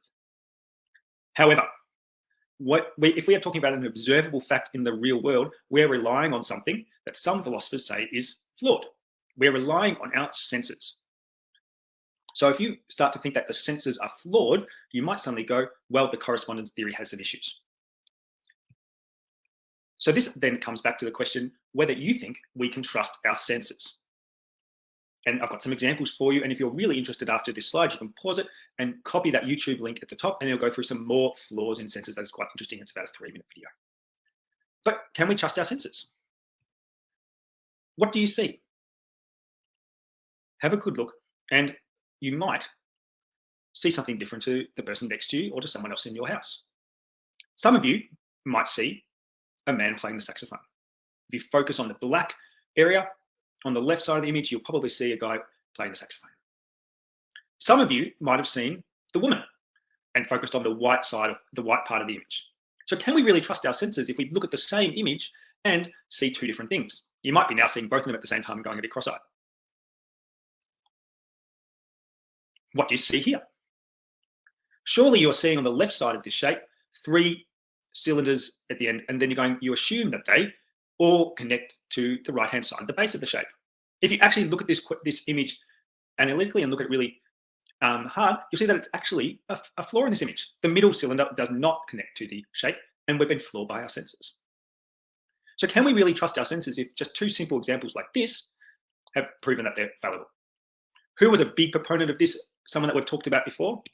Our old friend Rene Descartes. And you might remember from his meditations, particularly his first meditation that we've gone through, he left that despondent because he realized he couldn't trust his senses at all, and nothing could be certain. So how can we say that the correspondence theory of truth is correct when it relies on our senses to determine truth? So we must come up with another way. And one of those other ways that's been proposed is the coherence theory. And this theory can be talked about, does this fit with what I already know? So let's think about a situation. Imagine that you always keep your phone on your desk due to the strong force of habit. You just always do it. And you certainly saw it there not long ago. And then you can't find your phone. Your phone does not appear to be in any of the other likely places. You've checked your bag and it's not there. It's not in your pocket. It's not beside your bed, and it's not connected to the charger. Is it not reasonable to assume then that the phone is on your desk, given all the other circumstances? Doesn't it seem likely then that your proposition, my phone is in my desk, is true, given all the other relevant facts that you are certain of? Doesn't that seem to make sense? You have a strong habit of putting your phone on your desk. It's not in the other places that you've looked that it could be. My proposition is that my phone is on my desk. How is this proposition, though, different to correspondence theory? Pause the video and have a think about it. What is different in this situation? What you probably have realized is that the key difference is that you haven't actually checked your desk. You haven't actually determined truth by looking for the observable fact like the correspondence theory. We are here talking about the coherence theory, which says that it can be true if it fits with what I already know. We use this theory often, and when we are doing this, we are assessing the plausibility of a claim based on the facts that we already know. So whereas correspondence theory demands that we actually physically check to see if an observation of the world matches our proposition, with the coherence theory, we are more likely to think and reason as opposed to trusting our senses and looking for facts. What are some examples of this? In a criminal trial, for example, if we're determining whether or not a suspect, let's call him or her X, committed the murder, only a direct witness to the killing would we be able to use the correspondence theory to glean the truth. Only with a direct witness or maybe a video of it could we say there is observable facts to say that the murder was committed by the suspect. The best a jury member can do is weigh up all the bits and pieces of evidence to assemble a coherent picture. And this is where coherence and coherent come in, from which to pronounce that they consider the truth. We are looking at all the facts that we know and trying to work out, is there truth? We've given you an example. Your task would be to think about this theory. What are some other examples? What are the advantages or strengths? And what are the weaknesses of this theory? Finally, we come to the third theory of truth called the pragmatic theory. Does it work? Is it useful? If we come back to our phone analogy, you do a quick scan of your room to see if the phone is there. When you don't see it, rather than worry that you've lost your phone, you just assume it is in your bag and catch the bus to school. For now, at least, it suits you to believe in the truth of the proposition, my phone is in my bag. Is it useful to have this proposition? When we are talking about the pragmatic theory, it gives us a tentative, so not perfect, but it gives us a tentative rather than a definitive truth, but it does give us a pragmatic or practical solution to work with. An example could be this. If your car is running well, or your phone is running well, then we have can take a pragmatic approach and say that the engine or the phone must be in good order. If the bridge does not fall down, then the principles on which it was built must be sound. If it makes your life feel more meaningful and worthwhile to believe God exists, you can take a pragmatic approach and say that God exists. So we don't need to look at all the observable facts. We don't have to think about all the things that we know. We can just take a pragmatic approach to truth, and it hopefully is a more useful way. You might be thinking that there are some weaknesses to this. If it is tentative and not, how can we say something is true if we're just maybe guessing, because it makes our life easier? So again, can you come up with some examples and think about the strengths and weaknesses of this theory? And that's it. Those are the 3 theories of truth that we're going to ask you to analyze in our lesson. While you're thinking about updating your notes, be thinking about examples, strengths and weaknesses of those theories, and most importantly, which is the one that you think is the most beneficial or the one that you subscribe to. Obviously, in philosophy, there's going to be shades of grey, and you might, as most of us do, use these different theories at different times. Thanks for listening, and hopefully you work really hard and work through all the exercises that we set so you can successfully achieve the learning intentions and success criteria. We'll see you soon in another video.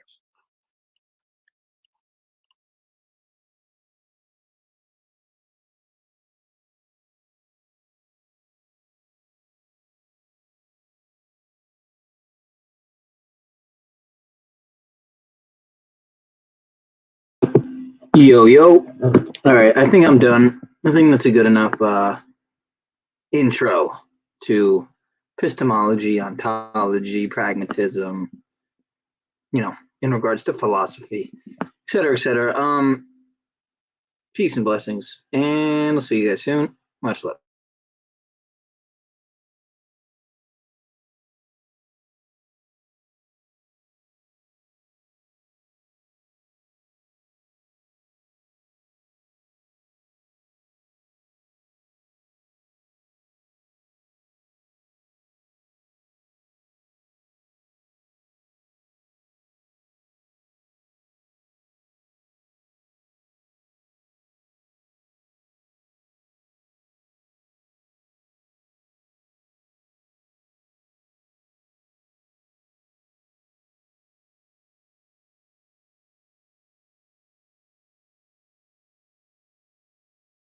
Today, we live in a world where we can access more information now than ever before. But how do you know what's true and what's not? How do you know that you even know something? For that All right, last one. matter, what even is knowledge? These are questions concerning epistemology, the branch of philosophy concerned with knowledge that forms the very foundation of human understanding. Epistemology is the study of the nature, origin, and scope of knowledge and epistemic justification. In this video, I'll do my best to clearly and easily introduce the subject and cover significant developments and concepts from past to present day theory. Make sure to pay attention because, after all, without understanding knowledge and what it is, how can you coherently argue for and know for sure what it is you believe is true? The term epistemology comes from the Greek words episteme and logos. Episteme can be translated as knowledge, while logos can be translated as argument or reason. All the questions and tasks of epistemology can be sorted into 2 main categories, which I'll cover in depth. Number 1, determining the nature of knowledge. What is it? How do we distinguish between someone who knows something and someone who fails to know something? Number 2, determining the extent of what we can know. How do we acquire knowledge, and what are the limits to what we can know? So what is knowledge? Knowledge, simply put, is a type of cognitive success. More specifically, it's a familiarity, awareness, or understanding of someone or something, which may include objects, called acquaintance knowledge, or knowing by acquaintance, skills, called procedural knowledge, or knowing how, and facts, called propositional knowledge, or knowing that. Philosophers mainly focus on propositional knowledge as it deals with facts about the world, such as, he knows Seattle is in California, cats are mammals, or 2 + 2 = 71. Proposition can be, of course, true or false. Possible ways we may gain knowledge include our perception, introspection, memory, the testimony of someone else, and reason. The philosopher Immanuel Kant detailed that knowledge can be categorized as a priori or a posteriori. A priori knowledge means knowledge prior to any experience using only reason. For example, I know that all bachelors are unmarried. A posteriori knowledge is posterior to or following sense experiences, in addition to reason. For example, I know that the snow is white. Philosophers called empiricists believe that all knowledge is ultimately grounded upon experience, while philosophers called rationalists believe all knowledge is ultimately grounded upon reason. Since we're mainly concerned with propositional knowledge, the scope is so broad that we need a general characterization of knowledge we can apply to any situation. Traditional epistemologists generally agree that propositional knowledge has 3 core parts to it: belief, truth, and justification. So the first main ingredient, if you will, of knowledge is belief, an acceptance that a statement is true, or that, for example, to accept the truth of the proposition, the sky is blue, one must first believe that the sky is blue. If one has no beliefs about a particular matter, one cannot have knowledge about it. Next is truth, or the idea that one's beliefs are in accordance with reality or objective facts. To acquire true knowledge is to increase one's true beliefs and decrease false beliefs. If one can't acquire truths at all, then one has no knowledge. However, not all true beliefs constitute knowledge. For example, the philosopher Duncan Pritchard argued that we could simply have epistemic luck. Take this, for example. Imagine John believes he has a fatal illness because he's a hypochondriac and can't help but believe such things. However, it turns out that upon going to a doctor, he's informed that he does have a fatal illness. He was right, but it was simply a matter of luck. So knowledge needs a third element, justification, or why one has good reason for holding their beliefs. Only true beliefs arrived at in the right way can be considered real knowledge. Therefore, Many philosophers up until the 20th century believed that justified true belief, or JTB, as a full, accurate description of the nature of knowledge. Unfortunately, that came tumbling down when philosopher Edmund Gettier, in his influential 1963 paper entitled Is Justified True Belief Knowledge?, argued that luck still played a role in knowledge despite one having JTB. Now, here's an example of what's now called a Gettier case that seemingly shows that JTB is not true knowledge. Suppose a normally well-working clock on campus stopped working at 11:59 p.m. that night and is frozen. 12 hours later, I'm on my way to class and I glance at the clock and form the belief that it's 11:59. My belief is true since the time is indeed 11:59 and my belief is justified. There's never been any reason to doubt the clock is not working, and I cannot be blamed for basing beliefs about the time on what the clock says. However, it seems evident that I do not know the time is 11:59. If I walked past the clock earlier that day, I would have ended up with a false belief rather than a true one since the clock is frozen. To solve Gettier's issues, we need to understand what justification is, specifically the nature and structure of it. So let's dive into that right now. One of the most important aspects of deciding the nature of justification is to consider if it should depend on factors solely in one's mind or consider external factors. Internalism is the belief that justification depends solely on factors internal to the believer's mind. Internalism is contrasted with externalism, which states that factors outside of just psychological ones, such as perception, can be conditions of justification. The most significant externalist theory of justification is called reliabilism, put forth by philosopher Alvin Goldman in the 1960s. According to reliabilism, a true belief counts as knowledge only if a reliable belief-forming process produces it. This may include standard perceptual processes, remembering, good reasoning, introspection. So if I have 20/20 vision that seems to line up with others' reports, that's a good belief-forming process. However, philosopher Keith Lear provides this example, which seems to upend reliabilism and externalism, called Mr. True Temp. It goes along the lines of this. A man named Mr. True Temp had a device called a TempuComp implanted in his brain during surgery, which he wasn't aware of. This device accurately reads the temperature and causes a spontaneous belief about the temperature. Mr. True Temp now has many true beliefs about the temperature, but doesn't know their source or why he has them. His belief-forming process is reliable, but his beliefs are unjustified. This argument shows that just because a process is reliable doesn't mean it's enough to justify beliefs formed during that process. But what about internalism? If justification depends on factors in one's mind, this raises the question of how and knowledge are structured. The two main theories of justification are called coherentism and foundationalism. Coherentism is the theory that justification is a relation of mutual support among many beliefs. Think of coherentism as a spider web, where each belief is a section of the web, and its strength of staying intact depends on the strength of the surrounding areas of the web. The problem with coherentism is that a system of facts can be coherent, like facts about a secret wizarding underworld that fits together, but it can be wrong. Coherentism is based on circular logic. Foundationalism, on the other hand, states that certain beliefs can be based on other beliefs. Think of a skyscraper, where one belief is based on another below it. An example of foundationalism is Aristotle deducing that Socrates is mortal. There is a logical truth that states all humans are mortal. Socrates is a human and humans are mortal. Therefore, Socrates must be mortal. However, there is skepticism and issues with foundationalism too. In fact, much of epistemological study throughout the centuries has been just to address epistemological skepticism solely. Epistemological skepticism is the view that we can't know anything, or at least we do not know as much as we think we do. Skepticism about the extent of what we can know is not a new idea, but it began during the Hellenistic period. Pyrrhonism, associated with the philosopher Pyrrho, involves skepticism that states that we can't know anything, including if we can know anything. And academic skepticism, associated with Carneades, states that the only thing we know is that we know nothing. A significant argument against foundationalism, and in fact, the ability to provide a complete logical foundation for human knowledge as a whole, is called the regress problem, also known as Agrippa's trilemma, attributed to the ancient Pyrrhonistic skeptic Agrippa. The argument essentially states that any proposition supported by a belief can be endlessly, infinitely questioned, resulting in an infinite regress of beliefs. John Pollock states the argument as such. To justify a belief, one must appeal to further justified belief. This means that one of two things can be the case. Either there are some beliefs that we can be justified for holding without the ability to justify them on the basis of any other belief, or else for each justified belief, there is an infinite regress of potential justification. On this theory, there is no rock bottom of justification. Justification just meanders in and out through our network of beliefs, stopping nowhere. So in the case of Socrates being mortal, one could ask, well, what makes one human? We'd have to find another belief, like all born from females are human. But then that leads to another question. How do we know all born from humans are human? And so on, ad infinitum. Epistemological skepticism isn't just about just asking why for every premise. It also involves full detailed arguments to support its own premises. I'll cover two notable skeptical theories. The first being Cartesian skepticism, which philosopher René Descartes outlined in the first of his Meditations. The argument states that our perceptions are often inaccurate. For example, we sometimes mistake being in a dream for real life. What if hypothetically an evil demon is tricking us into believing we're in the real world when actually things are far different? The modern version of this is that we are perhaps a brain in a vat fed data that makes it seem that we have hands, legs, and live in reality. Of course, the scenario is far-fetched, but it illustrates that our senses can tell us how things appear, but not how they are. Descartes attempted to refute his original argument with his famous cogito ergo sum, or I think therefore I am statement. However, the philosopher David Hume showed with Humean skepticism how if one were to show a way to trust our perceptions clearly, it still wouldn't be enough to defeat epistemological skepticism. First is the issue of numerical versus qualitative identity. For the most part, we all think the external world is stable, and we believe various things we see persist throughout the day. If there's a tree in my yard, I see each day, I assume it's still there if I'm not looking at it.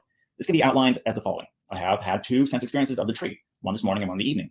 The two sense experiences were more or less identical. Therefore, it is likely that the objects that caused them are identical. Therefore, a single object, the tree, has been in my yard all day. However, Hume thinks this argument suffers from an equivocation fallacy, an informal fallacy resulting from using a particular word or expression in multiple senses within an argument. Mainly, the first use of the word identity refers to qualitative identity, while the second is numerical identity. When we say that the objects that cause the two sense experiences are identical, we mean that there is one object rather than two that is responsible for both of them, which renders the argument fallacious. This problem goes deeper than that, though. Not only is there no reason to believe objects we observe persist day to day, but we have no reason to believe similar objects, like other trees, will continue to persist. We can outline this argument like this. The tree has always persisted in the past. Nature is roughly uniform across time and space, and thus the future will be roughly like the past. We might call this second statement the principle of the uniformity of nature, or PUN. Therefore, that tree will persist into the future. However, because this is an inductive argument, Hume states that we need to provide some additional proof that PUN is true. This is referred to as the problem of induction. So we might make this argument to show PUN is true. PUN has always been true in the past.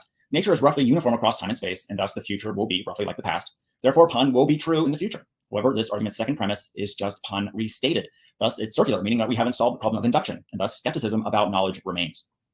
So at this point, you're probably wondering if humanity has made any progress in knowing anything since the original Hellenistic skeptics. Could it really be that we truly know nothing despite centuries of writing, thinking, inventing, and arguing? Hume did offer a way out of the woods of global epistemological skepticism with the idea of mitigated skepticism. Mitigated skepticism admits that we will never know anything 100% for certain, but perhaps we can have partial knowledge of things while still remaining open-minded and skeptical. But it's possible to have partial knowledge of something. One of the most promising responses today to global epistemological skepticism is called Bayesian epistemology, which uses this idea of partial knowledge. Now, based on Thomas Bayes' work in probability theory, instead of having fixed beliefs about propositions, with Bayesian epistemology, we are constantly updating our beliefs as probabilities depending on evidence and context. In Bayesian epistemology, belief is seen as a continuous phenomenon of degrees called credences. Credences we already have about reality before we begin gathering new evidence or information are what's called priors. Knowledge, then, is a combination of new information that updates our credences, plus our already established priors. It's the idea of knowing something 100% is fully impossible, but we can have degrees of belief, some greater than others. We can know some things less reliably than others to form a framework of reality and truth. Of course, Bayesian epistemology has its critics in skepticism, but this is perhaps the most promising theory that helps us understand what truth and real knowledge is as of the recording of this video. In conclusion, the study of epistemology is long from over, and is both a blessing and a curse to humanity. We're the only species that strives to understand our place in the universe, why we're here, what our purpose is, if there's one at all. Cognition has helped us dominate the planet, but may also lead to the end of us if we don't continue to pursue and try to understand truth and knowledge. If you found any part of this video helpful, please like it and share it with others, as that helps its visibility in the YouTube algorithm, and subscribe for more videos like it using the link in the description below, and turn on the notification bell to receive updates when new videos come out. So hopefully you liked this introduction to epistemology, and I'll see you again soon.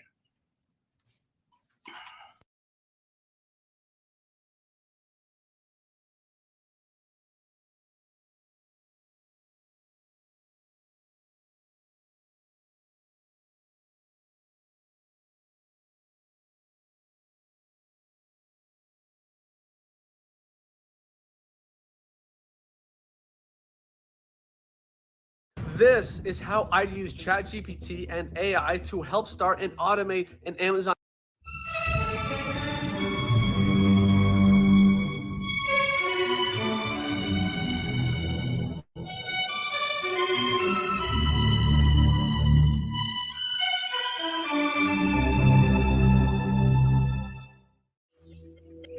I'd like to know things, big things. Are there multiple universes? Is consciousness only physical? Does God exist? But sometimes I worry, what can I know and how can I know it? What's knowledge? What's belief? How is belief justified? Or what validates my believing what I believe? And is justified belief knowledge? Though more technical, these questions are more disturbing. Must I doubt everything? Is knowledge quicksand? Can I find bedrock? How can I know anything? I'm Robert Lawrence Kuhn, and Closer to Truth is my journey to find out.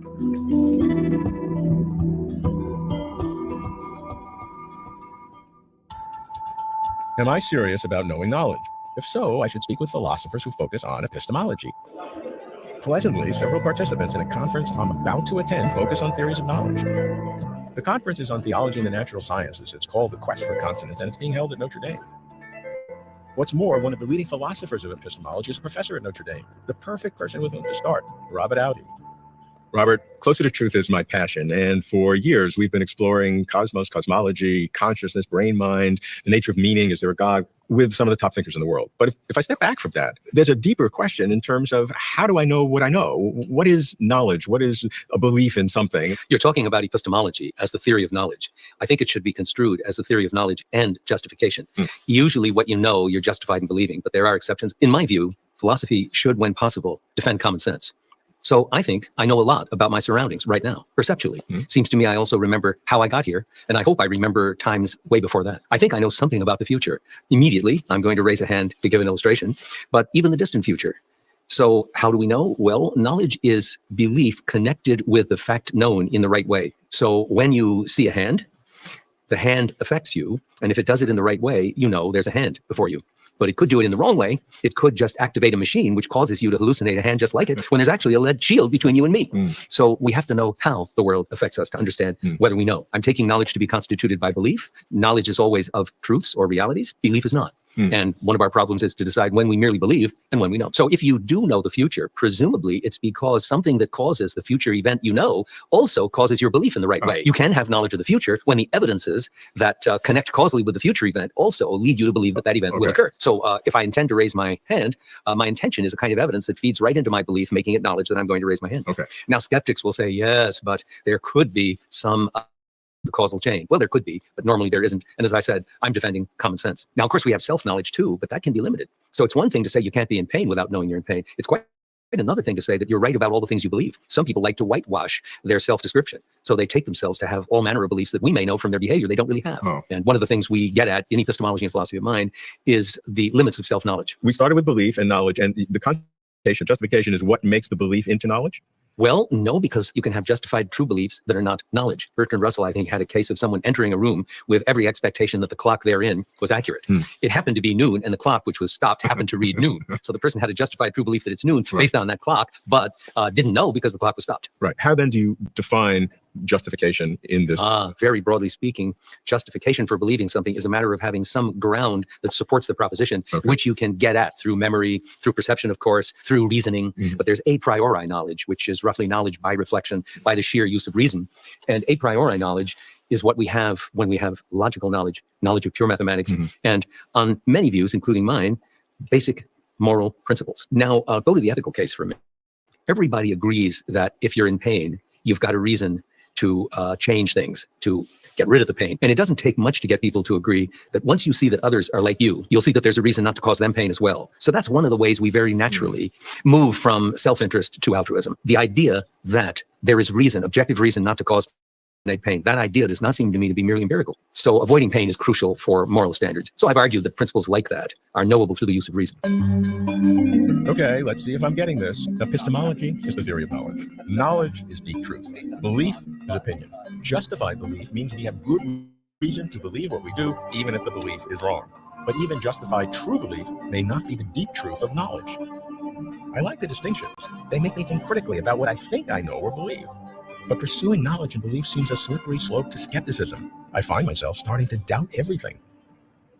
As an old neuroscientist, I know that everything we sense, think, or feel are chemical flows and nerve impulses in our brains. Perhaps I ingested a psychotropic drug that interferes with those chemicals. Or perchance some evil demon has invaded my cranium and delights in fooling me by manipulating those nerve impulses. It's the old skeptical argument. Can anything for sure?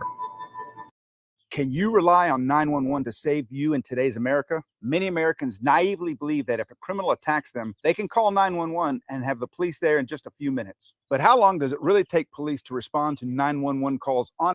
I ask a philosopher of metaphysics who has her own inclination to skepticism, Notre Dame professor Megan Sullivan. I'm very sympathetic with Descartes, and not so much the part where he's wondering if this is all just a vivid dream, but instead I love this passage where he says, look, I just realized when I'm honest with myself, there are so many aspects of my life and my thinking in which I'm deeply biased. Like I believe things, I believe these mathematical truths, but I have no idea how I'm getting access to this information. I have these in my case, like things that I want or ways I want the world to be, and I have no idea why I want it that way. And I think it could just be because I'm wired in a certain way to form these attitudes and not because there's anything good about them or I'm getting enough evidence for the things that I'm believing. Like Descartes, he was way too skeptical. It drove him mad. Instead, we should think like, I don't know how I'm able to perceive that you're sitting here with me. I don't know how I know that 2 + 2 = 4, but come on. One of the things philosophy pushes us to realize is as we search for more evidence, we don't really have it. We don't find it. So I find myself taking skepticism increasingly seriously. And I think this has good practical benefits. Obviously, like going full Cartesian is not a practical way to live your life. Like if you're constantly worried every morning, if you've actually woken up, that's no way to live. But maybe I should take a step back and think like, what would be really good evidence about what's happening in the world? Or I study time. And as an agent, I care a lot more about things that are going to happen nearby and in the future. I care a lot less about my past and I care a lot less about things that are far away in time. Is that rational? Is it just a case of like, I think I'm not going to be the same person over time or the past is really like worse than the present or the future? Well, no, I don't think I've got any really good philosophical arguments for that. I think it's just that I'm kind of myopic when it comes to my life. I realize I've got this kind of bias that causes me to fixate on certain events that are close by and ignore ones that are really important that are going to happen to me far away. So are these more psychological aspects of how we think, or are they philosophical foundational issues? So I think a lot of our biases come about from two sources. One source is shortcuts. Like, they're dispositions to form beliefs that we need to just survive in this world. And certainly our evolutionary ancestors needed. So look, if you're constantly like Descartes taking a step back and doubting whether your arithmetic is correct, you're gonna have a hard time counting the number of predators who are chasing you back in our early formation period. Another way that bias comes up, I think, is through our emotions, especially the kinds of biases that have to deal with like planning for our future, or the beliefs that we form about other people, the beliefs that we form about our tribe or our country. And also there's an evolutionary explanation for why we'd have those emotions. But now we live in a complicated society where we don't have to make really quick decisions about everything. And these useful emotions or these useful belief forming mechanisms that were helpful to our early ancestors might not be that helpful when we're engaged in really complicated planning problems, or when we're investigating, really complicated truths about our world that just require distance. You said that you have a predisposition to skepticism, and I would too. So what are your techniques as a philosopher to get yourself out of a descent into skepticism? Sometimes you just keep going. I mean, sometimes just to get on with life, you've got to start trusting your beliefs again. When skepticism can become really troubling in your own life is when the skepticism gets its tentacles into you for questions like your religious faith, like are any of your metaphysical beliefs true? Yes, those are the big questions about belief. Anything, how to handle the skeptical argument. Strangely, Megan encourages me by expressing similar skeptical doubts. Her profound philosophical advice, just keep going. But going where? Can narrowing knowledge help? Knowledge in science is tighter, sharper than knowledge in general. I seek a philosopher of science who limits the explanatory scope of scientific knowledge. Bas van Frossen. There's something paradoxical about knowledge. I would go with common sense and say we know much, but the more you look at it, the less you see. In a course once, I had a student who said, philosophers are too skeptical. And I said, oh, well, I bet you know a lot of things. Tell me, do you know what you're going to do this summer? He said, yes, I'm going to Hawaii. I said, okay. And James, do you know that you're not going to die before June? And he said back, no, anything could happen. I said, well, if you don't know whether you're going to die before June, then you don't know whether you're going to Hawaii. And then I said, look, I played the trick on you, because the second question changes the context. You set the bar at a different place. So what is knowledge appears to be contextual. And so there's no straightforward question to what is it that we know. So how do we apply that? Are there things that are sort of intuitively obvious? You don't even have to have any independent demonstration of, but you can assume as axioms in our knowledge? Well, I would say that as a philosopher of science, I'm mostly concerned with these questions in the context of a scientific inquiry. And there, my model would really be probability, or what is more likely and what is less likely. You step outside the context of a scientific inquiry, there's a lot you know. And I would say, fine, then let's go to the phenomenology. What is this experience of knowing? And it begins with acquaintance. I know you, I'm acquainted with you. All knowledge begins in experience. Secondly, as an empiricist, I put all the weight on the experience that gives us our data about the observable level. There you are. Here I am. Here are the pews in a beautiful chapel. This we know, there's no question.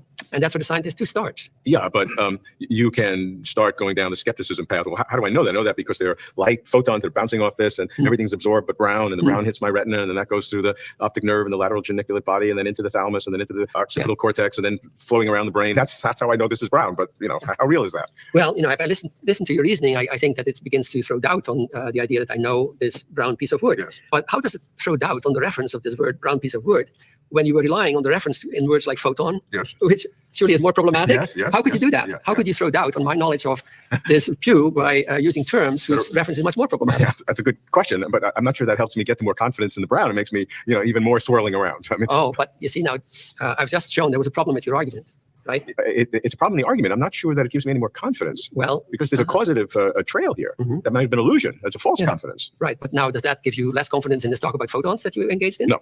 Oh, that's interesting. Right. How is it possible for you to have, more confidence that you know about photons and that you know about this thing here? Well, it becomes circular because I know intellectually that this is not just a homogeneous piece of brown wood that is brown in itself. Absolutely. The brown is something that I am inferring into this. And so isn't that agreed that I'm doing it because I have to know what a photon is and how it works, but it seems to now suddenly be circular. Can I break out of the circularity? I'll have to say it from my empiricist point of view. Yes. What you've just described is a model that scientific psychology and neurophysiology gives us. Correct. But what is this empiricist take on models? The importance is that the real phenomena that we know directly fit in those models.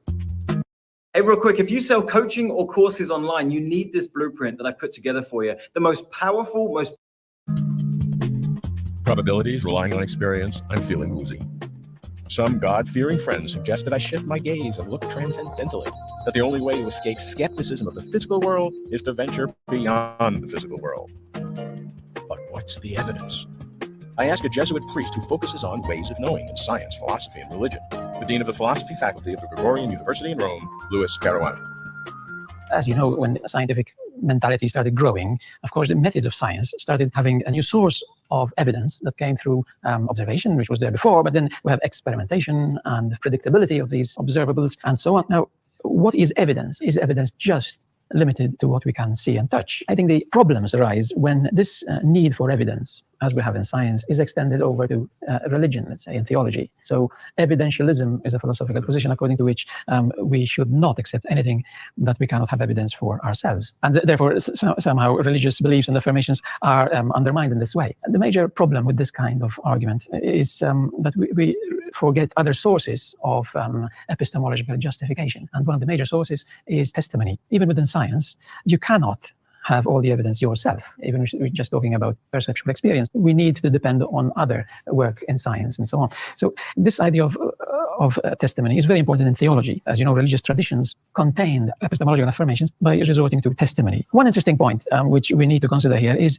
what to do when we have counter evidence. And this was discussed at length. Some decades ago, it became quite sensational because people like Karl Popper and others were suggesting that, in fact, a scientific theory needs to be open to falsification. And it's not a scientific theory. That's the major point. And of course, if you extend that towards religion or religious affirmation, it fails the test. And the usual conclusion there is that, therefore, religious belief and affirmation theology in general is a kind of wishy-washy line of inquiry anyway, so it has to be sidelined or forgotten. Now, this kind of critique of the theology, even within the scientific community, the idea of having just one counter-evidence, dismantling a whole theory. So we need to incorporate, even within science, the idea of holism. That means that within a theory, you have various affirmations that need other theories, and therefore when one element of counter-evidence hits a theory on one side, you can readjust the theory on other sides and keep what you said as intact. So my point is that this happens also in religion. Holism extends everywhere. So when a believer says, God loves me, and yet there is an element of counter-evidence, let's say a diagnosis of terminal cancer, and then you say, well, if he were an honest inquirer, that person should actually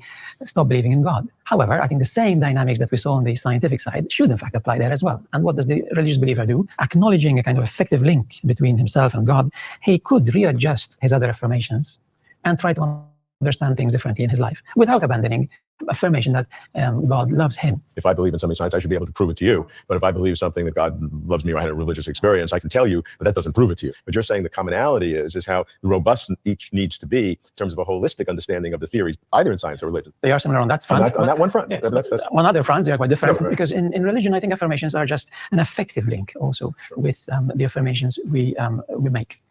And do the effective links, do they change the epistemology? Affection or emotion kind of concerns me because that can be a distortion as well as a confirmation. That's a good point. However, I think the problem arises because we think that the standard model of inquiry should be science, and then any kind of other inquiries or affirmations kind of miss out on the standards of science. We should remember that there are other modes that we can use as models. Assessing evidence in religion can be about art. Everyone has an opinion. But perhaps just as science could narrow the scope of knowledge, could God expand the scope of knowledge? Take the millennia-long debate about whether God can be known affirmatively or only negatively. I asked the orthodox philosophical theologian, the classicist and polemicist, David Bentley Hart. David, some people tell me the only thing I can know about God is what God is not, the so-called apophatic view. All of these traditions, Christianity included, encompass this affirmation that you really can't know God in the way that you would know an object of experience, but you can know the things that are not true about God, such as composite or evil or blonde. But you have to make a distinction there, even in these traditions, about what's being talked about. What you can know about God is different from knowing God. When it comes to the question of what you can know about God, Christian tradition, like the other theistic traditions, has a sphere of cataphatic knowledge, things that can be positively said, but these positive affirmations are based on the effects of the operations of God. So you can say God is creator because there's a creation. But then all of these traditions will say, but howsoever much you can know cataphatically, God is infinitely in himself unknowable because, just logically speaking, the infinite is always infinitely more. You can name him from his effects and recognize that in God, those names infinitely exceed our limited understanding of them. But that's what we can know about God. All of these traditions have another way of knowing God, which is one of direct encounter, intimate union, which, saying Christian thought is understood, is in some sense super intellectual. That is, it goes beyond concepts, but nonetheless is a real and immediate presence of God to the soul. So the degree to which we can know God rather than simply know about him is a spiritual condition. The scientific approach to that would say it is not third-person transmittable. No, and it doesn't pretend to be. I mean, the language of mystical experience is a radically intimate language. It's no more transmissible than, say, trying to explain your love for your wife.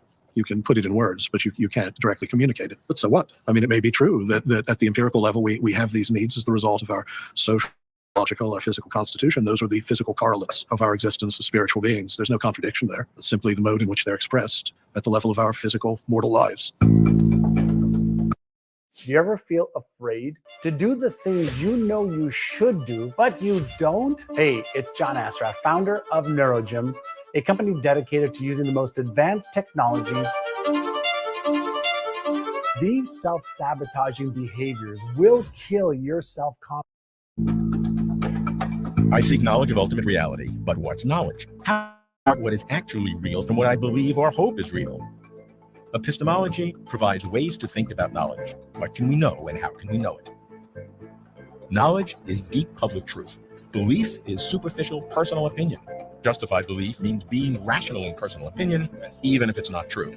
But even justified belief that is true may not be the deep truth of knowledge. It gets worse. Skepticism casts doubt on what we can know for sure, if we can know anything for sure. How can skepticism be confronted? Perhaps by empiricism, perhaps by common sense. God, the ultimate, the infinite, stresses epistemology, testing the extremes of knowledge and the essence of evidence. Knowledge, carefully considered, is not quicksand, but nor is it bedrock. Epistemology frightens me, and I need to be fearless to get closer to truth. For complete interviews and for further information, please visit closertotruth.com.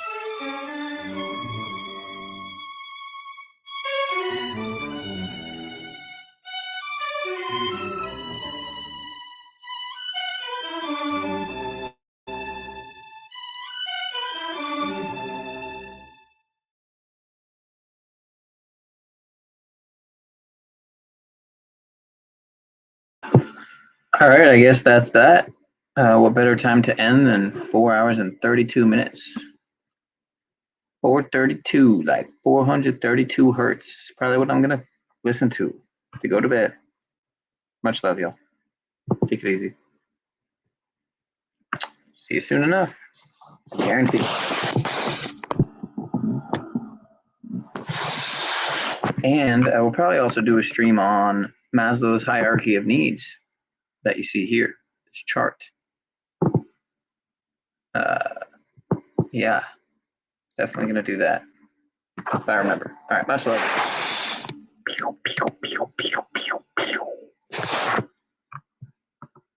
you soon.